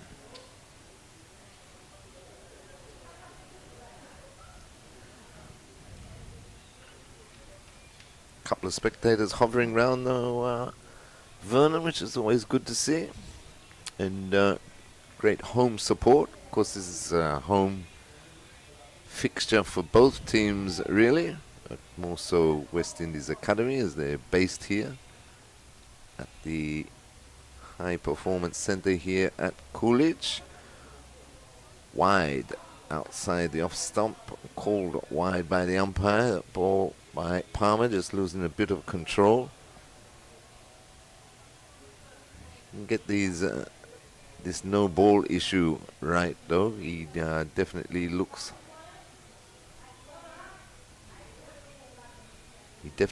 promising. Big strapping lad, hits the pitch hard. Got some good pace about him.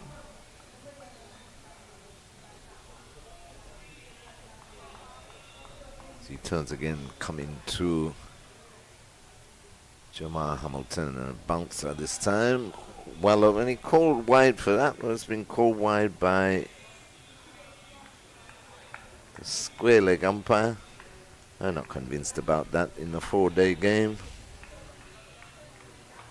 Yes, it was short, but Hamilton took evasive action, ducked under it.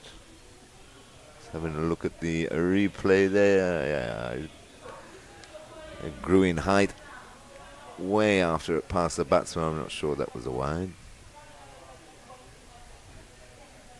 But instead of bowling no balls, he's now bowled 2 wides in a row. In he comes again to Hamilton. And that one is right on target, just defended out into the offside. No run to complete the over. So at the end of the 51st over, Leeward Islands Hurricanes 160 for 4. Kareem Gore is on 19 and Jamar Hamilton is on 15. So, total of some maybe 13 no balls have been bowled. Palmer sent down close to about 9 for the day. One thing for sure that you can remember is that once he gets it on target, he's really hitting the bat hard, as we could hear through our outside microphones.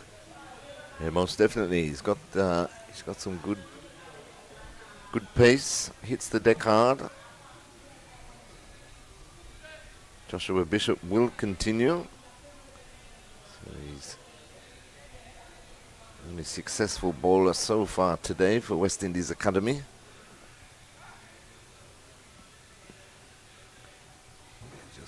Just in the field, he's got a deep point on the boundary. That's driven back past him for a single to mid-on. One more to go. He moves on to 20. Score 161 for 4. So for both these right-handers, the left arm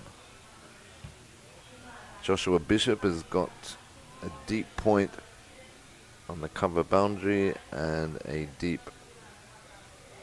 backward square leg. So mid-on and mid-off are up. It's coming around the wicket now to Hamilton. Beats him. That was a good ball. Pitch, turn, bit of bounce through to Bowen Tuckett. Kept well again. That was a good ball that by Bishop, acknowledged there by the experienced Hamilton. And again, and this time allows the ball to come closer to him. Pushes it backward a point for a comfortable single. Hamilton goes up to 16, the score 162 for 4. Good counter attack so far by these two.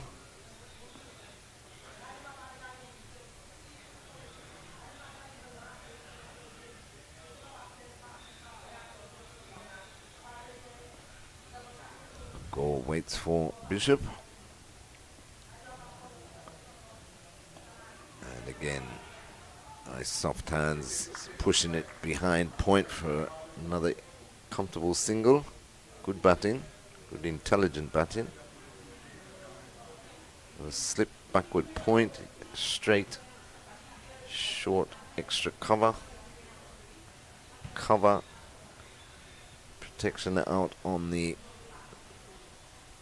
cover boundary with a deep point. Mid off, mid on, and backward, deep backward square leg, and the ball is defended nicely there by Hamilton.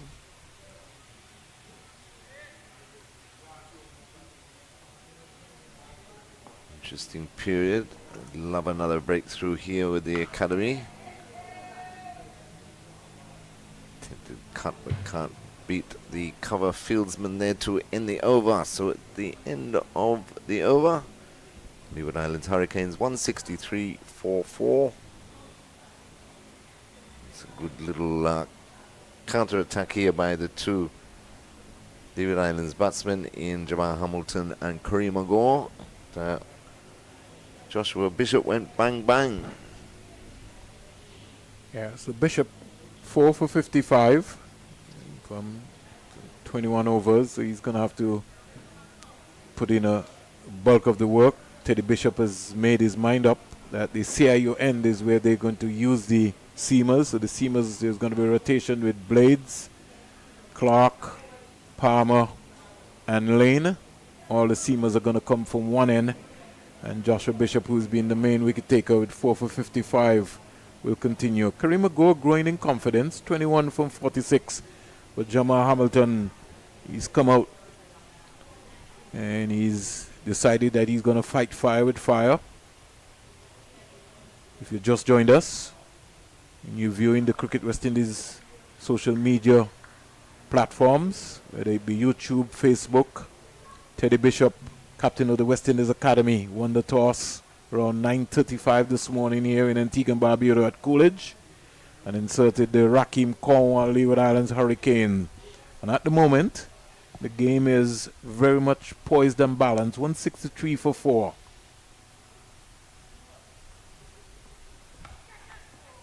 Boy, that was a slash and a half, a one-handed slash. High over backward point, 4 runs. Short and wide there by Palmer, and a big slash there by Kareem Agol. But he got the desired result. Well, I like this by Palmer. He's trying to show aggression. He's trying to trouble the batsman with some short stuff. Hey, this is where you would want your short leg, Vernon, as they look to pick up their 5th wicket. At the same time, he's looking to contain the scoring because they are starting to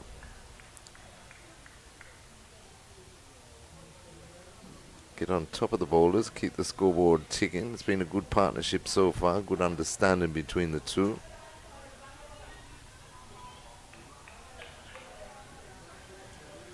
.24 in Antigua and Barbuda, 124 in Jamaica, which means that... So what's that, about 20 minutes, 19 minutes or so before tea? Yeah.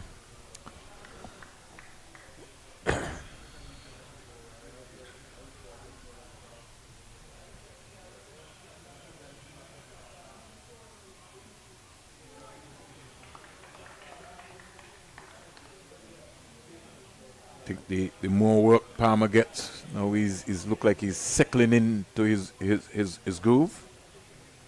Yeah, that's what I mean. I wouldn't mind seeing just a bit more of a attacking field. It's basically a ring field, really, that just the one slip gully backward point, extra cover, mid off, mid on, mid wicket, and deep backward square on the boundary. He's certainly trying to show some aggression, trying to make these batsmen play a lot, excuse me, a lot more. Batsmen trust this wicket. Of course, the drier it gets, we know how it is here at Coolidge. Good for batting. It keeps the spinners involved too, but good for batting that they can leave on length. Most of these Leeward Islands batsmen so far today have been able to do that quite comfortably. You just feel though if West Indies Academy could just pick up one more before tea, make things very interesting going into the final session on this, the first day.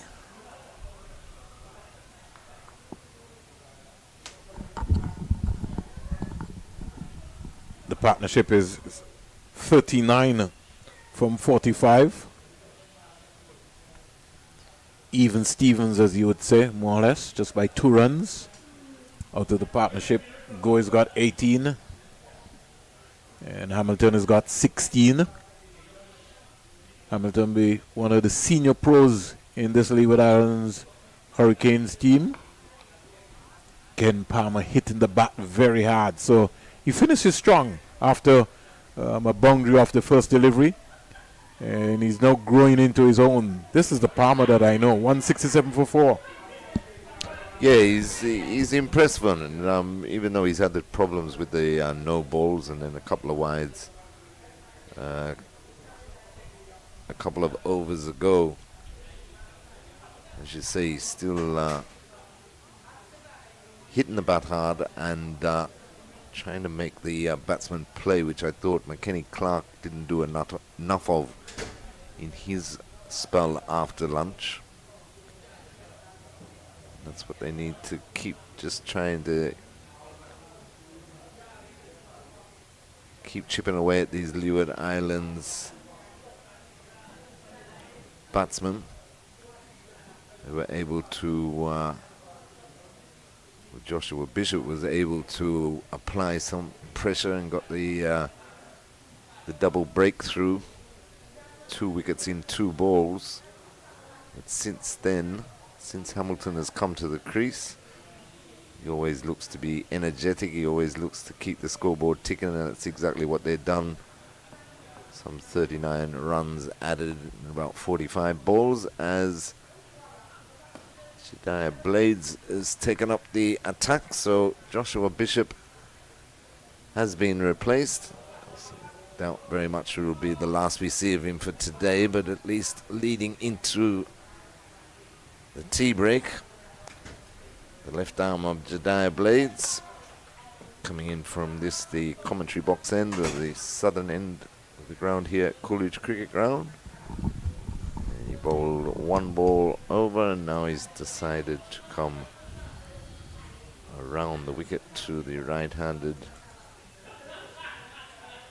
Kareem Gore, who's on 25. No, he's decided to go back over the wicket now. So 2 slips are the deep backward point, extra cover mid-off on the offside, and mid-on, mid-wicket, and backward square on the leg side for Jedediah Blades. We've also had some troubles with no balls earlier today, but he looks like he's rectified that in his last spell. He's bowled, this is his 8th over, no wicket for 27 so far.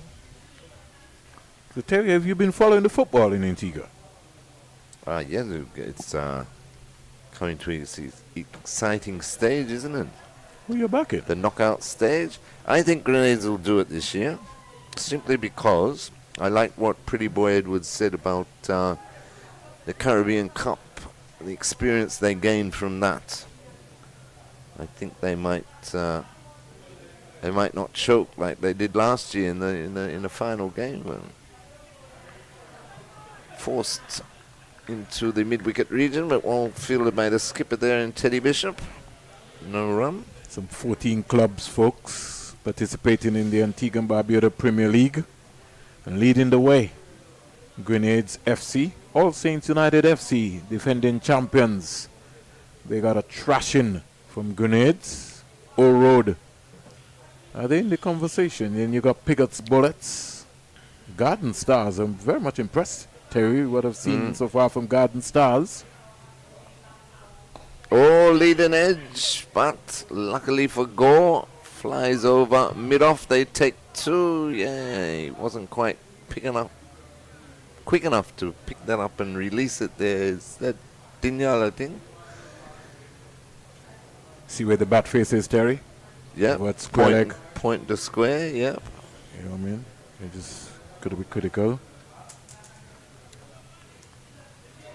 Pigot's Bullets, though, too, I'd be impressed with them, too, Vernon, in their first year in the top flight. Yeah, they've been Done just in the top 4. They got 25 points. Garden Stars have got 25 from 13. And then Aston Villa round out the top 6, 21. Potters, Tigers, John Hughes attacking All Saints. So the bottom tier really will be Parham FC and Green Bay Hoppers FC. We'll come back to that. Nice forward defense there by Gore. So what you have from 10 down would be Green City on 11. Yeah, Green City on 11. Five Islands on 10. Willie Keys on 10. Parham FC on 9. And Green Bay Hoppers on 6. So still a lot of football still to play after 13 matches. Yeah, most definitely. And if the top 2 either lose one or draw a couple, could make it quite interesting. All Road could have a chance. They went down to Grenades in the first round matches last weekend. 2-1 though. It's a close game. And I apologize to Daniel. It was Rivaldo Clark that leading edge flew over his head. But end of the over. So we've had 54 overs in the day's play. 170 for 4 Leeward Islands after being asked to bat first. Gore is on 27 and Jamal Hamilton is on 17. Leeward's lost their first wicket, 72 for 1. Joshua Grant, 111 for 2. Shelton Forbes on debut. 128 for 3, Kadeem Henry from Antigua and Barbuda, also on debut. And the emerging young talent from Antigua and Barbuda, 18 years old, Joel Andrew. He got a first ball duck, 128 for 4. We've since seen a 42-run partnership from Jamal Hamilton, the veteran, and Kareem Agor, who was on 27 not out. Only played one game last year, Kareem Agor. 27 from 57. Hamilton wearing the number 44 on his back. 17 from 27. And Mavendra Dinyol, with his off breaks, is going to replace the pace of Michael Palmer from the northern end. So in he comes now to Hamilton. Hamilton is defending that around the corner. Back with a square for a comfortable single. So the score goes up by 171 for 4. Hamilton moves to 18. But the good thing about this partnership too is the energy between the two. They've put the runs on the board in quick time and just swayed the initiative back in the Hurricanes' favour after Bishop went bang bang with those 2 quick wickets. They both play for the same club in Antigua and Barbuda, PIC Liberta Blackhawks, in the Cool and Smooth T20 tournament, which looks like we'll no longer have a T20 tournament, but the ABCA has decided that they will organize their own T20 tournament. So we'll wait and see how that will plan out. And I think it's important that we do try and have a T20 tournament, especially with the domestic T20 tournament looking to bowl off about the middle of April, I believe, Vernon. You mean the Leeward Islands T20 tournament you're talking about? No, I'm talking about the West Indies T20 tournament, Well, domestic. that's a separate tournament which we haven't really clearly understood how it will work yet. Right. I guess the details will come out sooner rather than later. Yeah. But from a local perspective, with 3 CPL franchises in the CPL, somebody must have missed a trick by us not really supporting to be able to have the Cool and Smooth T20 tournament, which, as we know, was a vehicle for a number of players. People like Matthew Ford and company would have come to Most that same definitely. Cool Yeah. and Smooth T20 tournament. So it almost was like a benchmark. So you got Antigua and Barbuda Falcons, you got St. Lucia, and you got St. Kitts. And to me, that would have been the platform so that you could see the players going forward. It's given an opportunity. I believe St. Kitts is having theirs for the second year running, and they had one in the Cayman Islands, didn't they? Earlier last season, in the early part of last season. A lot of cricket to be played, and so it's important also that we create the pathways and educate. Yeah. Sometimes the clubs, and sometimes we have to, more or less massage people's egos. I don't think that, we have a society, Terry, that we just like to punish people. True. It doesn't matter about anything. We just, if Vernon Springer says something, and somebody has a problem with it, well, hey, we just shut you down. We don't want to hear from you. Yeah. When sure. maybe what you're saying could maybe make sense. And that to me is one of the real major problems that I think that we're having around here. I don't think we're dreaming enough for the young boys and girls around the Caribbean. And our administrators are falling short in that area. Sometimes our egos, we have to come down off our high horses and understand that the sport is going, even when we're gone, the sport is going to be around for a long time.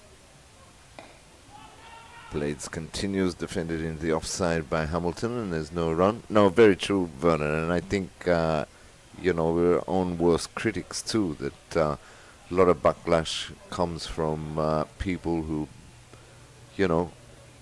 not really put in the best interest not only of the sport, but of the player or players into perspective enough. And we have people who have blocked young people's dreams in the Caribbean, be it male or female.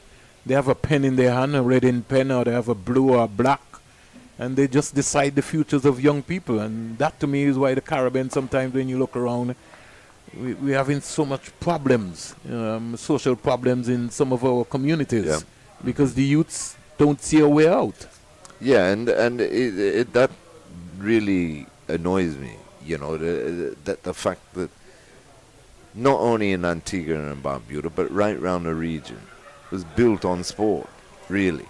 And these days, sport, a multi-billion-dollar industry, as you very well know, Vernon, both on the field and off the field. But instead of encouraging the youth of today into sport of any discipline, doesn't have to be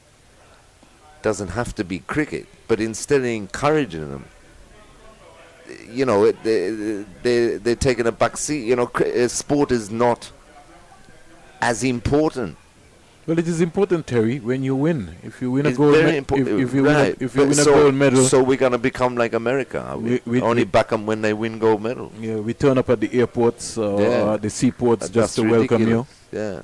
We don't understand the sacrifices that are being made. Plus, also, in some fairness, some of the administrators have to move on. They're outdated. Well, yeah, exactly. Continue to just destroy the dreams of young people. Right, for no reason.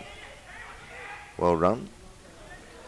But it just really disappoints me that there's not the emphasis that should be on sports. The encouragement for the youth is not there, and it starts from the schools. But there's a bigger problem, Terry. No, Terry, school sports is active, you know. Don't fool yourself. But it's becoming active again. No, but school sports has always been active. Yeah, what we're missing, Terry, is the administrators of the sport understanding how we're going to be able to take it from school to community to national.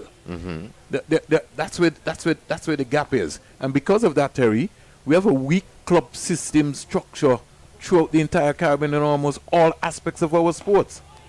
Yeah, I agree, but that's what I'm saying. The structure broke down because of the school system. No, the school sports system, Terry, is always there. Cricket was taken out of the public primary schools, correct? I wouldn't say it was taken out. I just think that the people who run the administrating of the Ministry of Sports seem not to have a plan as to how they're going to, which window they're going to use to play primary school cricket. But that's what I'm saying. So the structure breaks down. No, but it's not a matter of breakdown. It just and has you have to to rebuild it. It just has to do with, and you don't have to involve all the schools. What you just need is to be able to have a vibrant primary school program. And I'll say this, Terry, we are the only territory around in the world that builds from the top down. But that's what I'm saying. That's in almost all aspects of our sports. Right. Exactly right. From the top, meaning from you, eh? You as the elite athlete. Right. Yeah. Coming right down. Even coaches and so, all these great coaches and professional coaches. I'm not too sure that they're great, Terry. Well, because if you check their record, they're not winners and they have not produced anything of substance that you can be able to say that they're great coaches. No, I didn't say. They say they are, but I'm just saying. Just saying, though, they should be hired. Glenn Mills is a great coach. Well, there you go. So let's use Glenn Mills as the benchmark. Okay. When we're talking about coaching. All right. Fair enough. I'll leave it at that. Okay. But all I'm trying to say is, though, these coaches... It's tea time here, Terry. Professional coaches should be down at the grassroots level, not up. It's tea time here. Sitting on the senior board. 177 for 4. The Hurricanes being inserted by the West Indies Academy. 56 overs have been bowled. The Hurricanes losing wickets. Rapid interval. 72 for 1, Joshua Grant. 111 for 2. Shelton Forbes on debut, 128 for 3. Kadeem Henry also on debut for 48. 128 for 4, Joel Andrew. Joshua Grant was LBW for 34 to Bishop, Joshua Bishop. That was 72 for 1. He faced 44 balls, 74 minutes and 5 fours. Shelton Forbes, he was bowled for 22. 68 balls, 66 minutes, 111 for 2. Kadeem Henry, after putting in all of the work, scored 48, 141 balls, 176 minutes, 128 for 3. And Joel Andrew, it was cock-a-hoop and celebration for the West Indies Academy when he was dismissed for a one-ball duck, 128 for 3. The groundsmen are out, putting through their paces, but the main wicket taker has been the man himself, Joshua Bishop, who has bowled tirelessly. Terry, your thoughts quickly as we look to be able to make sure that we get our water break here? Yeah, most intriguing session that with the West Indies Academy hitting back with those quick wickets that you were talking about. I think Joshua Bishop has been the standout bowler, obviously, for the day. He's picked up the entire 4 wickets that have fallen, but he's also looked the most penetrating and most threatening of the Academy bowlers.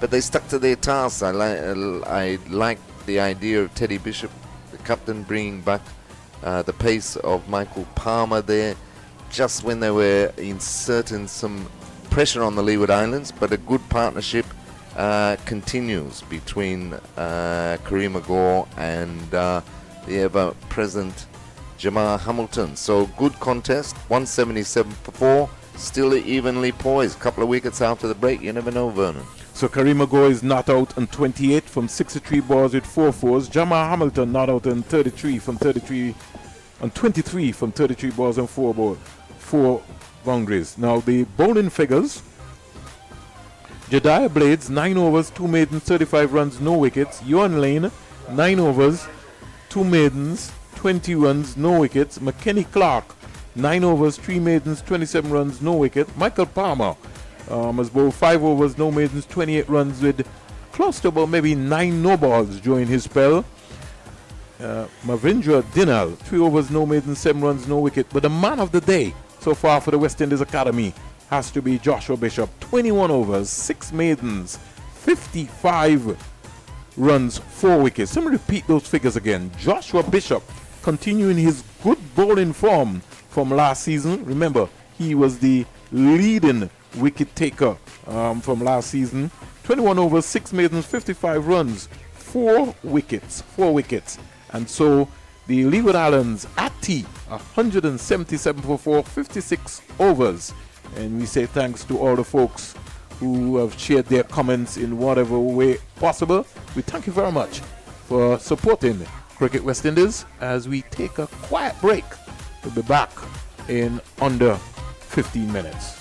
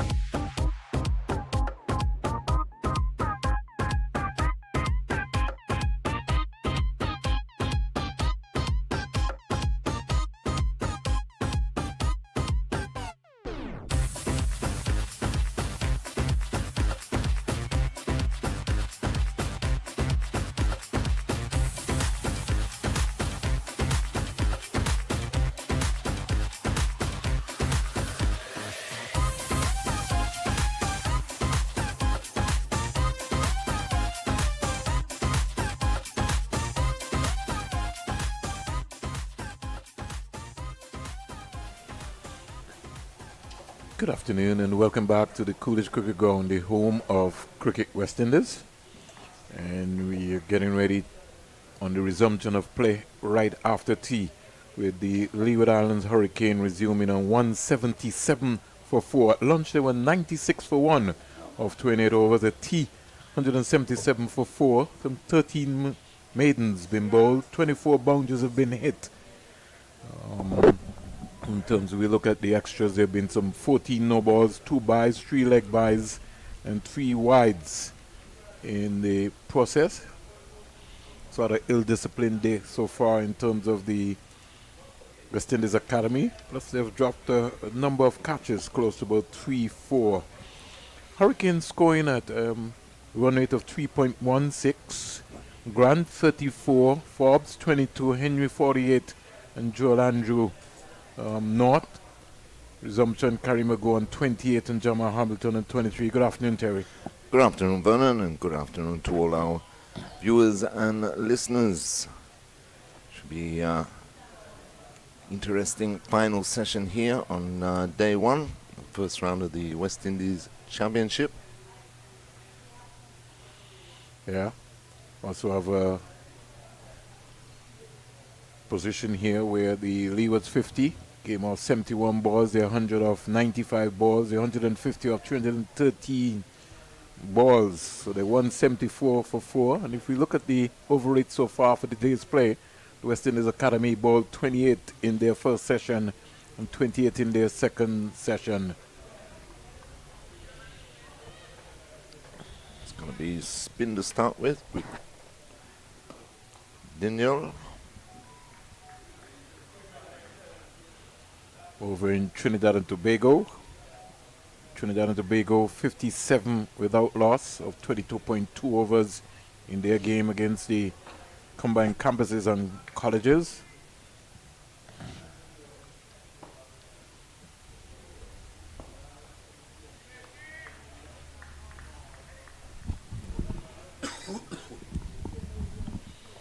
You said there were 28 without loss.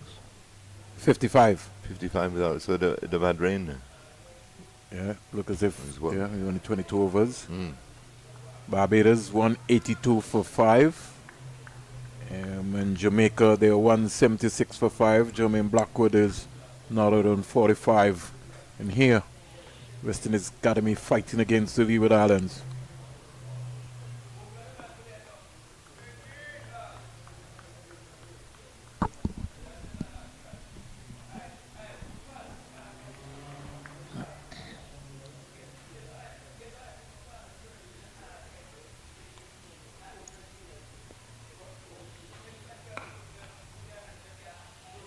Can go trying to go leg side of the ball, Terry, rather than get deep into his crease and look to find the gap.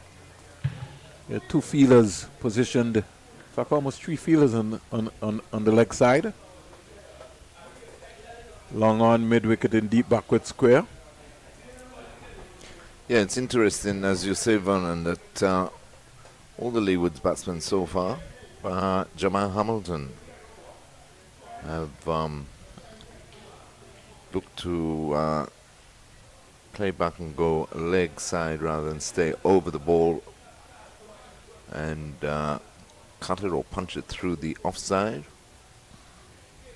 When Hamilton did that, he got a couple of boundaries.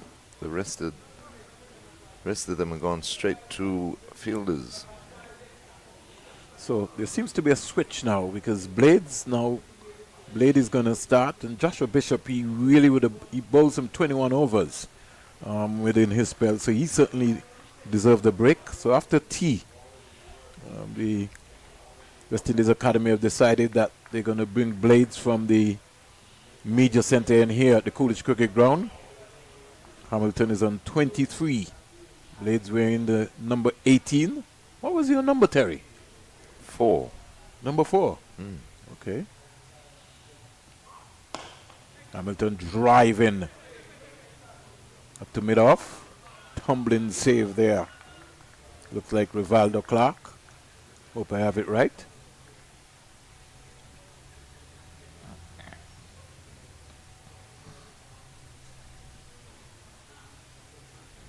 So good afternoon to Philip Spooner.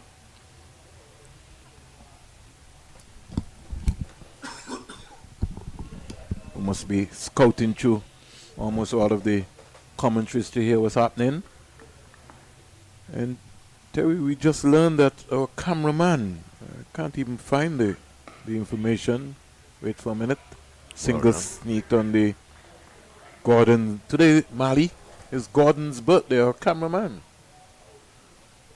Yeah, he looks like he's 60, Mali.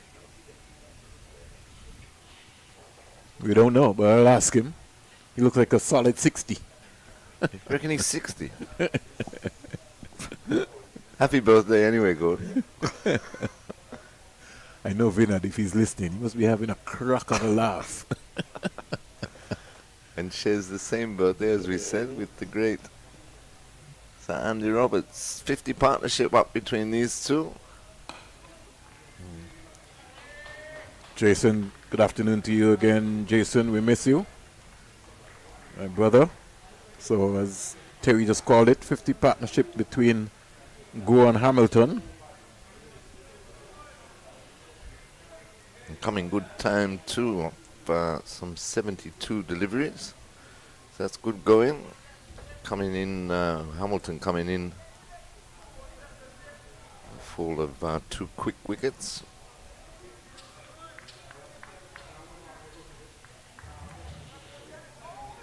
To go. Hamilton 24.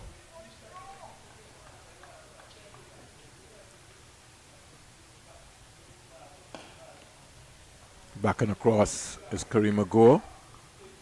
Playing the ball right up to Rivaldo Clark.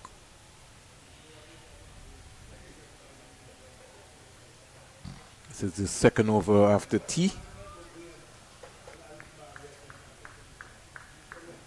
Which means that on track, the West Indies Academy, it's 90 overs. We'll have to press the pedal to be able to complete those overs.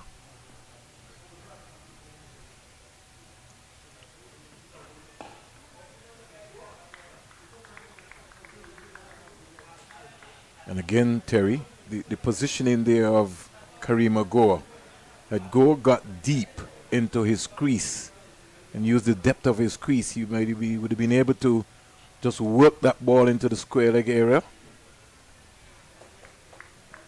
But he seems not interested to maybe even want to try that.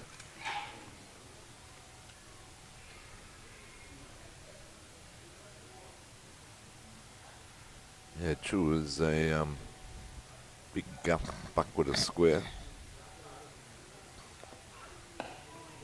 that he could look to work the ball into. But most West Indian batsmen these days, don't you find, Vernon, their first instinct or first movement is defend first. And then they think about, oh, we could have done this, we could have done that. Manipulating the ball is not really part of their repertoire. I thought you meant their first instinct was to get a boundary. Well, if they can't get a boundary. But these two have batted well, though, considering the position of the game. They've run well as well. Exactly. They've run well. 52, the partnership is 52 of 76. You know, we were talking, Terry, you know, Mali and myself, I think we have covered a lot of West Indies Academy games. And for some strange reason, I just think that they're missing an investment in a wrist spinner. Right, yep. Matar? Well, we haven't seen him yet, so. Mali says they have one, but he's not playing. Maybe on this track here today, maybe with all this bounce. Yeah, if there's a wrist spinner, Mali, thanks for that information, Mali.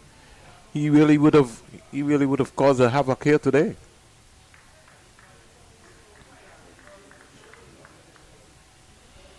So, when you have young talent like that making the debuts, Mali just indicated at 16 years old, you want to be able to make sure that you can blend that talent. And in fact, I hope the concept of the academy participating in this competition is not to win the competition, Terry. but to maybe try and see if they can develop players. True.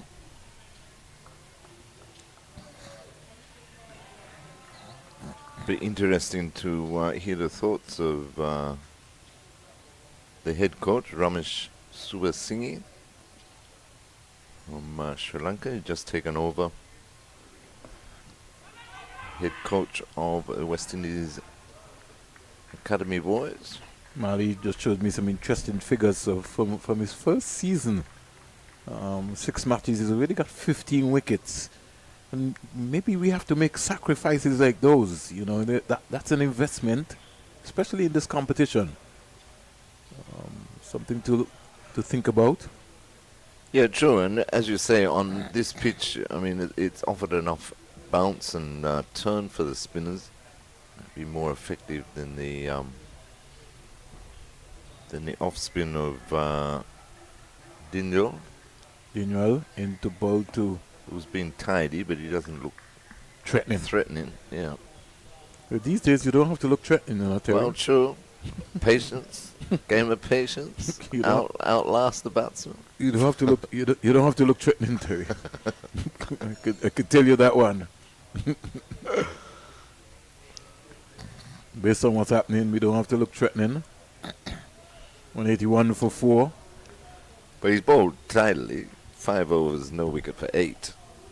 But he looks to me like a guy that you would use to do exactly what he's doing at the moment and just tie up one end. I think we need to evolve now, and this comes down to the franchises, is that we have to start to think on the player's mindset. You know, the psychology of the game, especially some of the younger players coming into the fold. Here we've been talking about fitness, here we've been talking about other things, but I think we have to start to get into the minds now. You know, mind meditation, mind games, the preparedness now, because there's so many distractions around. The cell phones, everything else that is around. Got to start to, get into the minds of the players. Hamilton slashing square for 4. That's a lovely square drive by Jamal Hamilton. His favorite position. And when he's on the go, he's really on the go. And that's a class shot. Yeah, beautiful shot that. Picked it up on the bounce and cracked it through the cover region. But with you saying, though, Vernon, that they should be, you hope that West Indies Academy looking at developing players or the development of players throughout this competition rather than trying to win it. How would you look at the other franchises, though, let's say the established franchises? Well, that's a different ball game. But do they pick teams, though, trying to win the competition rather than, a promising youth, get them in there to develop them enough, I mean? You see, Terry, it goes down to the personnel who are around the franchises. And that is my major challenge. It's almost like we're recycling back the same people in the franchises levels. The franchise, when you come from the Leeward Islands Hurricanes or from the Windies Island Volcanoes, your next step is West Indies level, right? Be it at the ODI level or be it at the Test level. We have to begin to examine what is happening at the franchise level. What are the coaches not doing? Why are we not developing batsmen to take us to the next level?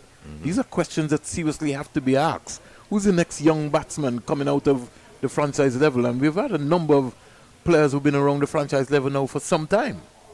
Yeah. Are they producing enough? No. Not really, no. But we still keep picking them, and they still keep getting a penny. Right. But that's what I mean about,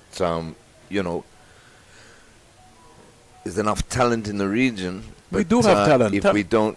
Talent is not a problem, Terry. Exactly. But Yeah. if they're not selected, that talent is wasted. Back over the wicket blades. Whoa. Appeal for caught behind. Big appeal, but I don't think didn't hear I think anything Colin myself. Tuckett was interested. Had he gone up, it would have been a different ball game. And that was wide. Well, he threw the ball high enough. Yeah, but he of course he did. Ewan Lane is coming down and exerting some pressure. But I think he missed that by a country mile.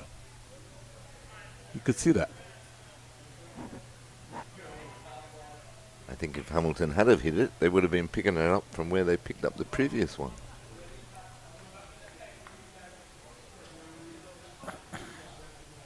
Also, Hamilton's not a guy that would edge it and stay there. No, he would walk. Mm-hmm. For sure.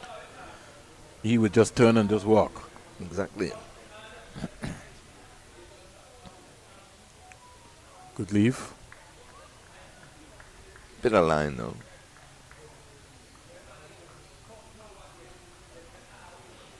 Keeps him guessing if he can bring one back or take it away from Hamilton.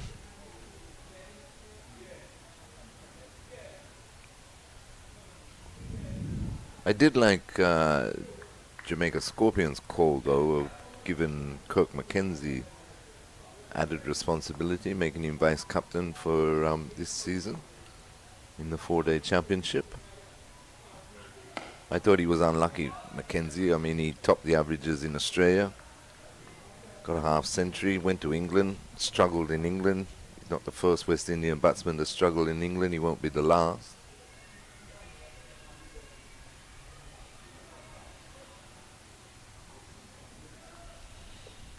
But how much opportunity do you give one? That's always a question.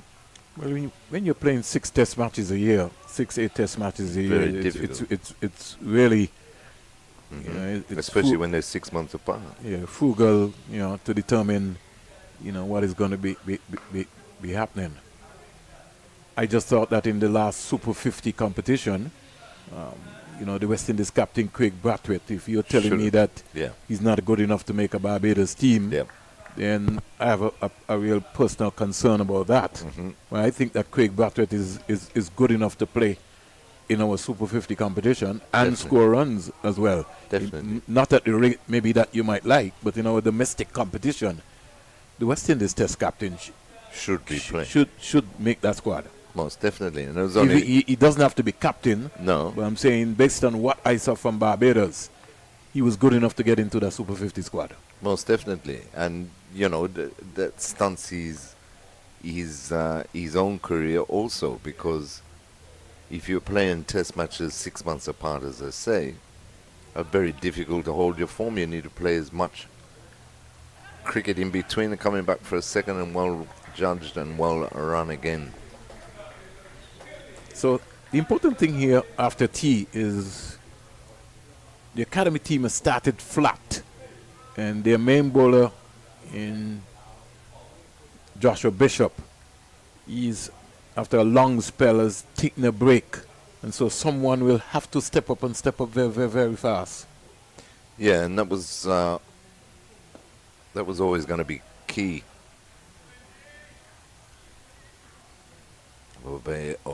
Another bowler in support. I thought Blades bowled that last previous over very well once he come back over the wicket as a left-hander. He's able to keep Hamilton guessing after he got cracked through the covers. But you're quite right, Vernon. Somebody needs to stand up in support of Bishop. Come on, Kerry McGoy, you have to do better than that with that full toss. You're ending up in a standing up position, lean into the ball and find the gap. That's a full toss. You got to be able to put that away.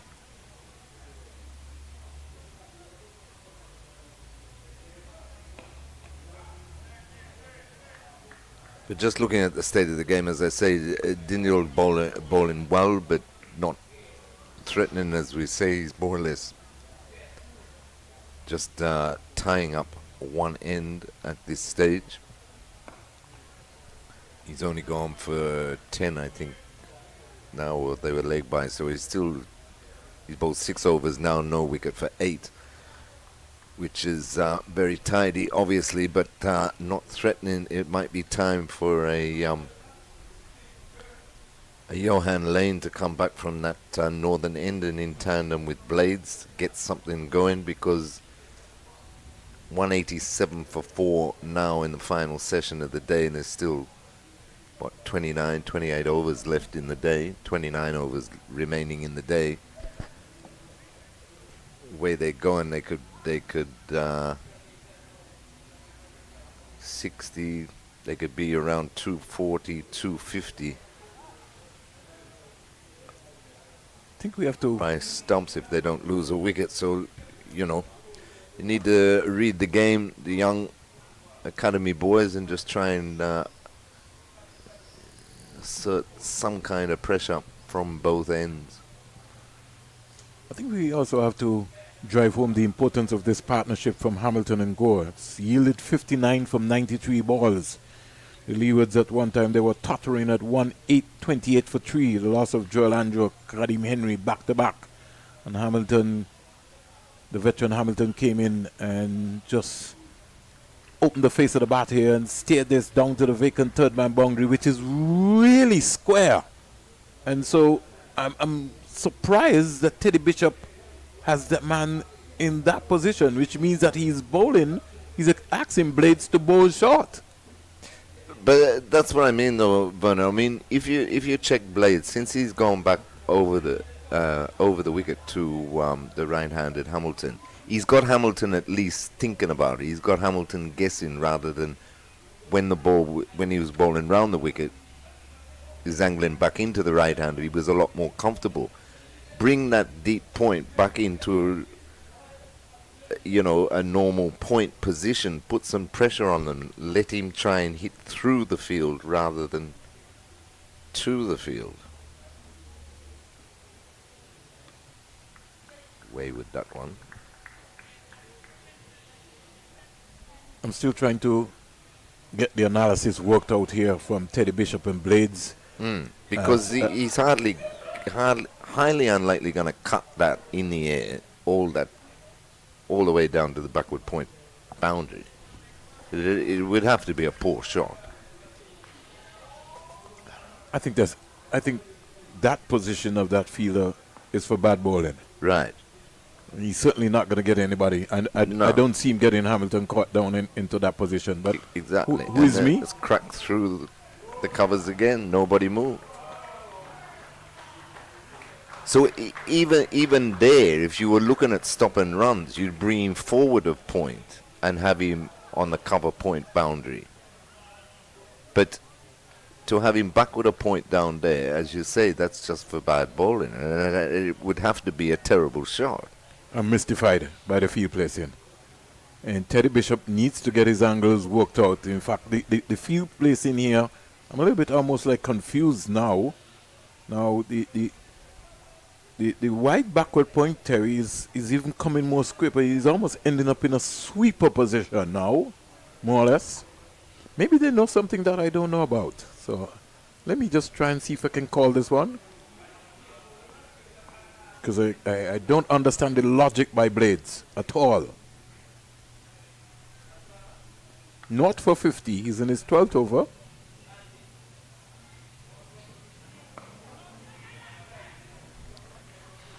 See, and all those cover and point fielders are deep, so it's very easy for Hamilton to just do what he did then and drop it and run. But also, Bishop has got to look at the state of the game. I mean, there's nearly 200 on the board. We're in the last session. Leeward Islands, after that slump, are now batting themselves in a position where they're going to think to themselves, hey, we can bat once in this match. So he needs a breakthrough. He needs something. But with this field that he's got, a very defensive field.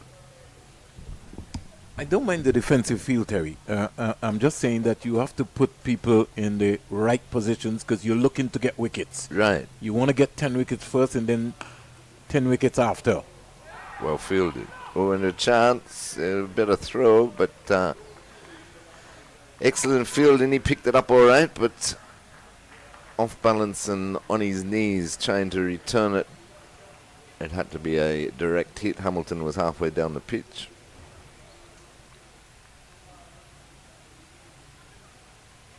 Magnificent save there from Rivaldo Clark. Big effort. Had that gone through, it would have been a boundary. The partnership going 69 from 99 deliveries. And the tactics here and the field placing by Teddy Bishop. Maybe it might yield some success. I don't know. I'll look and see, Terry. You tell me.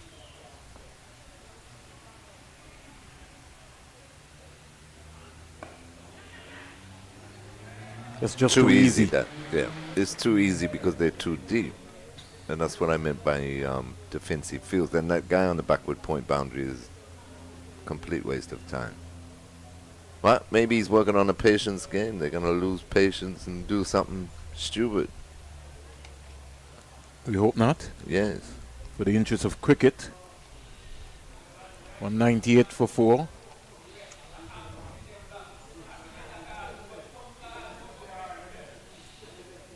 He's continuing with Dindal too. You know, he wants to get through the Doesn't have a choice. overs.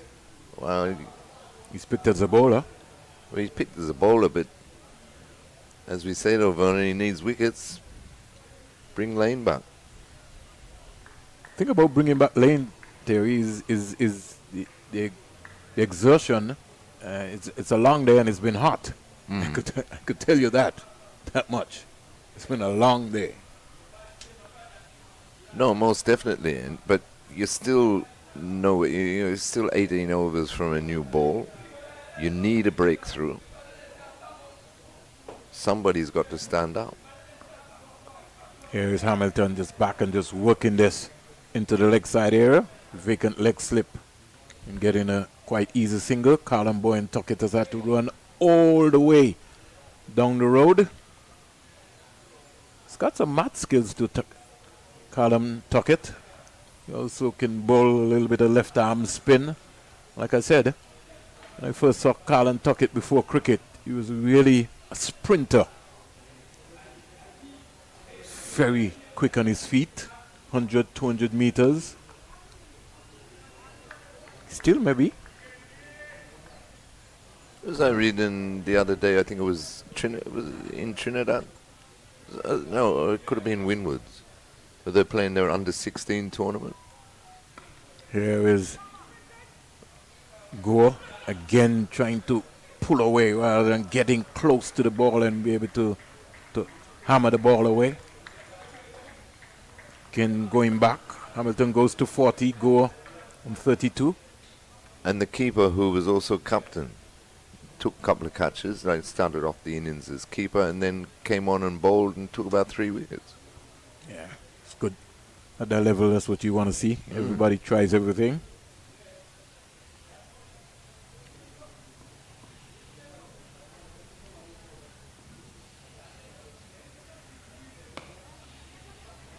Pushed onto the offside and getting an easy single.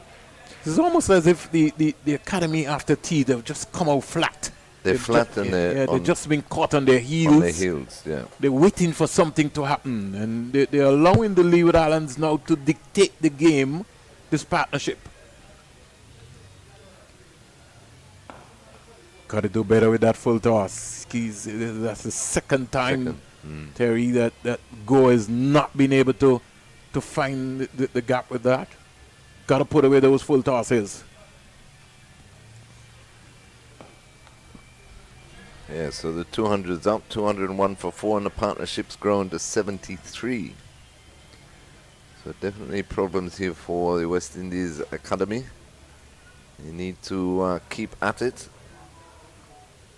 And let me say to you, the Leeward Islands, their hut is not bare at all. Because you got Hayden Walsh, who is the vice captain, who is no slouch with the bat, and he's quite capable. He could be able to captain himself. Yeah, they can push. They still got young Cameron Pennyfeather on debut, who is really a proper cricketer and can really strike the ball. So he's still to come. You still got Rakeem Cornwall. If he tees off, anything is possible. Colin Archibald, who's got a first-class 100, and Jeremiah Louis, who is also no slouch to the bat.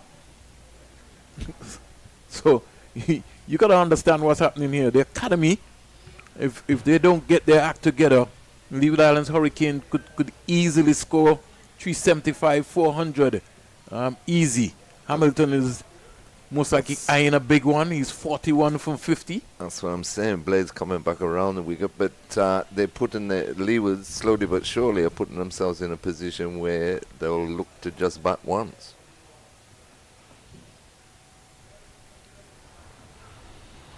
You had to go at that one, Vernon. No, I think he would have played the inside line of that one. He dropped that one. I'll give him the benefit of the doubt.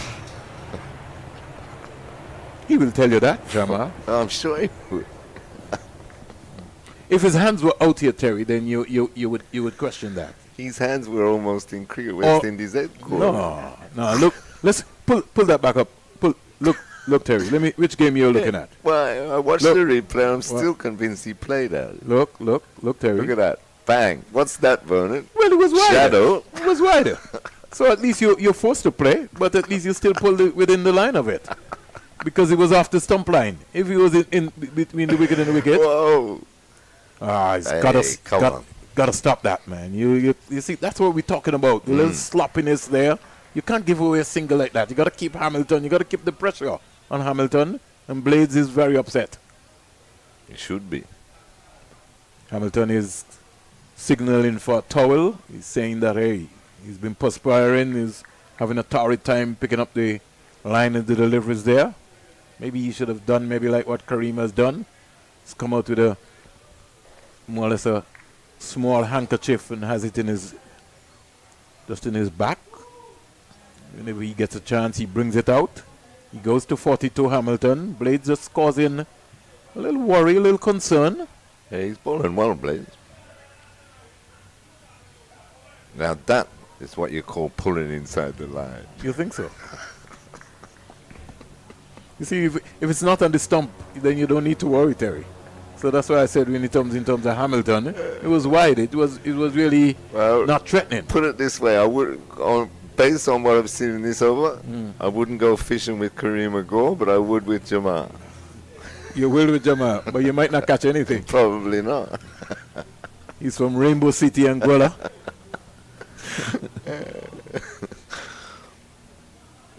202 for 4. 63 overs bowl. Academy, they need something. Well played. No need. Easy like Sunday morning. You know, we've been, since last year, Terry, we've been talking about the positioning and between first slip and the wicketkeeper. I don't know why if you had first slip, you had first slip. Yeah, why there needs to be a gap. I believe in that. And the fundamentals of the game remain the same. Then don't tell me, oh, well, yes, the keeper can catch that. I'm not too sure about that.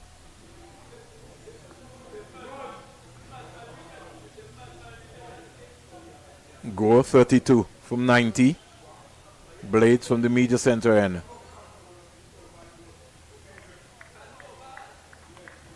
They bowled a lot of balls, Terry, in the fifth or sixth stump corridor area. But I don't think that they've bowled enough balls on the stumps. Right. Based on the bounce, they've not forced the Leeward Island batsmen. They've not been patient enough by attacking the stumps consistently. Agree. They haven't made them play enough all day. But you're talking about the slips. I thought this morning, though, also, which predominantly happens at every level, that they were standing too close together. They could cover a lot more area. Even if you've only got 2 slips, you can still cover a lot more area without having gaps, I mean. But they seem to be standing right on top of each other. Not just the academy, all teams. 64 overs bowled. Leeward Islands, after being inserted by the West Indies Academy, they are 202 for 4 in day 1 of this West Indies 4-day championship. 250,000 EC dollars on the line for the winner. And the last time that a franchise pocketed that was Guyana. The Guyana Harpy Eagles. Who will bet against them this season? It's going to be a big question. Like I said, what I would really like to see happening is, with all of these players and fringe players on the verge of maybe in a short season, because it means that some players will maybe only get to play 7 games. Some players maybe might only get to play maybe 4 games. I'd like to see a second team 11 squad being developed in these franchises so that, you know, guys can be playing cricket still.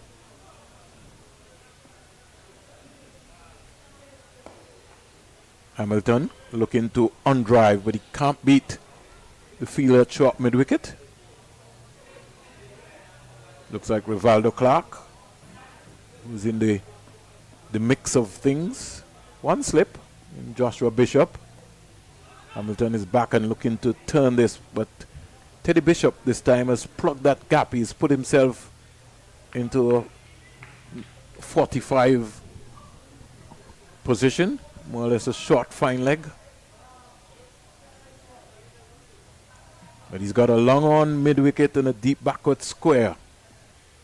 Could have maybe brought up the deep backward square. Here's Hamilton just tugging this one away down into that area. I'm not too sure, Terry, that he needs a long on. Yeah, well, he's got 3 men out, hasn't he? He's got a deep mid-wicket as well as the normal mid-wicket for both batsmen. But does he need a long on? I don't think so. But we were saying that even when Bishop was bowling, whether he needed a long on or not. Good running. Run again. Good positive running there.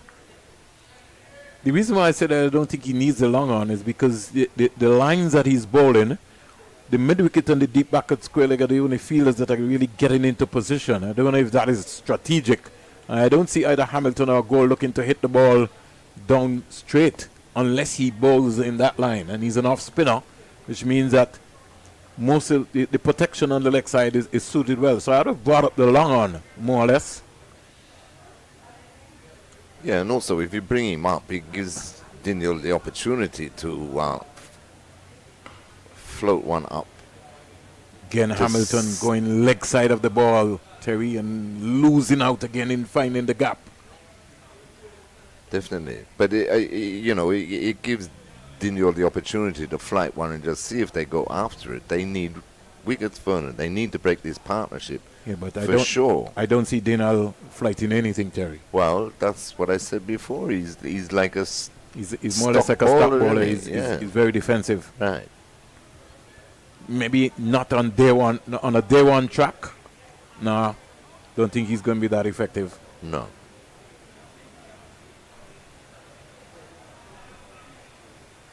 Okay. Blade still working. He's into his 14th over. He's got a long spell here. Won't be surprised if sooner rather than later that we see Joshua Bishop back into the conversation.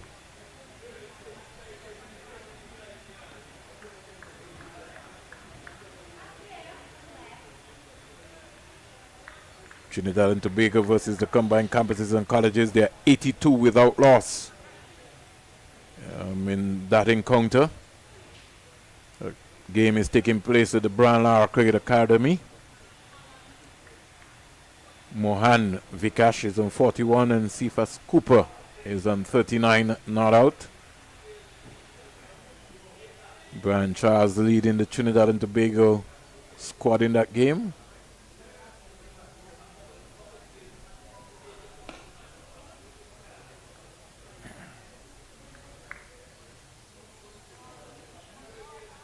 Over in Guyana, the Providence Stadium, Barbados are 220 for 6. 220 for 6. More 56 overs. So Guyana sort of behind when it comes in terms of the overs there. Jonathan Drake scored 70. McCaskey scored 64. Matthew Ford and Shem Holder seeking some sort of revival there. The wicket takers has been Richie Lucanat with 3 for 30 from his 11 overs. We move around and we see what's happening in St. Vincent in the Grenadines. The Jamaica Scorpions are 214 for 5 off 60 overs. Jermaine Blackwood is on 69 not out, so he'll be coming back with a bang. Still making runs. Yeah, well, of course, anybody can make runs. John Campbell on 79, even Mally Richardson all can make runs. What are you saying, Terry? I don't understand you. Everybody can make runs. Darryl Cyrus. It was only 2 weeks ago they're saying West Indies can't bat. 2 for 25. Blades should have stuck to over the wicket though. He looks a lot more threatening. So, just giving you a roundup. Matches in St. Vincent and the Grenadines, Trinidad and Tobago, and Guyana. 204 for 4, Leeward Islands Hurricanes. Hamilton, Jamal Hamilton, 43. Kareem Agor, 33. He's driving through cover, but in vain because he gets no run in the process and wasn't able to find the gap. Don't want to say an academy wall, but for that delivery, it didn't go through.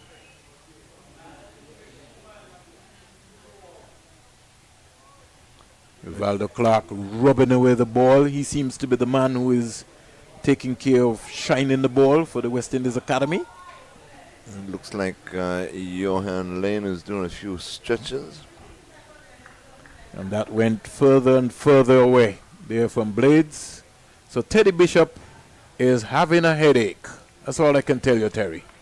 Most definitely. He's certainly having a headache. He needs to break this partnership and break it quite quickly.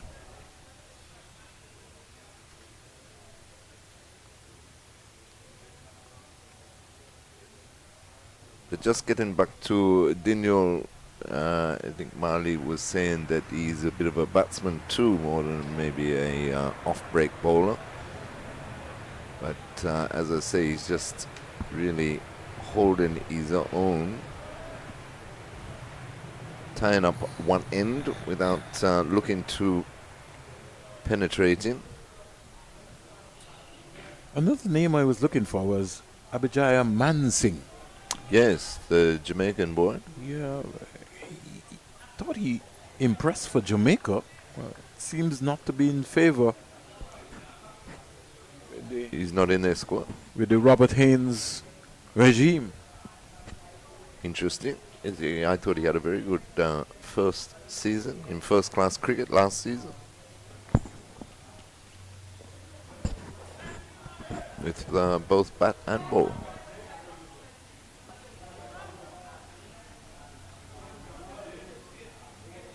Bring the long on off. Up. That man is wasted. Yep, still the 3 men out for Diniol.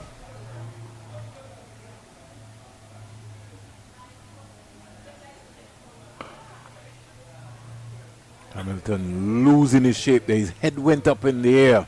Didn't stay over the ball. And he never got to the pitch of the ball. He just needs to. He got to get to the pitch of the ball. And he got to the pitch of the ball. He's been able to clear mid on. Or even cover, for that matter.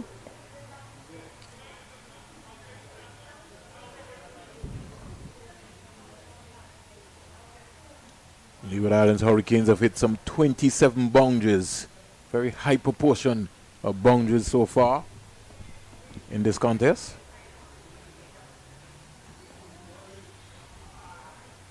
It's been a good over so far, Terry.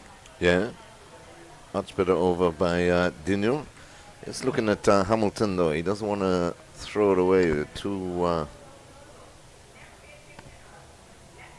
many times in his career that he gets to around about 40, maybe 50, and then throws it away. He's in control here. He wants to stay that way.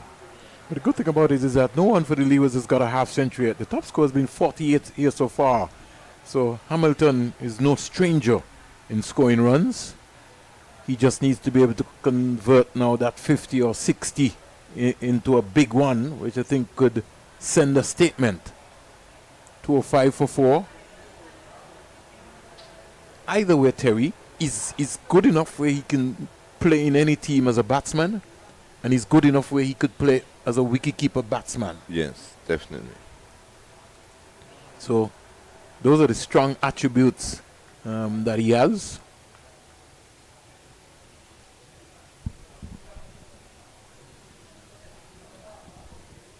So Jediah Blades will continue.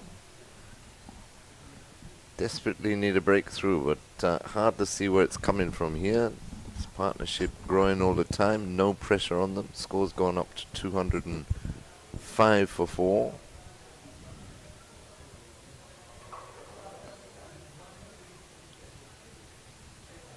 He's bowled without luck. Joshua Grant dropped by Joshua Bishop this morning. That was the aerial. Yeah, and sort of kind of stopped on him. Hamilton has gone into a slump and doesn't like to be held down for a long time. Kerry Maguire recognizing that Hamilton is just maybe looking to lose his focus. Just call him down. We haven't seen this for a very long time. And just to kind of remind him on the team's plan. Yeah, he just needs to keep that concentration ticking over. He's the sort of player that when he's on the go, he's on the go.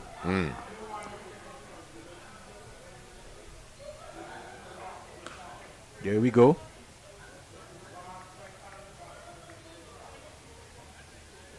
And I guess Teddy Bishop is trying to justify to me that that's why he has that fielder there. Yeah. First one he's fielded all day. But Hamilton's definitely the type of batsman that loves to field bat on ball, doesn't like to be pegged down at all. 206 for 4. We're almost like we're into a slum here. The only thing missing now is for the academy to pick up some wickets.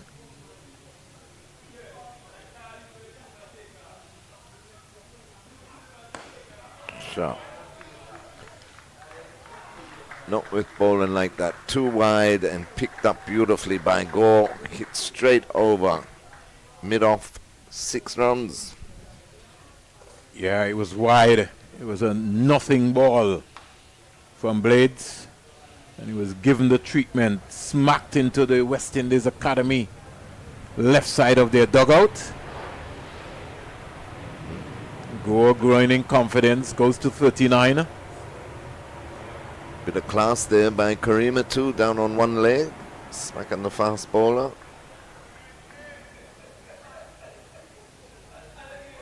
Brings a field change. They're taken mid-wicket to 3/4 of the way to the fence. It's backward.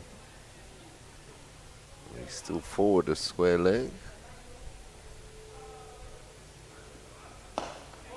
4 That's more. Driven beautifully by Gore. 2 top shots. 4 more. Straight through mid-off again. So he didn't fall for the sucker punch there. They put the man out at deep square leg. They've already got a fine leg, and but he pitched it up again and driven beautifully, Bowman.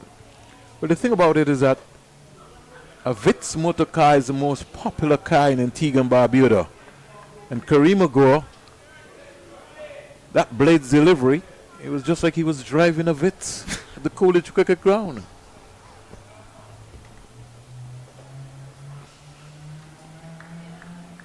.216 for 4. Too wide, but he should have stayed over the wicket though, Blades. He was troubling him. He was making him think at least. Well, if you're driving a Vitz, you can go anywhere. You can be either over or around. Doesn't matter. Doesn't matter.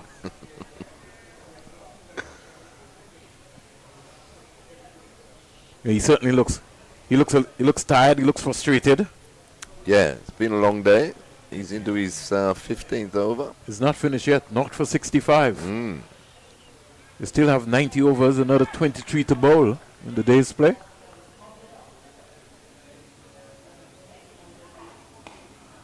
Well played. Better delivery though. I think he'll have a good ice bath tonight. Yeah, but looks of him, he looks pretty jagged out there. But as we were saying, Vernon, they need to attack the stumps more. They need to make these guys play. And well, Daniel's going to continue. So obviously they decided to get through their overs down the other end if he can continue to tie things up, which he has done. He's gone for very little so far today. But they need a spark from this end, from the commentary box end.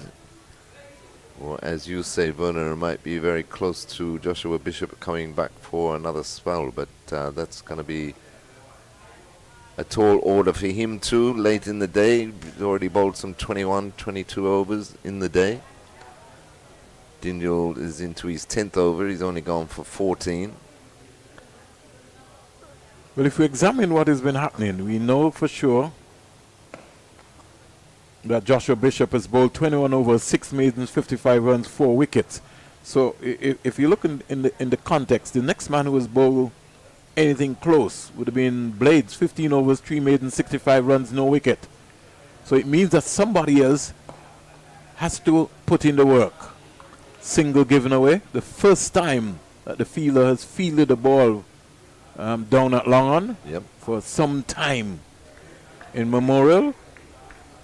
And that's why I was looking at a Johan Lane, you know, your premier fast bowler, I think you'd have to say, in this team. Oh, he's got 2 in a row now, Vernon. Because he's changed his line. But he's only bowled, I think he's only bowled the 9 overs. Yeah, he's so only bowled far. 9. He's bowled 9. 9 to 20 naught. So this is where you want your best fast bowler to step up late in the day when you desperately need a breakthrough. 218 for 4. So the partnership up to 80, 90. 90 from 141 deliveries. And climbing. Dangerous times this for West Indies Academy. And absolutely no pressure on these two in Hamilton and Gore since tea. They've been able to dictate terms, score as they wish.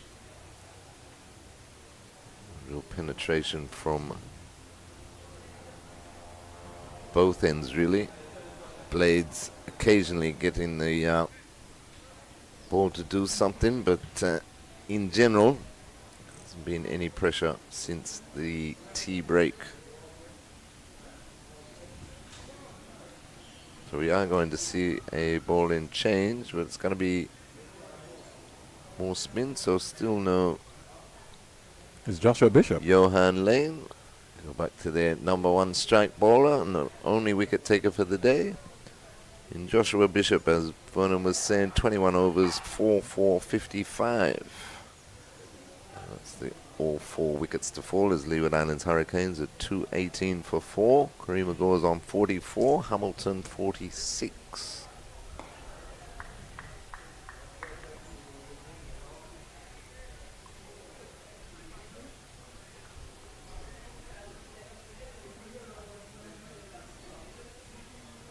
I think he's now changed his mode of operation. He's coming between the umpire and the stump. Sort of reminded me of El Comida Willett. Now he's mixing it up now. Back. He's changed back.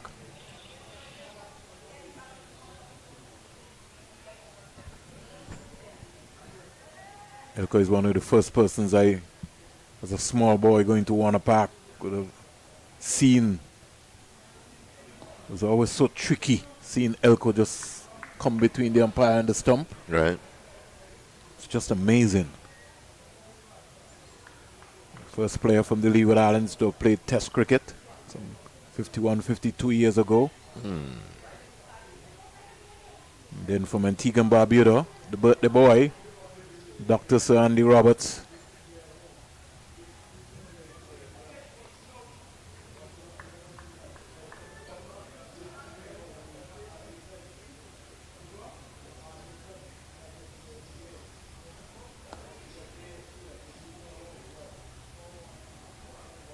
What impresses me about Bishop, though, Vernon, is the ability he's got to just drop on a length straight away. Could be maybe more effective if maybe had a couple of feelers. Here's Boy, Hamilton sharp. just deciding that he's going to let Hamilton go. I mean, it's gone with second 6, deciding that he's going to have a go at him. Kareem That's Agor 50. brings up his 50. 50 over 110 balls, 5 4s and 2 6s.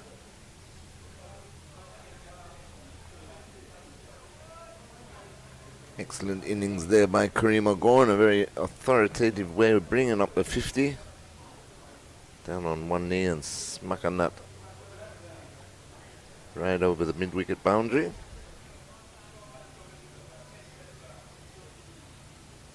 .224 for 4.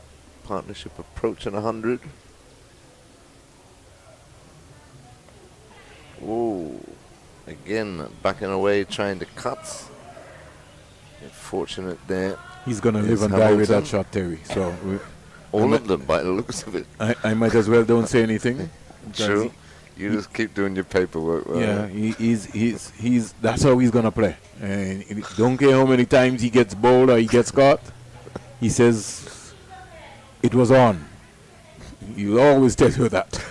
So I just leave Jamal Hamilton. 225 for 4. Hamilton 47, and Gore is on 100.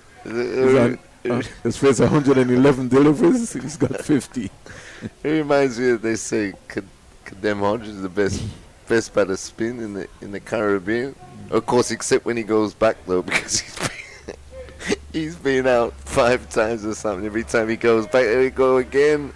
Here goes by Gore again. Smacked over. Another 6 again. So he's pulling out the levers, Kareem Agor, and he's turning it on here. That drifted right into his area, and the right hand came into it. That's where he's strong. And he just whipped that up. Yeah, More or less a cross-batted shot right over mid-wicket. That's 100 partnership, isn't it? Should be. Yeah. 100 plus by now. Looking to take the game away from the academy, who have, after the tea break, they've come out real flat. They need something. They need a spark. They need some energy.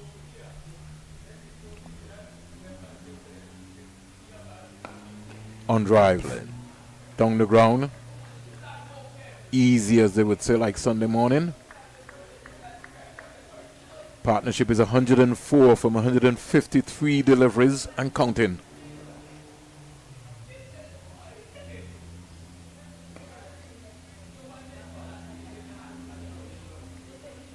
Yeah, excellent batting there by both Gore and Hamilton.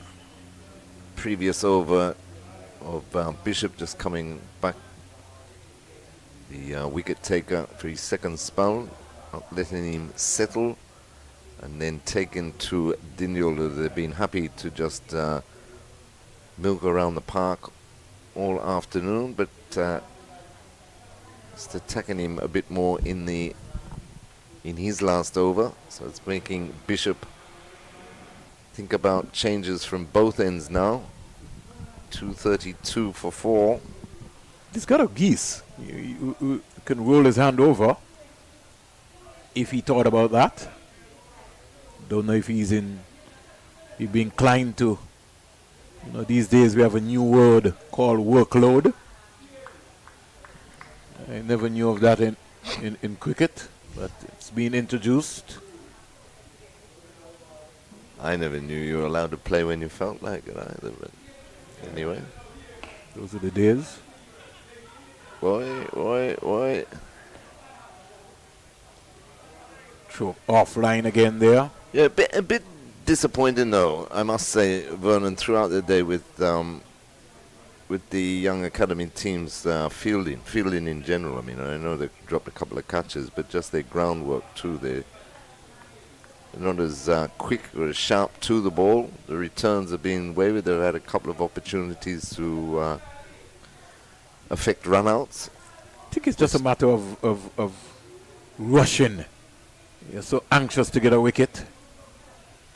And, you know, when you're playing white ball cricket, if you're playing T10 or T20, you know, game would have been over by now.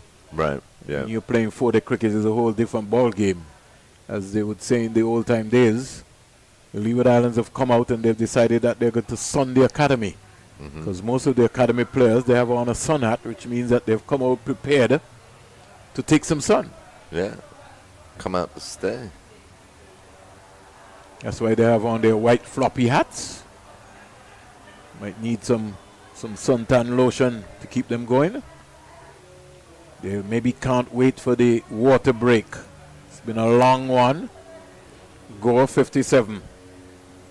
The partnership is over 100, 104 to be exact.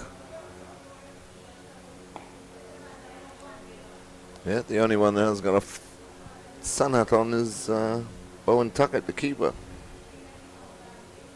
Well, by the rules of cricket these days, you'd be advised that he has to have on his helmet.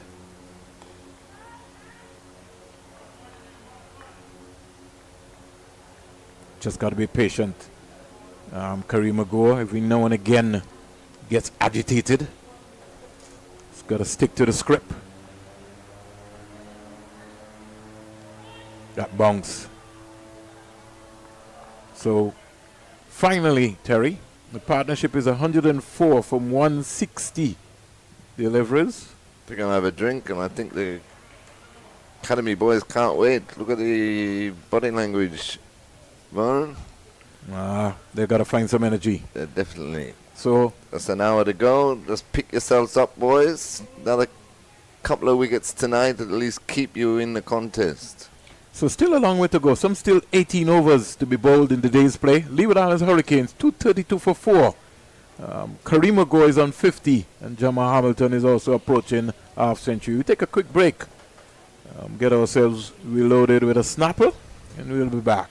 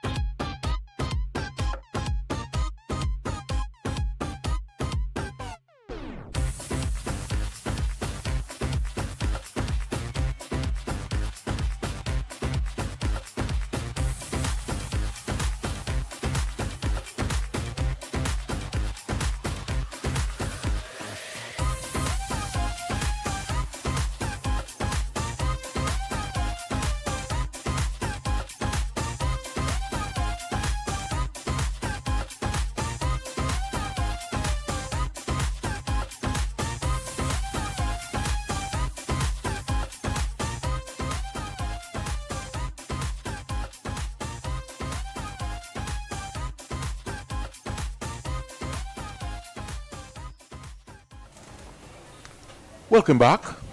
After a long break, I'm joined by my colleague in Mali Richards. Mali, Lane is back into the attack. It's going to be bowled into Hamilton. And Hamilton gets a wide, slow bumper. Well, based on that first delivery, good afternoon to everyone once again. Based on that first delivery from Johan Lane, I think these Leeward Islands Hurricanes batters should be expecting that short pitched bowling here. You've got two men back, man at fine leg and at deep backward square. So you may see a bit of a bumper barrage here, Vernon. Something encouraging. There's an appeal for a catch at the wicket. I think that brushed the pad, and they know that as well too. Once you don't see Callum Boyne Tuckett going up, you know that you're safe. And I think here for the West Indies Academy, as you said, we would have, what's that touch? Just brushed the pad going through to the wicketkeeper. West Indies Academy, we spoke about us covering their games over the past few seasons, especially here at the Coolidge Cricket Ground. What they've tended to lean on, especially when bowling, has been their spin twins. Left arm orthodox in Bishop and Ashmead Ned. Actually picked up some 75 wickets between them last season. Bowled well over 300 overs apiece. So we're just seeing with the amount of bowling that we've seen from Dindyal here today, they're really just trying to plug that gap. Or to try to fill that gap. Fill that gap with the absence of Ashmead Ned. Yeah, certainly a big point there, Mali. We thank you for your feedback, and we certainly appreciate your comments. Folks who are covering via the social media platforms, really thank you very much for your inspiring thoughts. Right now, the academy, they need wickets. Go, drive in. Yeah, but again, not staying over the ball long enough. And you mentioned a wrist spinner as well. There is a wrist spinner in this squad for the West Indies Academy. Ishan Matara, 18 years old now, young Bayesian leg spinner. You already mentioned what he would have done in his first 6 first-class games, debuting at 16 years old.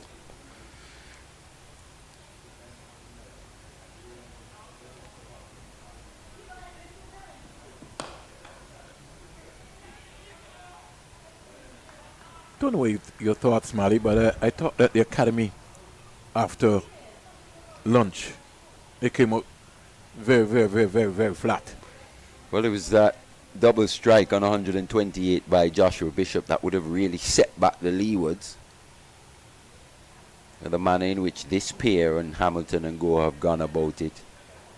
What, some 108 runs now. Partnership between them. In good time as well. They put pressure on these academy bowlers and they've just wilted slightly. Yeah, some of the field placings also beg to be questioned as well too. The name of the game is that even though you look like you have to put people in the correct positions, and you got to keep the pressure up. You just don't have spectators on the field because you want to have spectators. They would have been really looking forward to a performance from a Jediah Blades here today as well. But for me, he's just struggled slightly. Bowled 15 overs, but bowled too many boundary balls. Partnership is 108 and growing. You know, we were talking about this Leeward Islands batting lineup. Mali Richards, we still got on debut Cameron Pennyfeather. We got a young man by the name of Colin Archibald who's got a first-class 100. And you've got Jeremiah Louis, who is no rabbit with the bat. He's a proper cricketer. And the big man himself, Rakeem Cornwall. Yeah, just looking Aiden Walsh has demonstrated, in fact, last season, that he too is quite capable as well. Yeah, they bat very deep, this Leeward Islands Hurricanes team. Quite a few all-rounders coming in the middle to lower order. All-rounders of experience as well. Not just of this level, but international cricket. So they'll be pretty happy with how deep did they bat. As you said, Colin Archibald, maiden century, what, 2 seasons ago now? Yeah.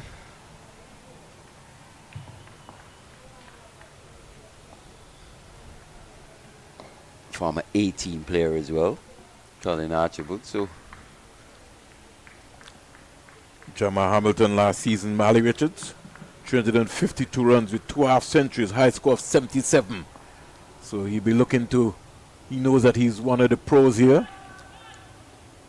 And for a player of his class, that's not good enough, is it? 2 No. half centuries. You know, he's a much better player. I mean, only averaging 27.08. That's way below par. And he had starts last year, just didn't really go on at the point in time. But you could see that he's looking to get a half century here. His mindset. King Cornwall, the captain, he only scored 163 runs last year. By his standards, not good at all. 50 to Hamilton, his 20th. In the context, 79 balls with 7 fours. Well played by Puppy, as he's affectionately known in these parts. I thought he played, he was positive from ball 1, actually. He would have led in terms of the run scoring in this partnership, at least at the beginning. Well, he came after when Bishop. They came together, yeah. He came after Bishop very early. Launched a counter-attack, didn't he? Yeah. Decided that he was going to upset the apple cart. In fact, he took 12 runs, the most expensive over Bishop would have bowled for the day. He looked to go against the spin as well at times, employing that sweep shot. But he's just picked the right length here. He showed all his experience in this inning so far. But Kareem Goes look good. Very good. Kareem Goes look good. It's a bit of a dicey start from him, but he's settled nicely into this innings now. Moving on to, is it 58? 59 now? A best of 93. It's his second half century in what? This is his 4th match.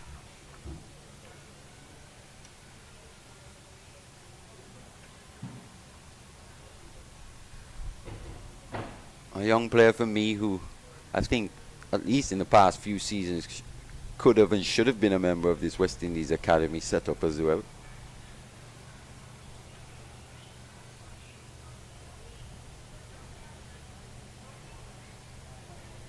Multi-dimensional cricketer. Fantastic in the field, a real live wire in the field, and bowls his left arm orthodox as well. So very, very handy cricketer, batting in the top 4 here for the Leewards. It's quite prodigious as a youngster. And he's picked him out there and he's caught. What a catch! On the deep backward square boundary. Blades by Jedediah Blades. Nah, looks like your boy Michael Palmer there. Is it Palmer? Yeah, fantastic catch by him. That's a great catch. You'll have to see that one again, but it was timed sweetly, short and wide. Not the best delivery this from Johan Lane. Straight out the middle of the bat. Went down. A good pace. Palmer about 10 yards or so off the boundary. He had to dive forward to take that one. Took it low down in the ground. And that pretty good innings from Kareem Ogoa has come to an end. 5 down now, 238 on the board. Again, after a break. After a break, once again. You were wondering what that man at backward point was doing there for long periods of the day. I think he answered that question. Not the best delivery. Maybe there more for run saving as to taking a catch, but in the end did very well, stayed sharp, and Johan Lane picks up his first wicket of the day. You've won yourself a Vitamalt, Terry. He comes to remind me that he was telling me all the time that they have to bring on Lane, so I told him he's won himself a Vitamalt. Sounds like the man knows what he's saying. Oh, of course, man. I think he should be the coach of the team.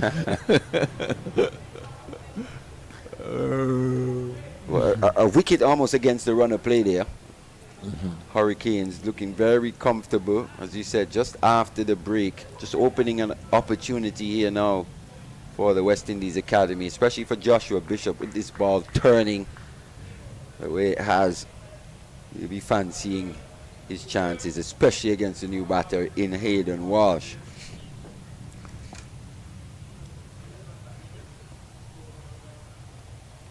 Left-hander, vice captain of the team. That's why you need the short leg in there, Mali.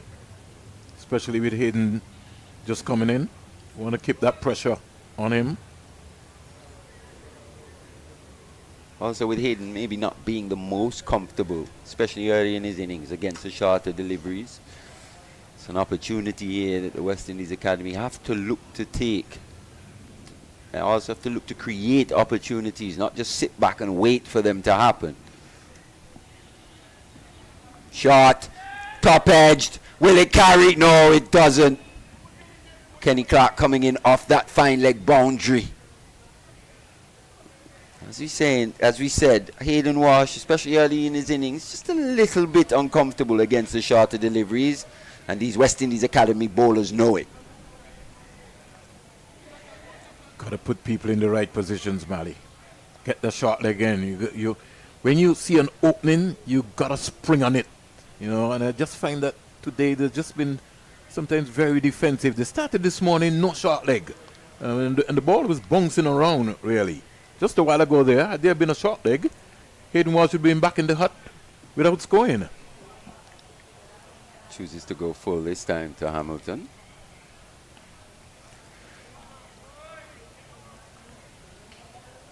So it's been Joshua Bishop throughout the day, mainly the main wicket taker. Johan Lane now joining him with his first wicket.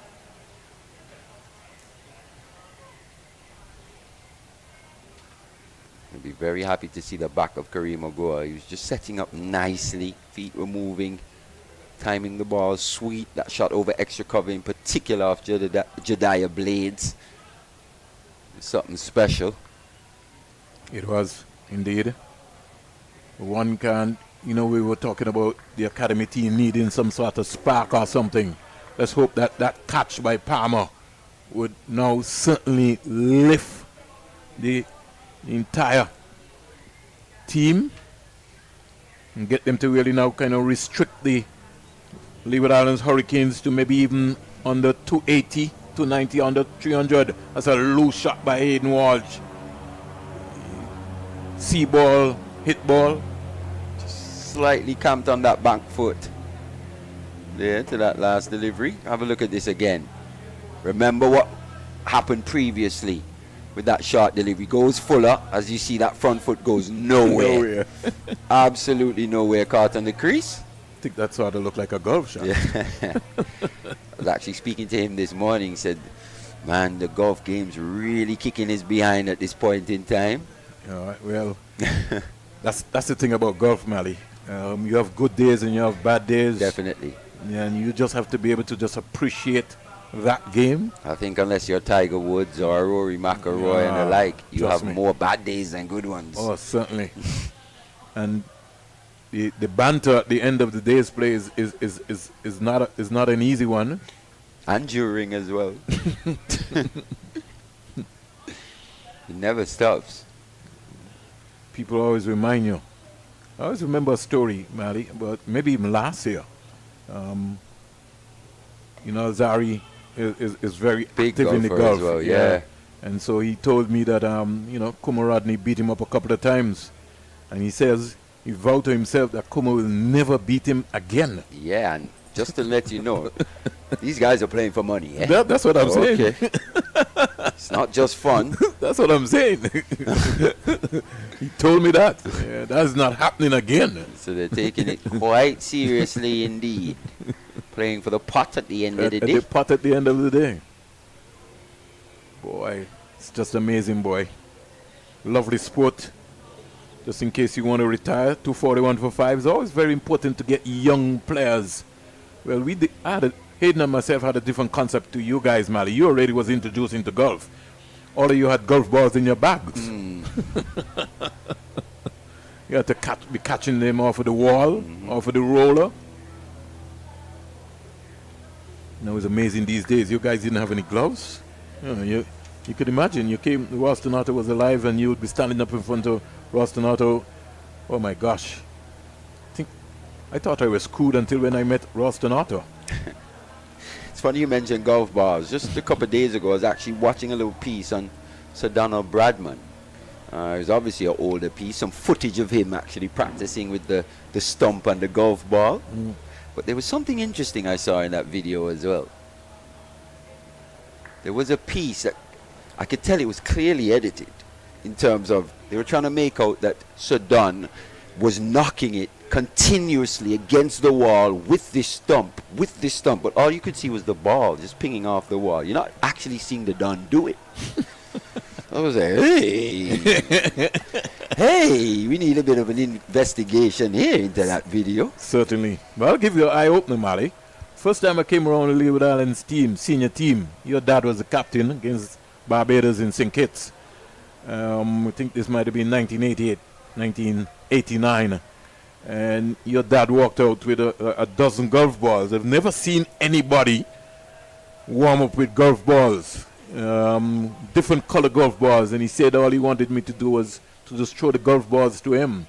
Well, I was shaking, Mali, because I've never thrown a golf ball to somebody warming up. So your dad walks out, and he just came down and he said, "Relax, Springbergie.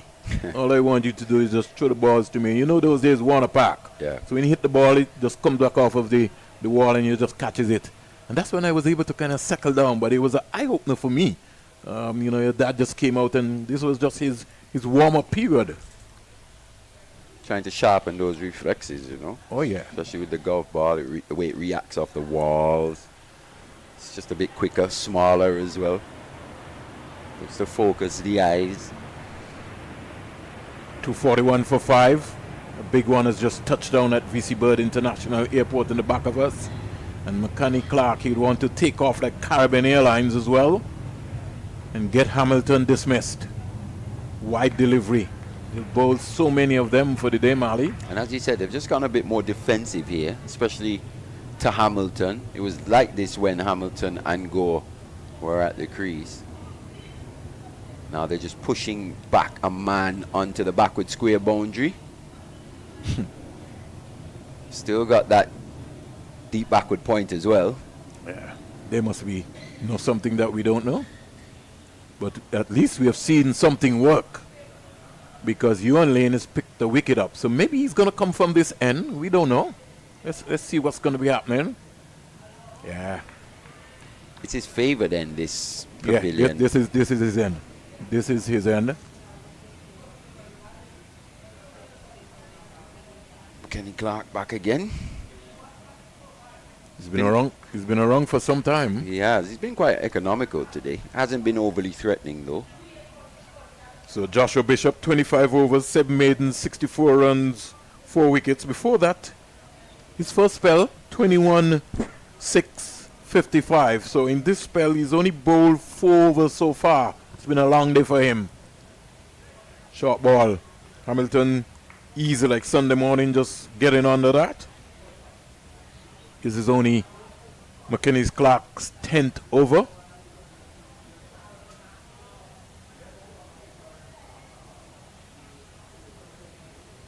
News from around the region. Let's go to Ghana and find out what's happening. And I can tell you that Barbados are 247 for 6. So plenty of action taking place there. We journey over to St. Vincent and the Grenadines. And Jamaica at 244 for 5. Then we go over to Trinidad and Tobago and find out what's happening in that neck of the woods. Trinidad and Tobago 82 without loss. Rain has stopped play in Trinidad and Tobago. And do we expect a game tonight, Mali? With the Bangladesh women and the West Indies? Yeah, that game starts in an hour and 34 minutes time. A lot of cricket. A lot of cricket if you're a cricket lover, cricket fan. Boy, you can't maybe even keep up sometimes, Mali. Well, I definitely can't. I'll be home, Mali, and I'm switching TVs to TVs. I was looking at the Sri Lanka against Australia, and then you mix in between. Need multiple monitors, boy, to keep up with the game today. The good thing about it, boy, is that there's so much cricket with all these apps searching around. But not all the cricket's worth watching, though. I think that's fair to be said. Well, that's an understatement. Yeah. You don't need to remind me of that, Malik. Especially a lot of the franchise stuff, I find. I think some of it is just overrated. Yeah, it's just too much at this stage. 242 for 5, 77 overs bowled. And the Leewards looking to pile the pressure on. The loss of Kareem Agor, a set batter. Looking good as well. Yeah. Can't blame him too much. No, I think he was there. It was there. It was just good cricket, especially for Michael Palmer. Shows the importance of staying engaged in the game. And game awareness. Yeah, he hasn't had the best day, has he? No, with indeed. the ball on debut here in first class cricket. But that catch will certainly give him a boost of confidence, and it will show his athletic ability and his presence to be in this academy lineup. Shows his all-round contributions, or potential all-round contributions as well. Fantastic catch. Had to be sharp, had to anticipate. It's almost from his teammates as if he was expected to take that catch. Hamilton is digging in now because he understands the importance of what is required here. Yeah, it was hit well. It's quite flat as well, and it was dying on him. Had to dive low to his left. Quite a big, solid guy as well, Michael Palmer. When you look at Jamal Hamilton, Mali, you could see the experience.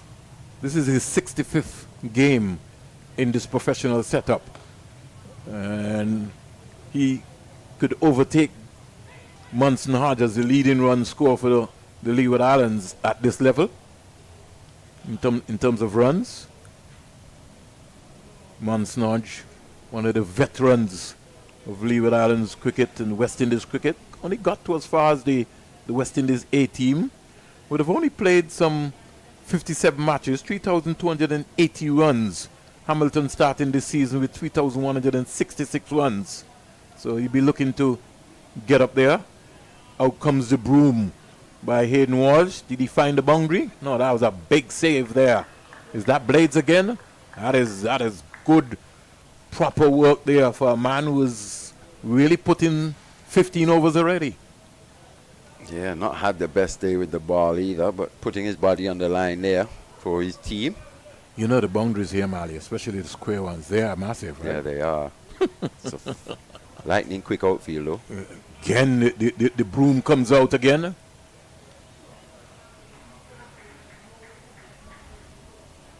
.245 for 5.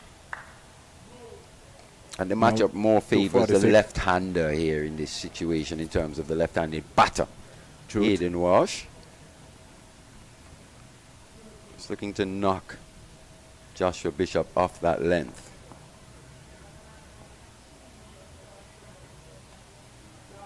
Out comes the broom for Hamilton as well. He finds the boundary. 250 up for the Leeward Islands Hurricanes. And with that, Joshua Bishop just offline, being ruffled first by Hayden Walsh. 250 for 5. And the Leeward Hurricanes looking to pile the pressure on here, Mallory Richards. Yeah, they are. Poorly line delivery that from Bishop. Jamal Hamilton obliges. So 250 for 5. As we said, this Leeward Islands Hurricanes team bats pretty deep. Still Raheem Cornwall, Colin Archibald, Jeremiah Louis. These are guys over the years who have scored quite a bit of runs down the order for the Leewards. It's one of the main reasons why the Leewards have almost morphed into contenders over the last few seasons or so. It's the all-round contributions. And they'll be hoping for more of the same this season. As we said, went into the last round still with that opportunity to win this tournament. They're hoping to go one step further.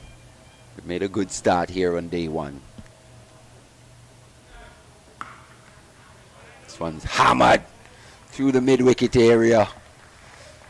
Not enough pace. Didn't get it up high enough to Hayden Walsh either. He was camping back, waiting for that one from McKenny Clark. Have a look at this.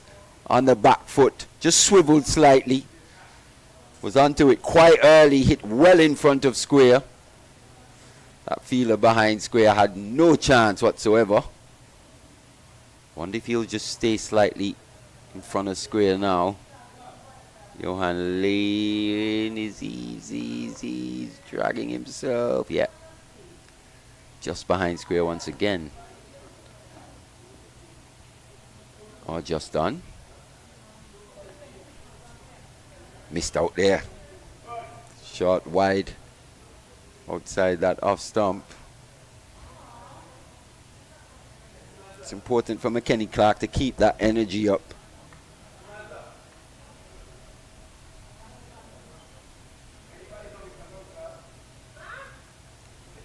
Seems to have just lost the momentum in his run-up slightly. Looked a lot better to me earlier in the day. Really bounding in. A bit more measured now. Nah, that's not good enough. Not good enough by the skipper there. So the wheel's not really falling off just yet, but maybe just starting to flag slightly, these West Indies Academy fielders. It's only day one, match one. Not something you'd really expect, especially from these young players. It's important that they stay engaged.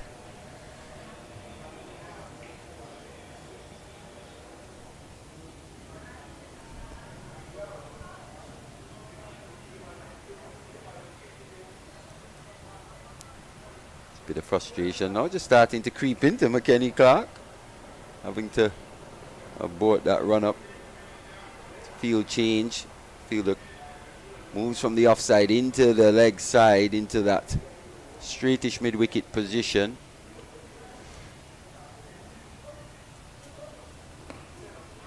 Oh, that would have hurt if they got a single there. That would have hurt. This is the field though, it's a slip.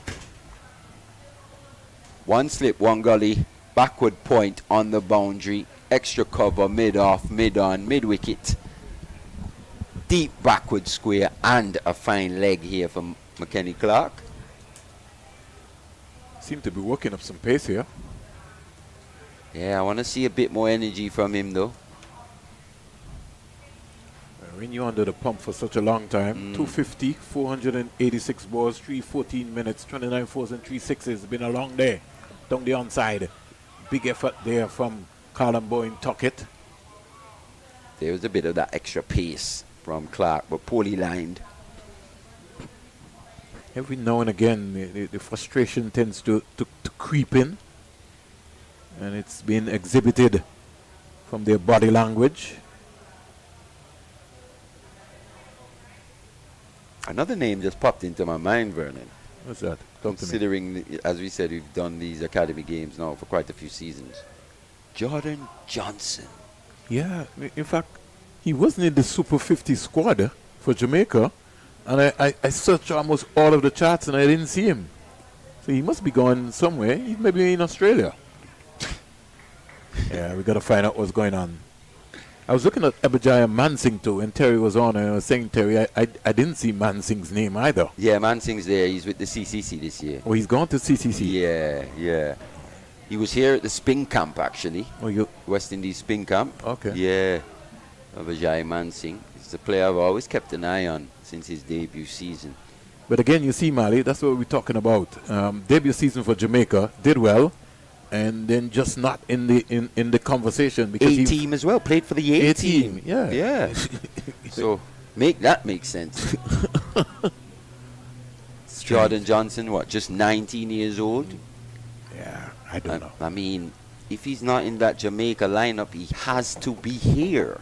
in this lineup. Yeah, I wouldn't even have sent him back to Jamaica just yet, to be honest. But he came here at 17, 18 years old. Just about that. And you make it... Joshua Bishop is 24 and still at the academy.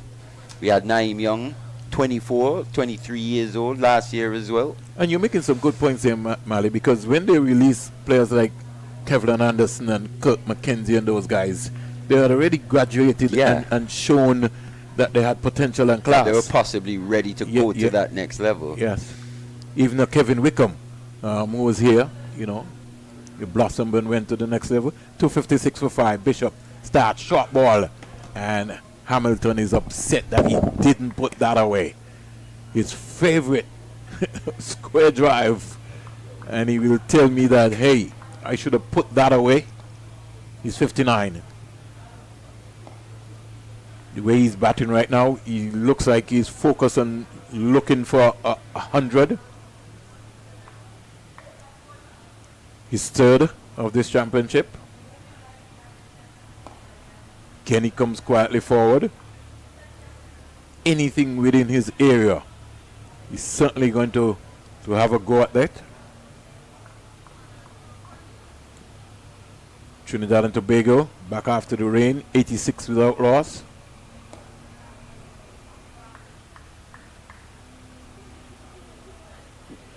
Windward Islands versus 251 for 6, Jamaica versus the Windward Islands. Barbados, 257 for 6. So scores not too bad, not similar in context based on what's been happening around the region. Partnership is 18. Vice Captain Hayden Walsh has come out to join Hamilton. Bounce and spin. Colin Tuckett's glove work has been excellent today so far. 80 overs bowled, some 10 overs to go. It's now 4:38 in Antigua and Barbuda. So possibly that they could get in the 10 with Joshua Bishop bowling. Yeah, possibly. Light is still good? Very good. But just before that, as we were saying, Vern, we're going to have to put out a missing persons alert. 2 missing persons alert. Ashmead Ned and Jordan Johnson. I looked through the squads. There was no Jordan Johnson in Jamaica, no Ashmead Ned no nowhere Ashmead Ned else nowhere else as well. I'm very much concerned about that. Very much so. As we said, Anthony Adams being picked by Guyana, 31, 32 years old. Only played 2 first-class matches. Yeah, he would need his opportunities as well, but at the expense of Ashmead Ned, I'm not so sure. In terms of the ceiling, the potential. As we said, was 3rd in the wicket-taking ranks last season, Ashmead Ned, with 33 wickets. Surely someone can use that in this regional competition. So unless, as we said, not sure if he's injured, same for Jordan Johnson as well. But we've got an eye, we're keeping an eye out. And we're talking about top bowlers, Mali. We have Joshua Bishop, 42 wickets, Jamel Rorican, 35, Ashmead Ned, 33, and Raheem Cornwall, 32. In a game less as well, Raheem. In a game less. Played 6 games. Yeah. In terms of the runs scoring, Mikhail Lewis, 682 runs. Craig Brathwaite, the West Indies Test captain, 565. Kevin Sinclair, when he came back from Australia, demonstrated. We saw what he did when he came back right here, 508 runs. Amir Django, who finally got his test call up. High score, 218. He scored 500 runs. And Casey Carty was in blistering form as well. From 6 games, he scored 496.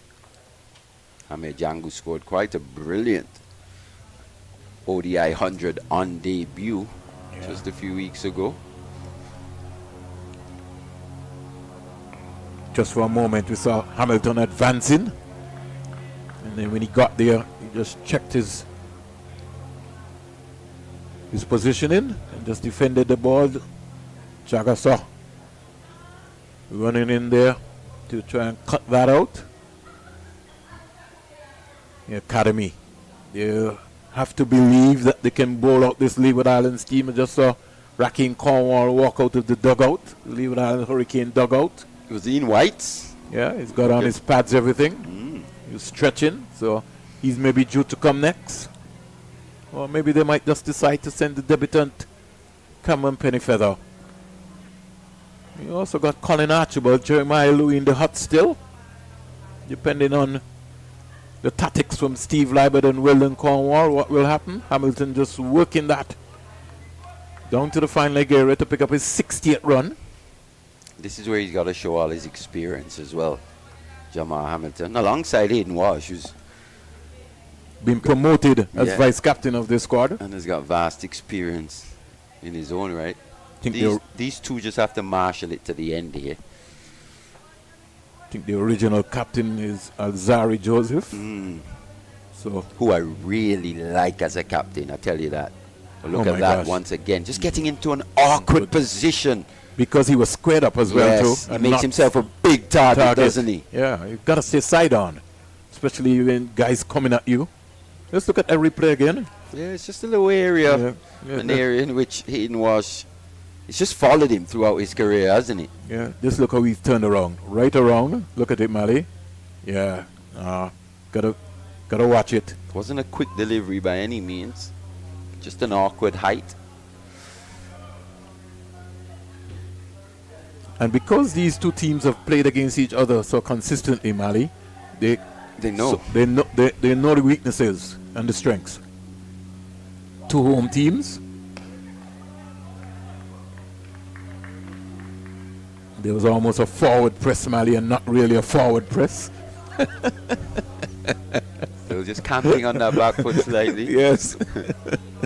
Trigger movement was like, I want to come and I don't want to come, so let me just put my bat there.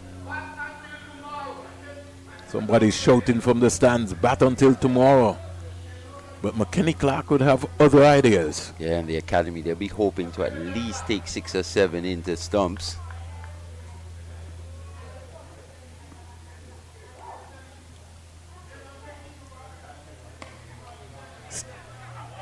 Again, looking for something that is certainly not on.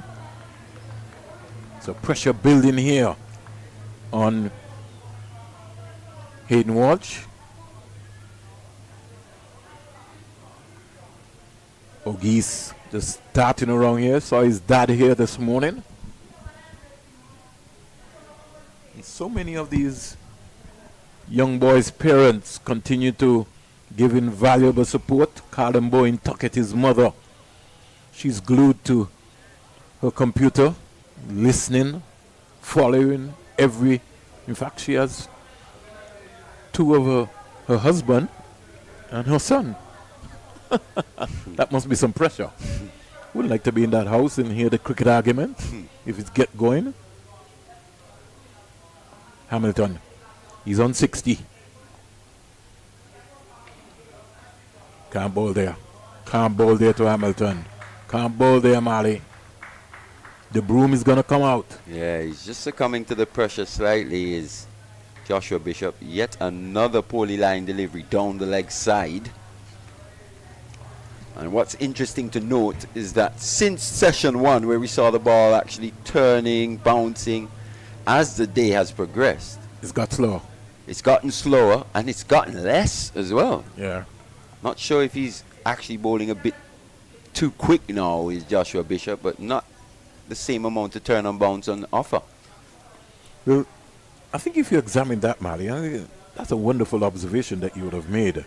And we maybe want to just look at his over-rate last year in terms of what he would have bowled. That's a better delivery, though. Last season, Mali, Joshua Bishop bowled 323.4 overs, 84 maidens, 843 runs. That's a lot of overs from 7 games. And I think Ned bowled more. Well, yes. Have a look. Yeah, hold on. I think so. Not you think, Mali. You Ned just bowled 4 more than him. Yeah, 327 overs. And that's what they're missing here today. 77 maidens, 33 wickets, 780 runs. So economical rate. You'd have to. And if you compare that, Mali, to a Brian Charles, who only bowled 174 overs in the process. Raheem Cornwall bowled 235 overs, and Jamal Warrican bowled 255. Pete Salmon, who I think I saw in the conversation, he bowled 276 with 30 wickets. Another boundary again to Hamilton. Not to Hamilton, but this time to Walsh. So reverse sweep. Yeah, out comes the broom again. So Joshua Bishop is having a little torrid time here. It's been a long day for him. The partnership is now shot up to 30 from 46 deliveries.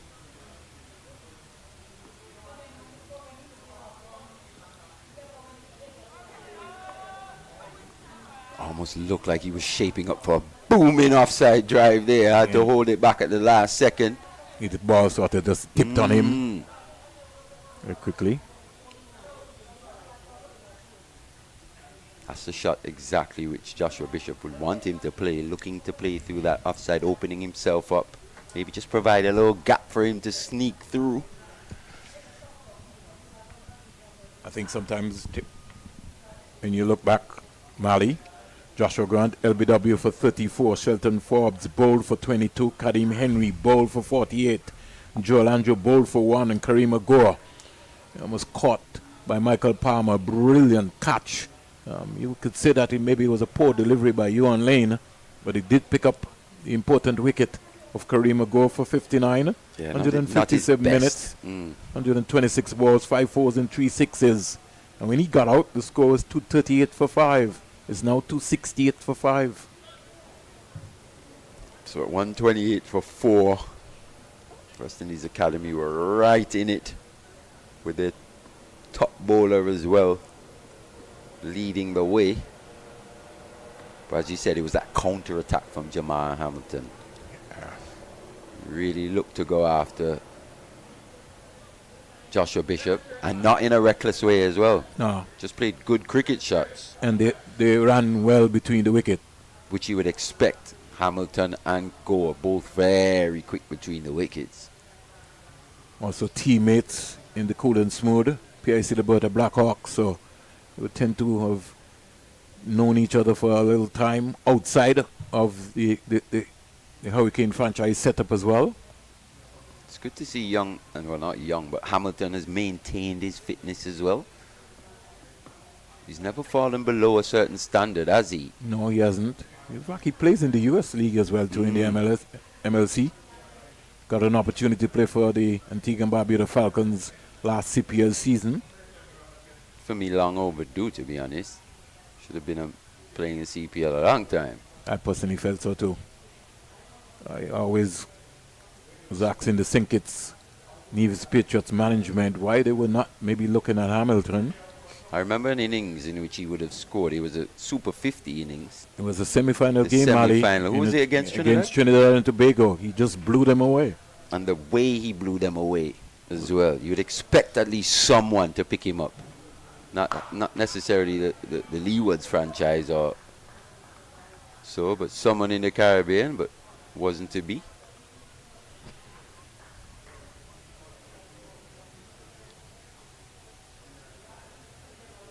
I think that was one of the best I've ever seen Jamal bat, Mali. Yeah, I think I was in England at the time. It was on BT Sport. Yeah, 2018. It might have been 2018, 2019. Tuned into that innings. Things looked lost. Yeah, until when he came to the party. Yeah. And you know, the funny thing about that, Mali, I felt so sorry for Darren Bravo at the end because everybody was criticizing, you should have tried Mali, you should have tried Terry, you should have tried this. Hamilton was just in a zone by himself. I've never felt sorry for Darren Bravo.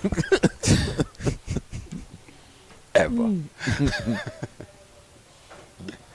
To 71 for 5. Tongue the onside. Good take. It's just so beautiful to look at Colin Boyne Tuckett. It'd be so nice if the West Indies can get an 18 tour so that he could be able to get to know, even if he doesn't get into the actual setup, he'll be around the setup around there. Well, I was just thinking this. Because you mentioned it a bit earlier in terms of the amount of wicket keepers. And if you just think in the Leeward's Hurricanes alone. 3. Oof. Yikes. So what happens when he graduates from the academy? Yikes. Some tough decisions have to be made. Seriously. Clipped away here by Hayden Walsh, racing it. It's touch and go. He won't get hit the rope, but they'll come back quite easily for 3. McKenny Clark is down on the ground. I don't know what happened. I don't know what he saw. I don't know what his expectation was. I guess he was hoping for somebody to catch something. Yeah, it was in the air for quite a while, but wide of that mid-wicket fielder. Simply because I think he was in no man's land. Got to be in the right position. You got to get your angles worked out at all times. Something I thought that even last year, their captain Naeem Young, sometimes they miss the opportunities. Got to get those angles worked out all the time. Yeah, but if you really analyze this as well, in terms of the wicket keepers in the Leewards, maybe Hamilton towards the back end of his career, be a straight shootout between Joel Andrew and Colin Bowen Tuckett for me. It would be.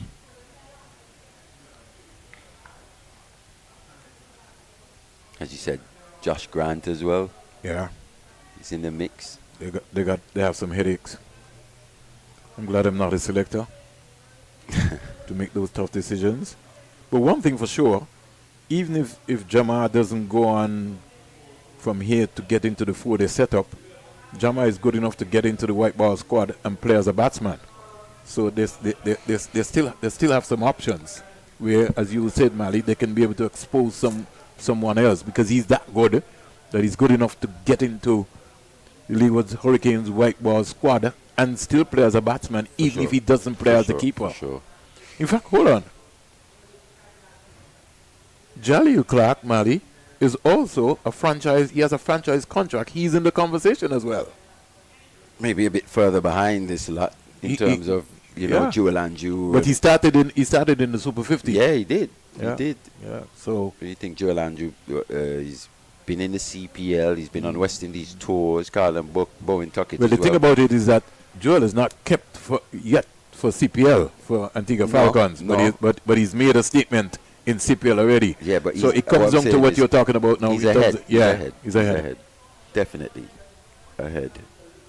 Again, like Hamilton, he's established himself in this team as a batsman as well too. It'll be interesting to see when the West Indies white ball squad is picked and he's selected, where they will use him. If he's selected. If he's selected. Yes. Well, I don't think they have a choice, Mali. They picked him the other day. You can't tell me that they're not going to pick him again. Well, they didn't pick him for Bangladesh, did they? He'll be back, but I think he'll be more on run scoring basis. But he went to India where he wasn't picked in Bangladesh, Mali. He was in India at the time. With the yes, he was in India with the camp. But what I'm saying is he was sent to India. Well, right. The academy, the cricket West Indies. You know, if you're an international player, you play international cricket. Yeah. He was sent to India. Yeah. So anyhow, instead of playing international cricket, because he's still on his way, he's still learning his game. Yeah. That would be more beneficial for him in the long run. He'll be back. 274 for 5. Definitely he'll be back. On drive. Oh. That's hurt. Yeah, it has. Good effort that though by Rivaldo Clark. On the back of his hamstring there. He himself is also a keeper as well, Rivaldo Clark. Yeah, that's another one, eh? And I find it strange that he can't get into a Barbados team, Mali. After they would have tried so many keepers, we really thought that after Shane Dawes that it would have been Rivaldo Clark, but then all of a sudden we saw a whole list of other names that kept popping up. Is Hamilton okay? I think Rivaldo, we saw him here in Rising Stars under 19s a couple of years ago. He was the standout player here. For me, as much as I like him, and he's a fantastic player, fantastic talent. You don't think he's a keeper? No, I think this is a very important season for him. It very, is. very important season. It is, and he's under a bit of a pressure too. Yep. I like the team spirit here being demonstrated because these guys have a lot of respect as well too for Jamal Hamilton. Yeah, you can tell. Yeah, who they see as their legend. They've all gone down to check him out and see if he's going to be okay, including Joshua Bishop and company. So there's a small break here as Hamilton gets treated. The academy can't wait to get a knock tomorrow at some point in time. Leewards would want to get some early points on the board because this is going to be a tough competition. It will be. It will be a hard slog. We'll have a couple breaks as well. Yeah. But the good thing about it is that Leewards is going to be at full strength. You have their captain coming back. You got Alzari, Justin Graves, Casey Carty, Michael Louis. Wow. That's a headache for somebody. And yeah, it just reminded me what we were saying earlier in terms of Alzari coming back and being captain. I really like him as a captain in terms of his aggression, the way he goes about it. I know for sure when Alzari is captain, there can be no pussyfooting around. No, not at all. That's for sure. And I think that's needed. In that Leeward Island Hurricane. In this Leeward Hurricane setup and in the West Indies setup as well.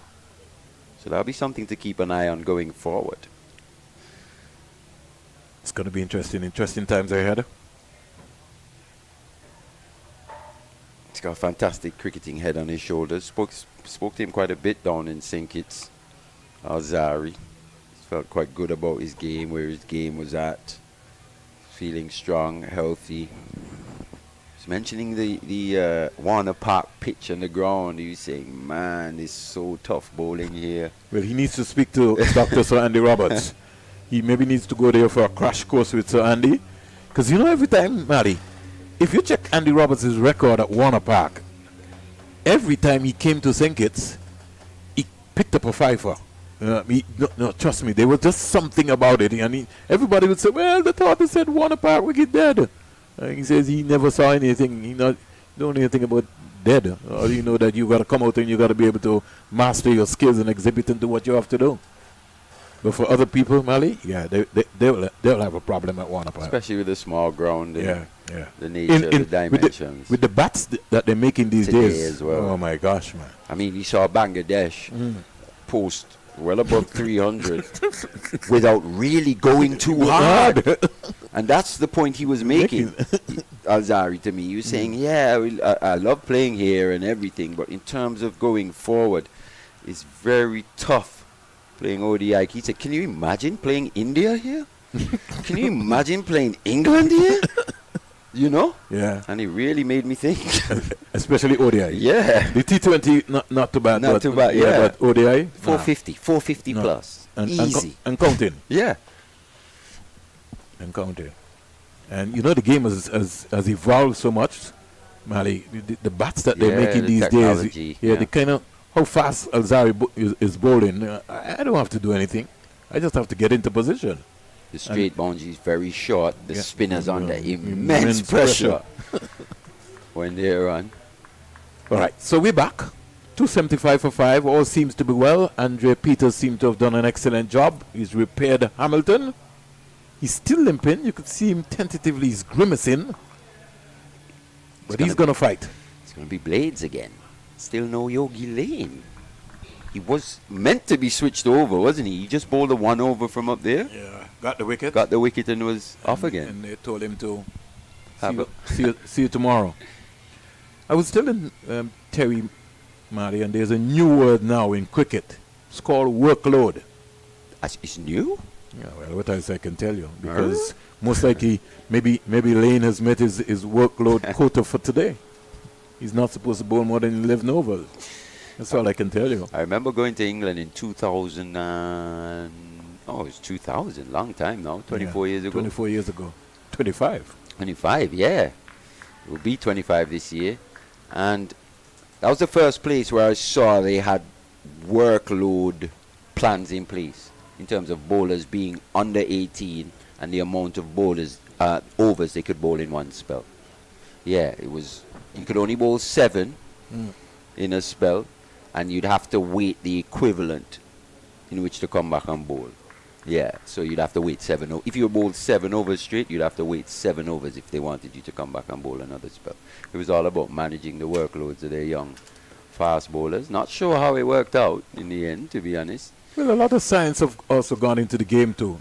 People have created and come up with data talking about injuries and all of the stuff there. That as well. Yeah, stress loads, stress load and stress factors. So, you know. But every time I talk to Andy Roberts, you know, he tells me, Springs, fast bowling is hard work. Prepare yourself. Go swim, go run, get yourself organized, and come and play the people cricket.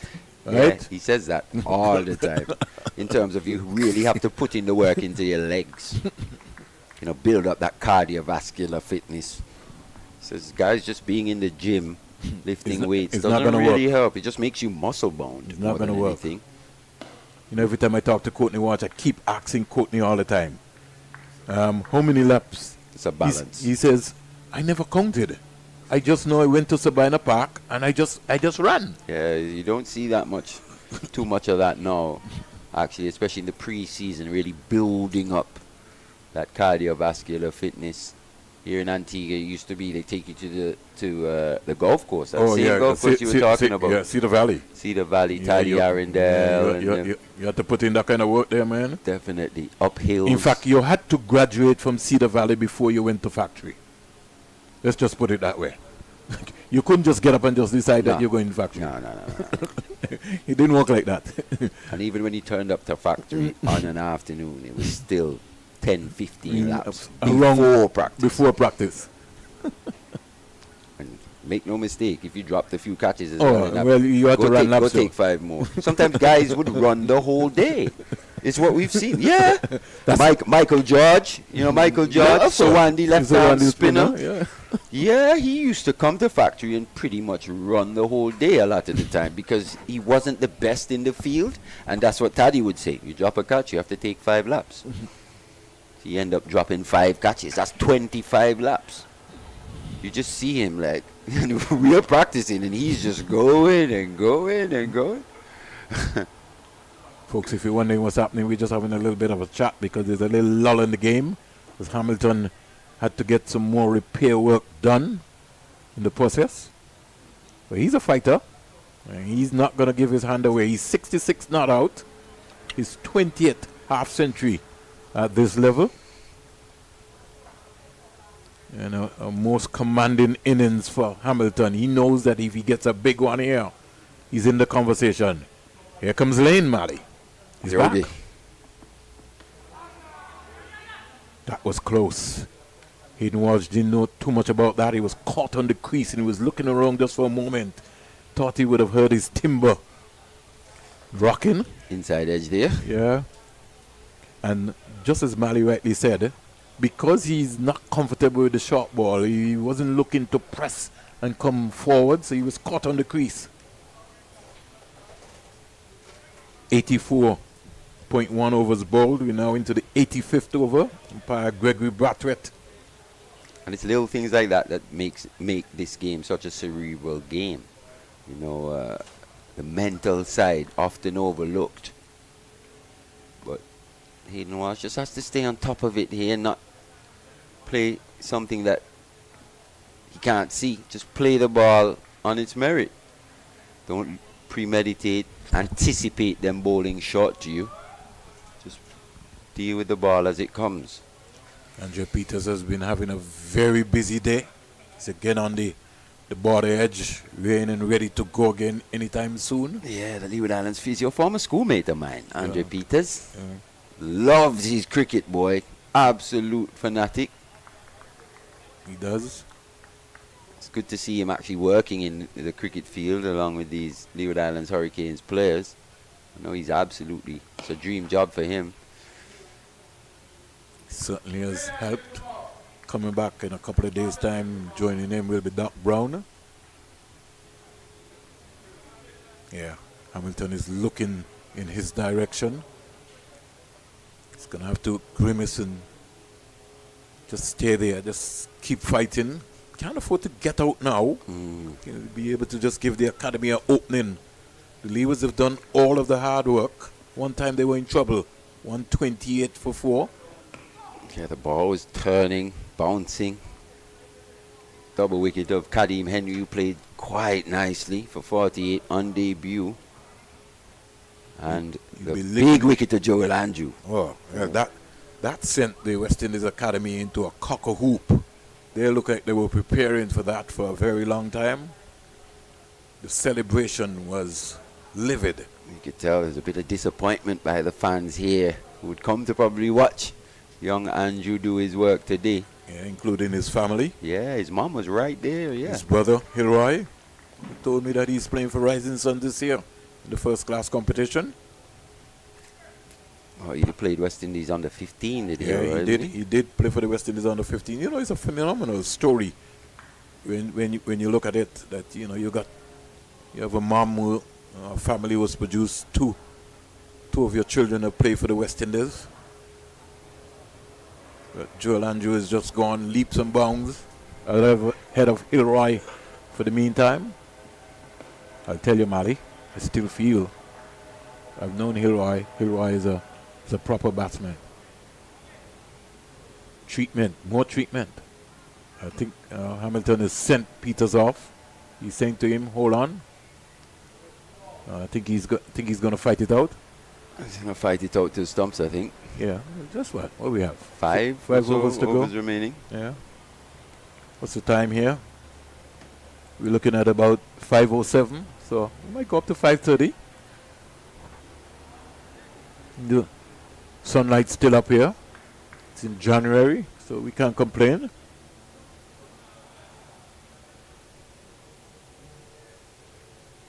At least we're not in United States or England or those places, Mali, with the freezing temperatures we've been having. Definitely would not still have light at this time either. We would be hustling. Would have been dark at 3. At 3?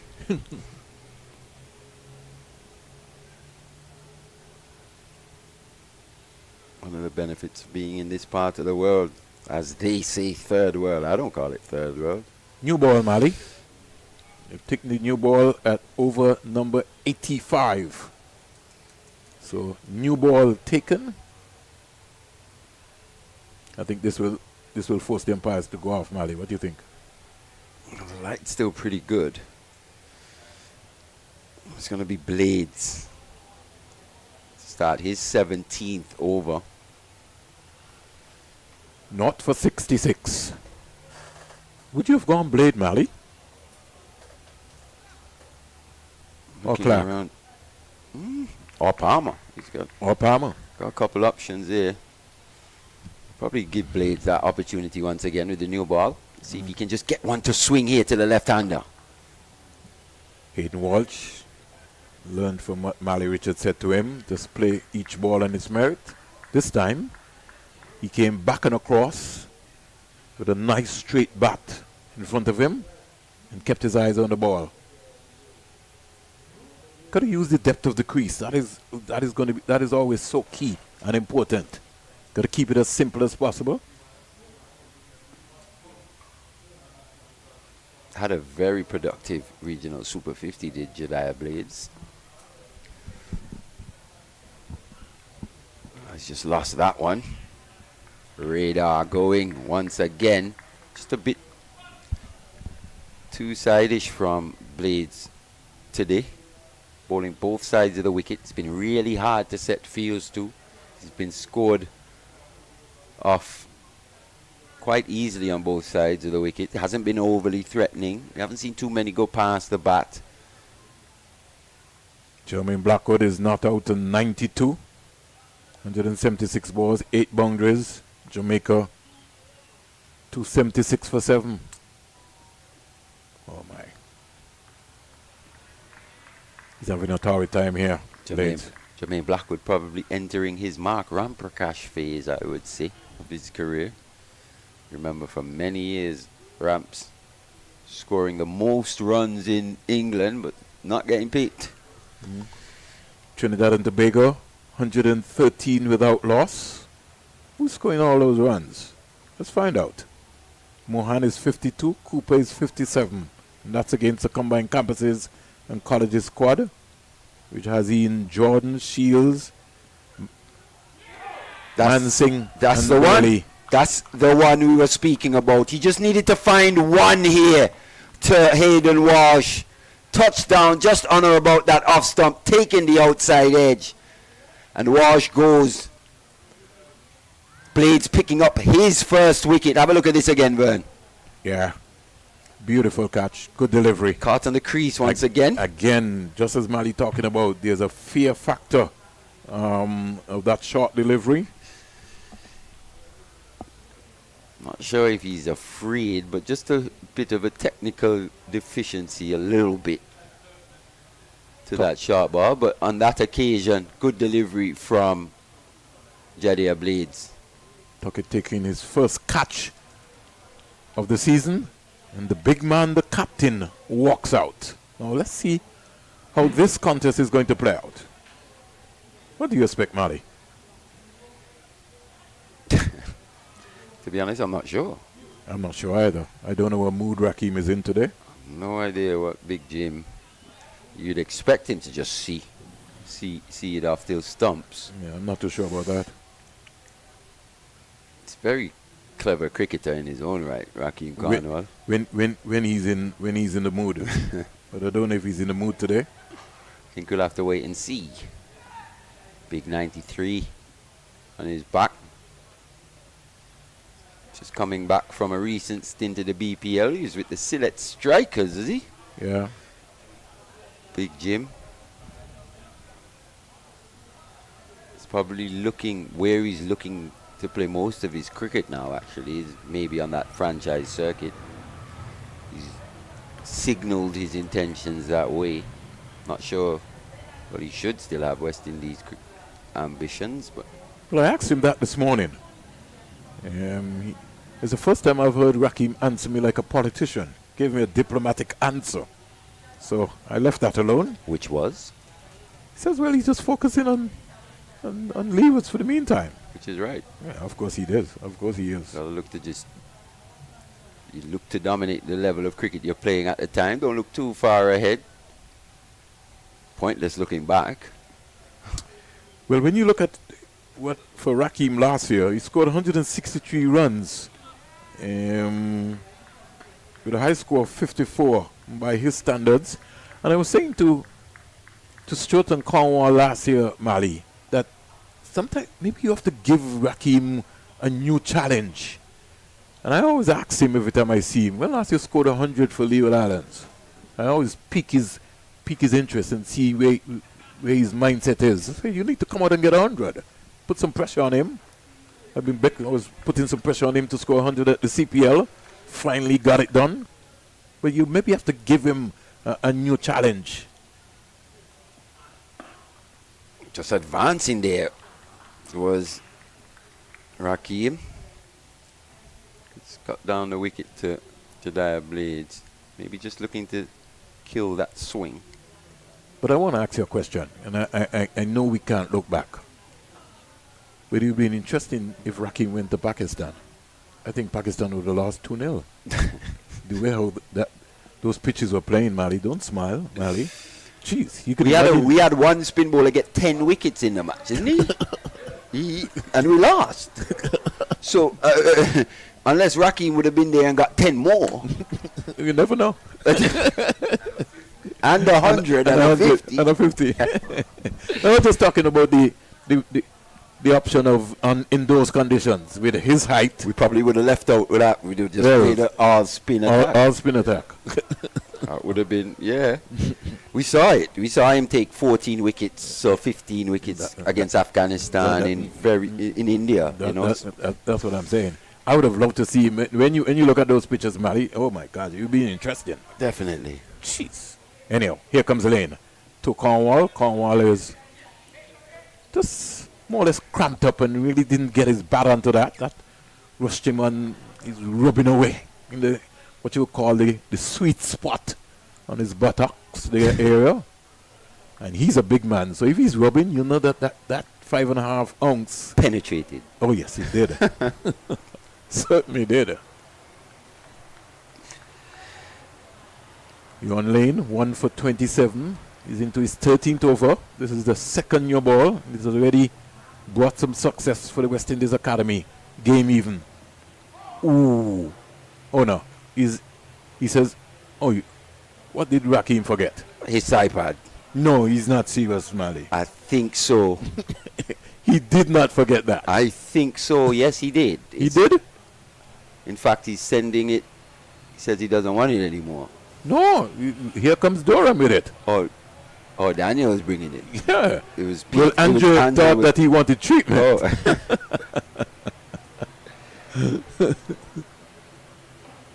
How do you explain this? You come out with all your iPad. I think he forgot that they're taking the second new ball. I just felt that way. Those guys are having a laugh. We'll be like, come on, Big Jim. You really forgot your type pad? Come on, and the inner type pad as well, too? Instant. It was instant, wasn't it? An instant call. He was hit. He was like, turned straight to the dressing room. Was like, type pad, please. Hey, you know he's going to have to get that ice later, right? Big bruise. Oh. That was more near the goalies as well, to me. Well, that groin region. For sure, he walked out to the seat guard, so we know that he didn't forget that. 277 for 6. The Leeward Islands captain, Rakim Cornwall, wearing the number 93 on his back. He's just got himself sorted out. 3 overs after this. And Yon Lane will fancy himself against Cornwall. Cornwall driving beautifully for 4. Brings the crowd alive here. That's what the big man can do for you. Have a look at this head position here. Not the biggest stride, but look at that head over the ball with the momentum into the stroke. Oh, yes. Sweet. And that fielder at mid-off had no chance. Well, Cornwall brings up his first boundary here this evening. So he's off and running. He's 5. 281 for 6. Hamilton 66. Depth of experience here. Cornwall is almost like a toothpick that he's holding. Ooh. That's a good nut from Lane. Yeah. Bit of movement after going past the batter. Had Callum Boyne Tuckett jumping to take that one. Scrambling. Had 33 4s and 3 6s here today. No extras. Is that real? No, that's wrong. Oh. I was wondering, how many no balls? They have had about 14 no balls. No, Mali. Originally, Mali, before, they would have had 22 extras, including 14 no balls. Driven down the ground for 4. Rakim Cornwall on the attack here. Since he forgot his type pad and he's called for it, look at that shot. High elbow. Beautiful. Textbook style, Mali. You can't ask for anything else better than that. Yeah, you'd expect a player of Cornwall's class to put that away. Full delivery. As you said, just presenting that full face of the bat down the ground. And this is what Rakim can do. He can play proper cricket strokes. I think sometimes he just feeds into it a little too much. Yeah. So in terms 26 of believing his own hype. 26 extras so far, Mali, in the day's play. 14 no balls, 5 wides, 5 leg byes, and 2 byes. I was surprised to see that. That's what I was saying. 0 extras. But Blades in particular would have bowled quite a few no balls. Michael Palmer as well. Palmer, I think he's got close to about 9-10. So, the Leewards want to close today, Mali, as the team on top. If just for a glimmer of a moment, Blades can pick up a wicket or 2, I think it will be even Stevens.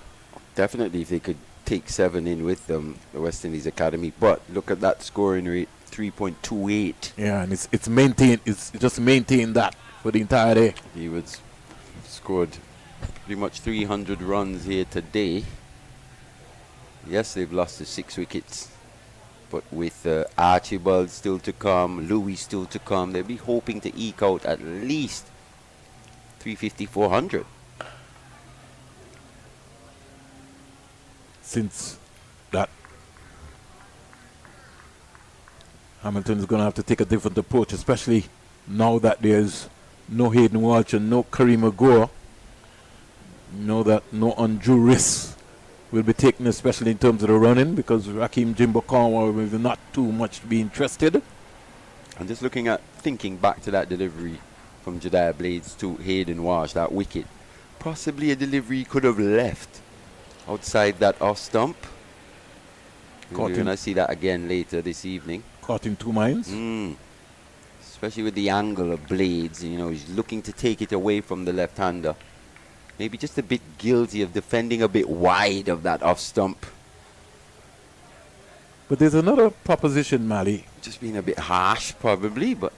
With Hayden Walsh being promoted as vice-captain of this Leeward Islands Hurricane team for this game, it now puts some added pressure on him in terms of when his turn comes to bowl. Because if we picked up from last season, just going to go to the bowling stats in a little while in terms of Hayden Walsh's figures. We'll get back to that in a while. Oh, bit of shape as well. So just starting to find a bit of rhythm here towards the end of day one is Jediah Blades. I think the new ball probably has a little bit to do with that in terms of that pace and carry through.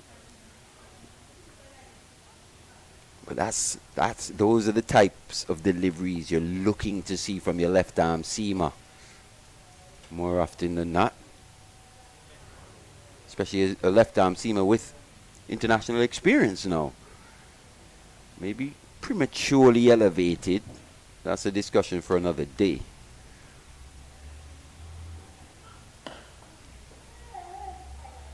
I was going through the list there, Mali. I was looking at the name Dennis Bulai. Somebody who, I always thought that was just different. West Indies could have maybe hung around and invested in him for a little while. It wasn't to be. I think it's just the stage of the career in which the Bulai would have been exposed to first-class cricket, There are two levels, Mali, to Hayden Walsh. Hayden Walsh would have played some 9 games for the Barbados Pride, and during that period of time, he would have picked up like 24 wickets during that process. We'll get back to him in a little while. 285 for 6 and counting.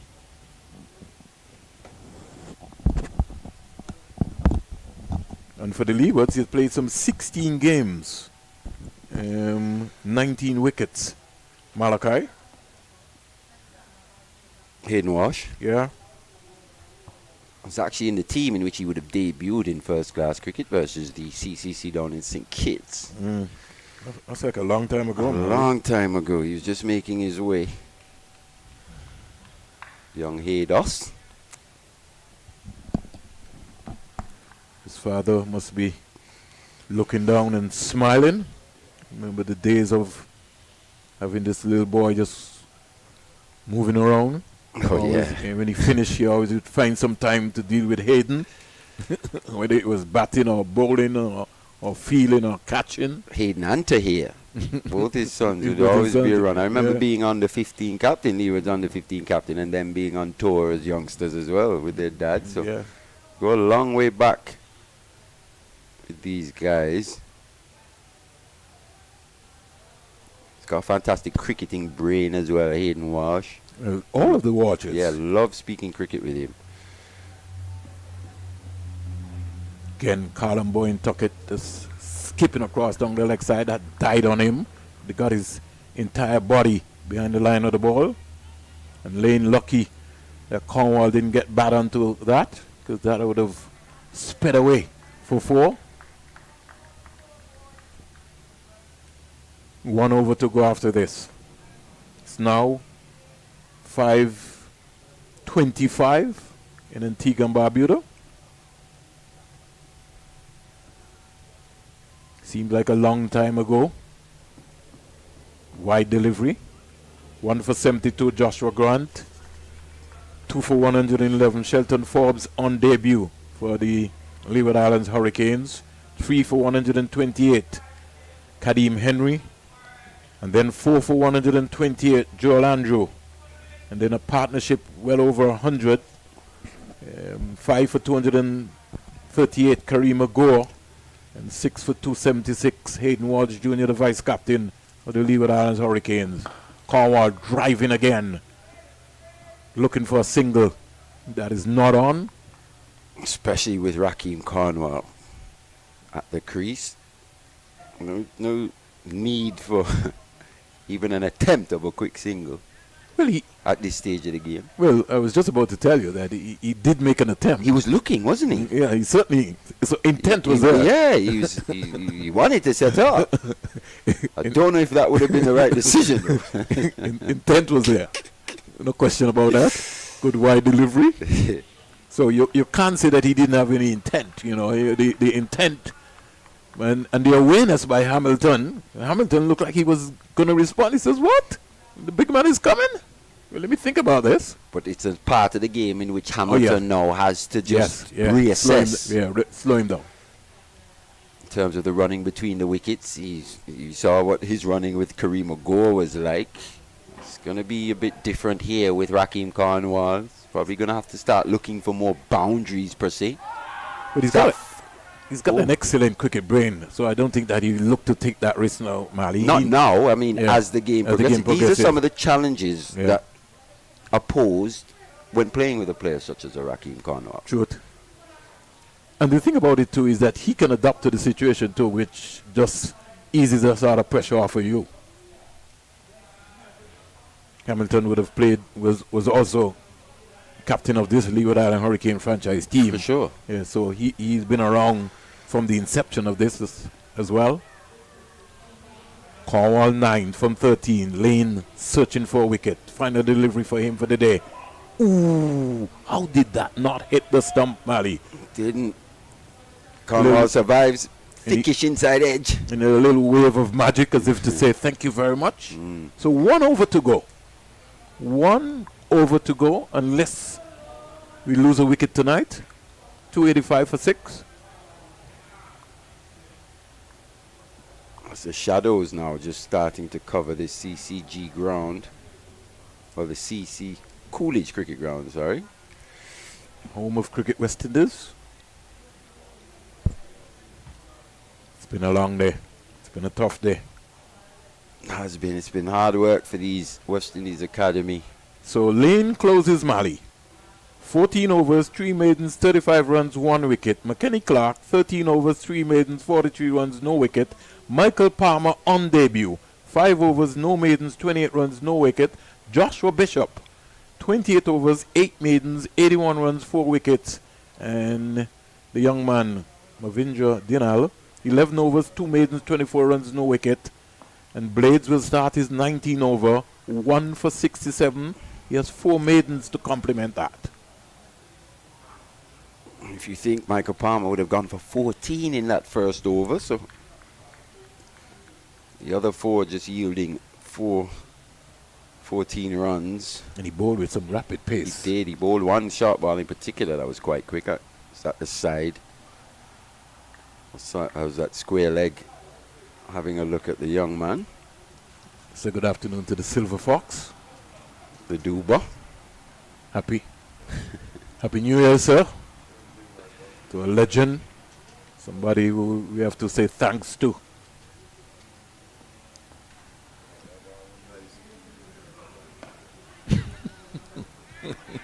Hamilton is hobbling. Also, he's really bad. So we got two. One injured and another one. And one not so injured. Well, we almost thought that we had a handicap team here looking around based on what's happening. Yeah, just seems to be suffering from the effects of that blow to his calf, hamstring area. Yeah, I didn't realize he was so bad. He struggled running down there. Yeah, that would really take a toll, especially as the night wears on. You'll be in real trouble later on this evening as he stiffens up. And it's important that he stays loose, get some ice on that. Yeah, get the treatment, get the machines out. Maybe a bit of ultrasound. As he said, all these... So Blades wants to bounce out the captain, Mali. Is this a bluff? Anticipating. So, wow. Raheem trying to get fancy. Tried to ride that one. once again. Just got a bit big on the big fella. Have a look at that. He was almost peeping on that one, wasn't he? He was. So where's the short leg? If you're going there, get the short leg in. What's this here? 8th hour, bellowing for a short leg. Oh my. I'm tired, Matty. And Terry. They're not hearing you, man. They're certainly not. Yeah, wow. Wow. That's a real opportunity there. I mean, I course. would have just loved to. Lob right up. One step forward, and that's Rather yours. than trying to bluff him, by putting that man out there. I think he's going to go short again here. He is. And Blades is the type. He's quite He doesn't back steady, the- so he he doesn't doesn't- get too high. Oh, he's not played a shot to that one. I think it pitched outside the line of the off stump. And a bit high as well. Yes, because of Raheem Cornwall's height. See And where- Blades didn't really go up either. Let's see where this hit him. Just above that pad, maybe on that inner thigh pad. Yeah. And might have been going over if we had DRS. Definitely. Big fella, Raheem Cornwall. He's about 6'9". Nah, not that big, 6'4". Bigger than that. No way. Trust me. 6'9". He'd be in the NBA. By the time he puts his hand up. I'd say about 6'4", 6'5". 6'9". Wow, 6'9". Shot. Oh, beautifully played. Wow. Short and wide. Yeah, man, that's Blades. exquisite. Yeah. Just got a little carried away. He did. Looking to go short once again, but Yeah, but he should have looked to be pitching that one up now because he would have done the damage. A good Yorker would have tested Cornwall. So the score continues to pile on, Mali. 290 for 6. Leeward's one delivery to close out the day. It's now 5:31, so a leg slip into the rib area isn't the worst option here for Jediah Blades as well. I don't care what you tell me, Mali. A short leg would end the day very well. So, the Leewards Hurricanes, after being inserted by Teddy Bishop and the West Indies Academy, have closed day one on 290 for 6. 290 for 6. Jamal Hamilton not out 67. Raheem Cornwall not out 13. And the man who's done the damage for the West Indies Academy has been Joshua Bishop. 28 overs, 8 maidens, 81 runs, 4 wickets.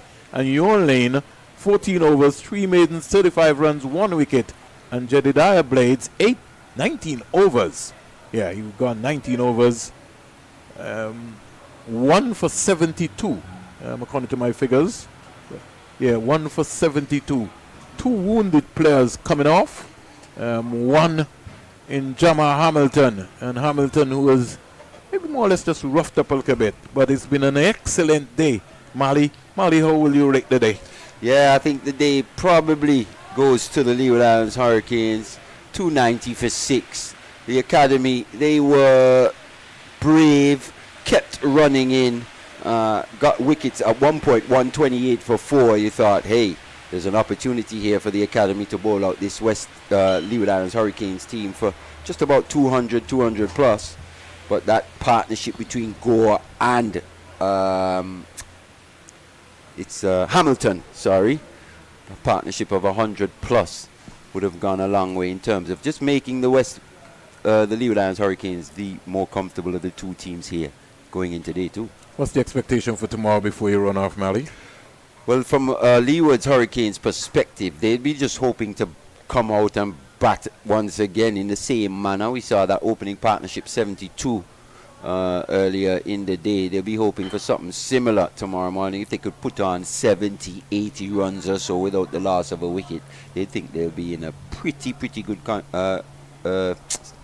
condition in this match. In terms of the West Indies Academy, they just need to bowl out this Leeward's Hurricanes team, come up with some good plans to Raheem and Jamal tomorrow, and let's see where that would take them. Well, on behalf of our team, which included Terry, Mali, myself, we want to wish our cameraman Gordon a happy 49th birthday. I did say that You did the man a big disservice saying the man was 60. He says he's got to work on his fitness to be able to make sure that he looks like that. But at 49, hey, congratulations, my buddy. I've got to be able to bring you a bottle or something tomorrow on behalf of our team.